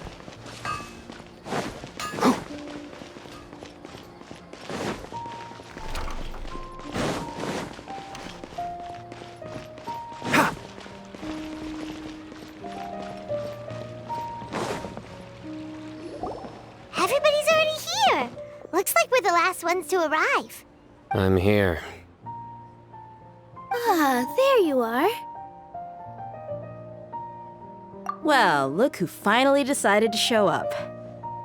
You look like you came here immediately after finishing up some work. I'm very happy to see you here. But we're not late, are we? It's just that everyone else arrived ahead of time. I propose that the last one who arrived be put in charge of today's speeches. Nah, there won't be any speeches today. Oh, really? Well, even better. Come join us over here.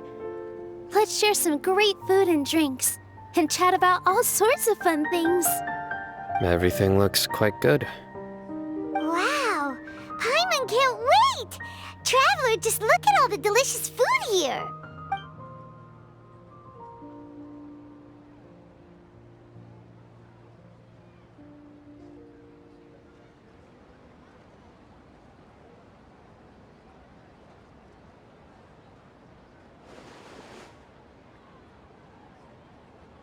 Whoa, it's so delicious! Oh, this grilled meat tastes amazing! The food was specially prepared for you by everyone in the Grand Bazaar. And we have gifts that were sent by the residents of Sumeru City when they heard we were holding a feast. Everyone that came said that you saved Sumeru, and wanted me to thank you all on their behalf. Ah, feels kinda nice to be seen as a hero. I could get used to this. Being a bodyguard is also a hero's job. You've always been amazing, Dia. My lady sure has a way with words. Thanks. I'm glad to hear it. And I'm happy to meet everyone that participated in the great plan. Don't mention it. think of it, we've really done something impressive together. It's unbelievable. We owe it to our abilities. And luck. Really? Why do I remember everybody thinking that luck was against us and feeling like we hardly had a chance of succeeding? That's how I remember it too. It's luck that brought us together, and it was luck that let us form a team.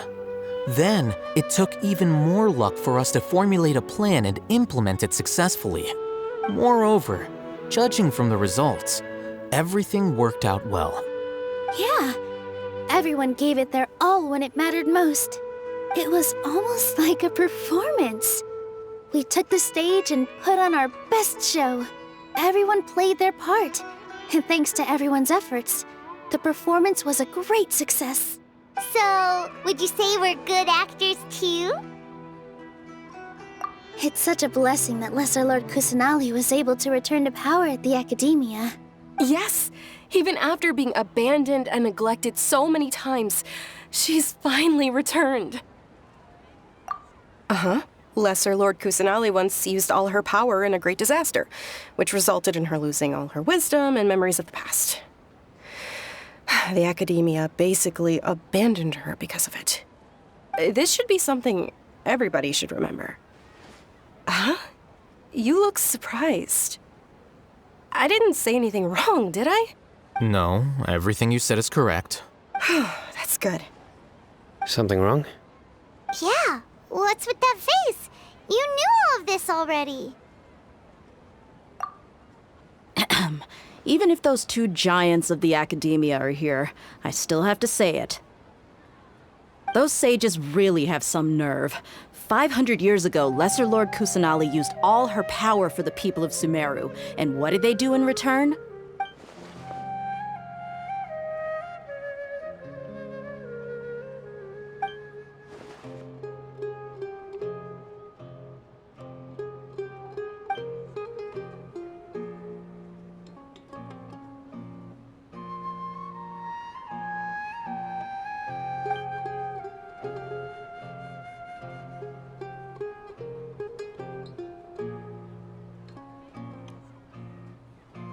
If you bite the hand that feeds you, don't act surprised when it turns into a knuckle sandwich, right, Sino? Perhaps I shouldn't say this, but their treatment of Lesser Lord Kusanali calls for a more severe punishment. You could simply tell Lesser Lord Kusanali that you wish to have Azar and his accomplices severely punished. I respect our deity's decision and won't interfere in any way. While we're on this topic, why didn't you accept the Academia's invitation to become the Grand Sage? Are you trying to say that I'm fit to be a sage? Not at all. But every person handling the selection process has said that you are the most suitable candidate to lead the Academia right now. Why? Because he dethroned Azar from power? Could you try to put it another way? This is a good thing, yet you're making it sound like I overthrew Azar for my own personal gain. But seriously, though, I always wondered if you had some personal motives behind it. I did have my own motive, but it had nothing to do with being a sage. If the rules of our nation were suddenly cast by the wayside, then it wouldn't be long until chaos ensued. I had no intention of letting their dreams disrupt my life. By that, you mean your life working as the Academia's scribe? Precisely. Wait, is that all? So, that's the only reason why you joined us and came up with all those plans? It's reason enough. You've certainly got quite the personality. You flatter me. All right then. How about you? You've already resumed work as the General Mahamatra, right? That's right. Will you be happy with that life? It's not about being happy. There are merely a lot of things that I must do. Even so, keep your spirits up and try to be happy, okay? And try to smile more every day, just like I'm doing now. Thank you. I'll keep that in mind.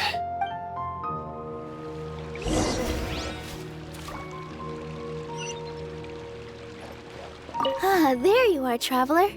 Well, how is it? Are you enjoying the feast today? If there's anything you're unhappy with, just let me know. I'll be sure to take note of it. That's good. It's the first time I've ever invited so many exceptional people to one place. I was a little nervous myself. You see, every guest here is quite extraordinary. It's unbelievable that we've got everyone together here. Almost like a fairy tale. Make sure you live it up tonight. I'll be happy as long as you're enjoying yourselves. I'm honored to have her think of me this way. If I have a chance in the future, I would really like to invite her to one of my performances. I can't explain why, but I just feel elated right now. Thank you.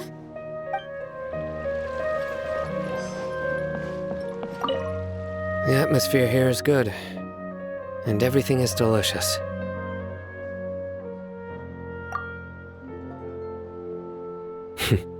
Yeah, I don't often come to such places, but it feels quite good. I have a lot to handle these days. Otherwise, I could show you around.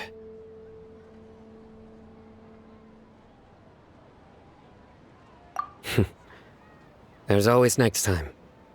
We're friends after all. This feast is pretty good. I like it.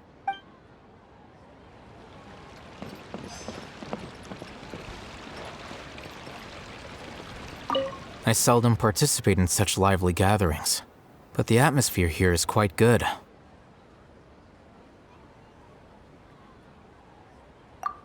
No. This gathering today has a unique meaning. The Grand Bazaar is lively because the people here feel happiness from the bottom of their hearts, unlike the farces at the Academia. That happiness is an emotion that'll be forever alien to those bookworms who have driven themselves insane by studying.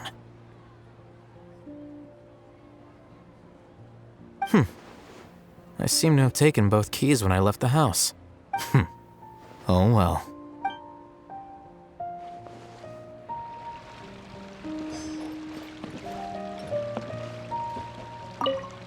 My lady, the grilled meat over there is delicious. Have you tried it?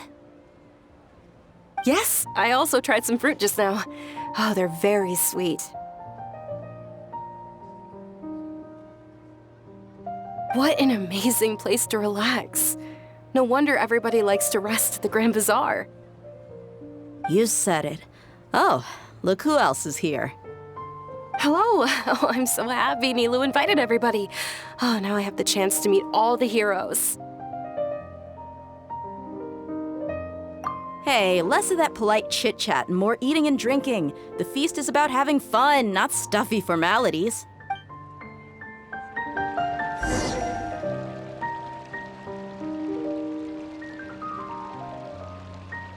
Hey, what's wrong? Your head is starting to droop. Hey, you can't just fall asleep here. Paimon will go find something delicious for you to eat. You'll wake up once you've put something yummy in your tummy. Of course, just wait here for Paimon.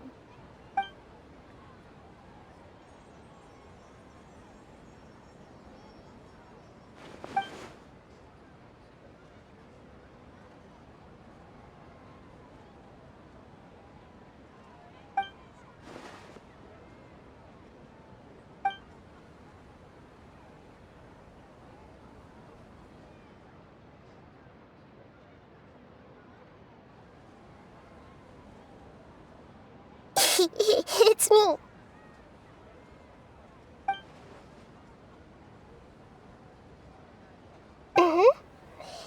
You may blame me for being a bit too self-indulgent. I was thinking about talking with you, and the next thing I knew, I had made a connection with you. The connection between us is amazing. It's like flora and the fence it grows upon. I heard there's an amazing celebration feast today at the Grand Bazaar. I wanted to have a look for myself, so I snuck in.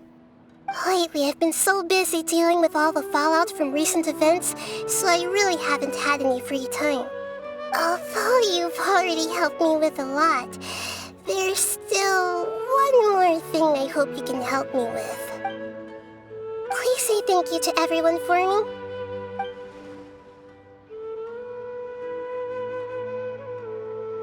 Oh, is it not convenient for you to do that for me? But if I just show up all of a sudden, people will become all quiet and stiff, won't they? What if I end up scaring them and ruining this wonderful feast? That'd be the last thing I want. Let me think about it. Okay. Yes, I have.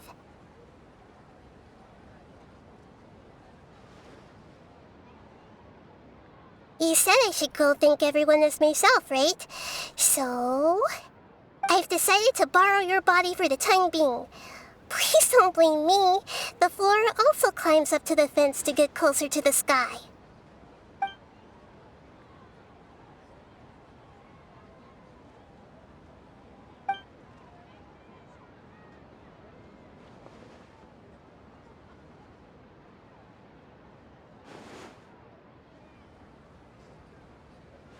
Everyone! Are you awake now? Paimon was just about to bring you the food. It's me. Huh? That voice. Nahida? Hold up, what's going on? I didn't expect to have a conversation with the consciousness of Lesser Lord Kusanali in the Grand Bazaar. Interesting. Is this also a part of the feast? No, of course not. Are you Lesser Lord Kusanali? Hello, Nilu. You know who I am? Yes, I already know every one of you. Nilu, Alhaitham, Sino, Dia, Paimon, and Dunyarzad. Lesser Lord Kusanali? I took the liberty of occupying the traveler's body so that I could thank all of you in person. Thank you so much for rescuing me, even if that meant placing your own safety in peril and taking the risk of becoming enemies with the Academia, the sages, the doctor, the balladeer, and even the entirety of Sumeru. Without you, without any of you, I would have been in a much more difficult situation. Had you not helped me to resolve the crisis, not only I, but Sumeru and even the entirety of Teyvat would have suffered great misfortune. People refer to you as the heroes who managed to rescue a god. I'm quite fond of this name. It not only explains your identities, but also bears witness to your relationship with me. Please, allow me to present to you my most sincere gratitude. Lesser Lord Kusanali, you have done so much for Sumeru, and I didn't even have a chance to do anything for you. You don't have to do this. Dunyarzad, the suffering you endured during your illness is also proof of you being with me and praying for me. Thank you. You don't need to be so ceremonious. It's always been my duty to protect you. This is how the relationship between the Academia and Dendro Archon should be. We just did what was necessary and set things back on the right path. You're an Archon, but you act so humble. You really don't need to be so polite with us. I'm honored to have been able to take part in this plan. I hoped you liked the dance I dedicated to you. Thank you, all of you. Thank you so much.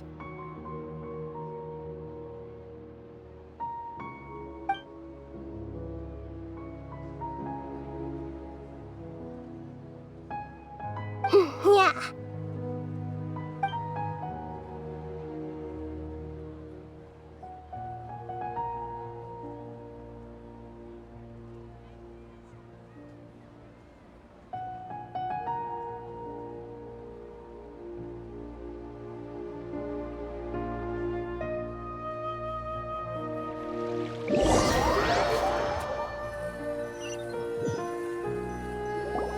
Are you awake? Did you rest well? After Nahida left, you ate a lot of food. You've become a glutton. That just means you still have a lot to learn from Master Paimon, the Sage of Gluttony. All right, since you're awake now, should we go and have a chat with Nahida? She should be in the academia right about now. If you have any questions, now's your chance to ask.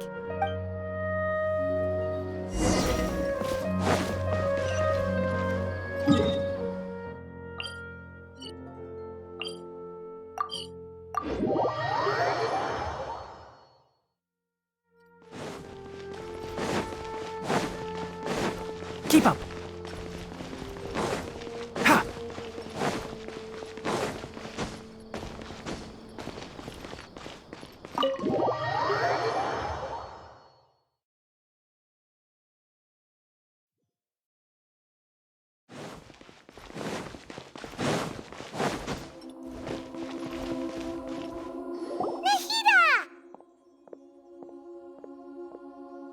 Hello, Traveler and Paimon.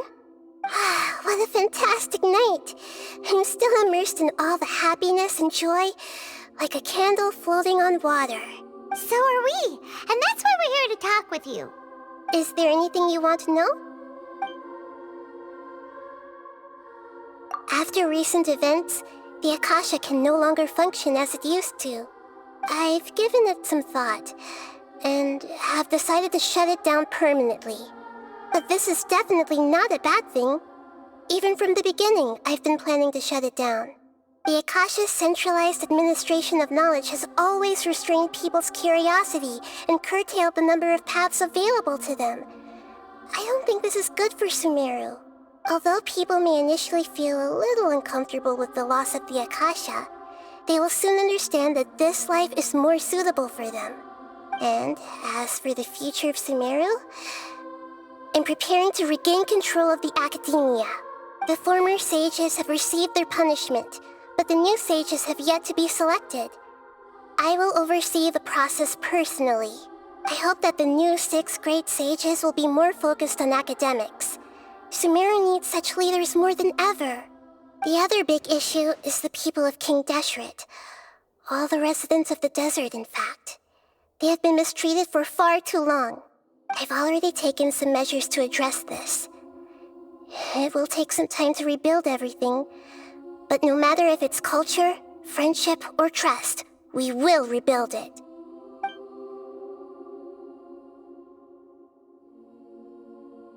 You mean, what happened after the doctor put you to sleep? Not exactly. The top-ranked Fatui Harbingers, up to number 3, possess power comparable to that of gods. I was no match for him in that kind of situation. However, in spite of the bad situation, I still managed to make a fair deal with the doctor. I'm sure you remember the entity that changed your fate, the Heavenly Principles. In fact, the Heavenly Principles has been quiet since the Conria disaster 500 years ago. I used this point as leverage against the doctor. I told him that the Heavenly Principles may be awakened if I destroy the Gnosis. Although it's just a bluff, he still fell for it. I assumed that the Heavenly Principles wouldn't just stand by and let such extensive damage to its laws take place. And as for what I exchanged for the Gnosis, the exchange served as both punishment for the doctor as well as a boon of new knowledge that I couldn't refuse as the God of Wisdom. He's still in a coma. I've hidden him like how one would hide a feather.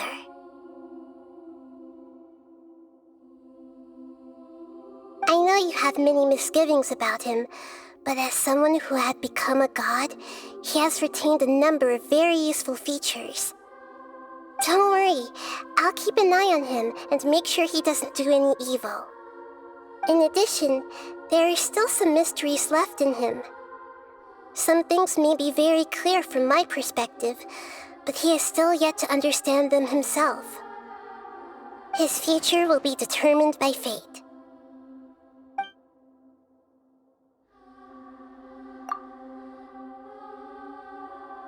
Is that where you're headed next? Fontaine, the Nation of Justice? As far as I know, that nation operates on a judicial system. Does their Archon personally judge people? No, there's a Chief Justice in Fontaine. Generally speaking, the Hydra Archon, Focalor, won't preside over individual trials. However, even then, Focalor will still make herself present at just about every trial. It seems that she just likes to immerse herself in that sort of atmosphere. As Archon, she still reserves the right to influence the final verdict. Anyway, let's just say she's got, a very unique personality. Are you sure? Isn't there something else you haven't asked about yet? Huh? You mean... About your sister. While you were resting at Gandharvaville, I took some time to perform an Irminsul search for information on your sister.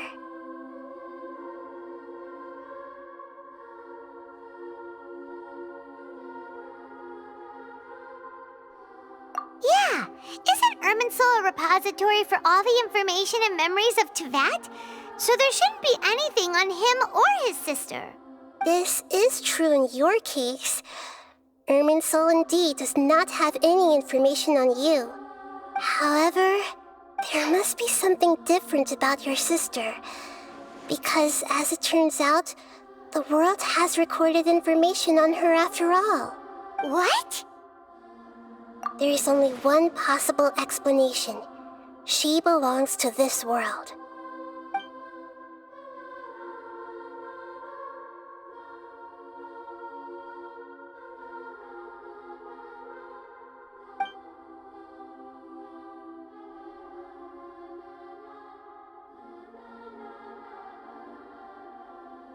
But nothing about this makes any sense!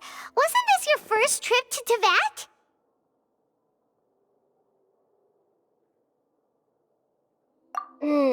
According to the records I was able to access, your sibling suddenly appeared in Conria.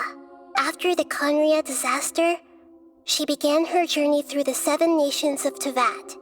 But just as her journey was about to reach its conclusion, the Irminsul records on her suddenly become fuzzy. What do you mean, fuzzy? Did something happen to her? All I know for sure is that somebody, for reasons only they can know, is deliberately obfuscating her fate.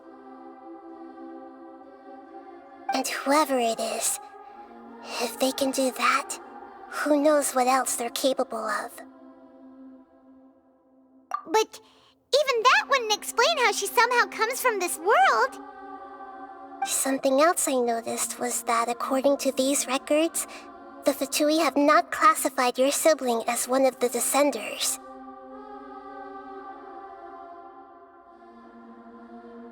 What's a Descender? Paimon's never heard of it. Look, I'm sure you must be curious about the information I received from the Fatui in return for my gnosis, right?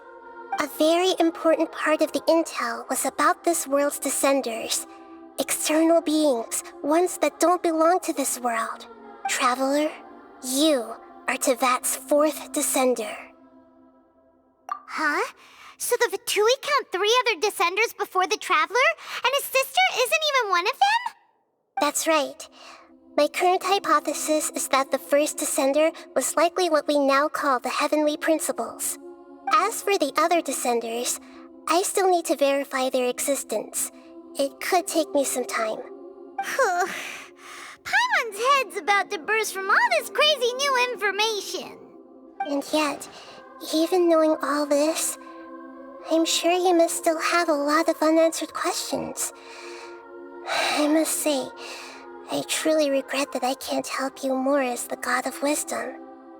There are many questions in my heart as well. I will need some time to go through each one of them. And soon, you'll also begin your journey anew and depart from Sumeru. I'm very interested in your future. It's a journey that can't be observed or recorded by this world. If fate is the ultimate knowledge, then your future will be the ultimate fate. Paimon's sure glad we got to meet you, Nahida. The pleasure is all mine. I can't thank you enough. Alright, that's enough talk for today. If you ever miss me, just close your eyes, and maybe I'll appear in your dreams. Things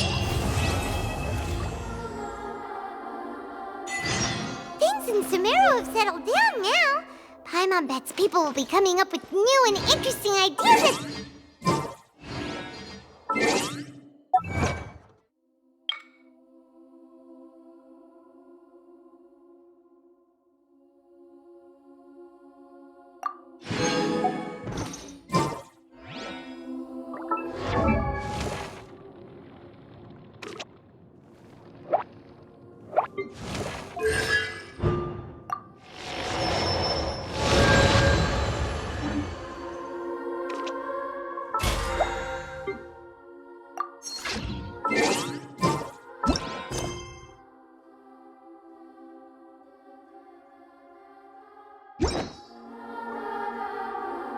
How about we take a walk around Sumeru City and see if anyone needs our help?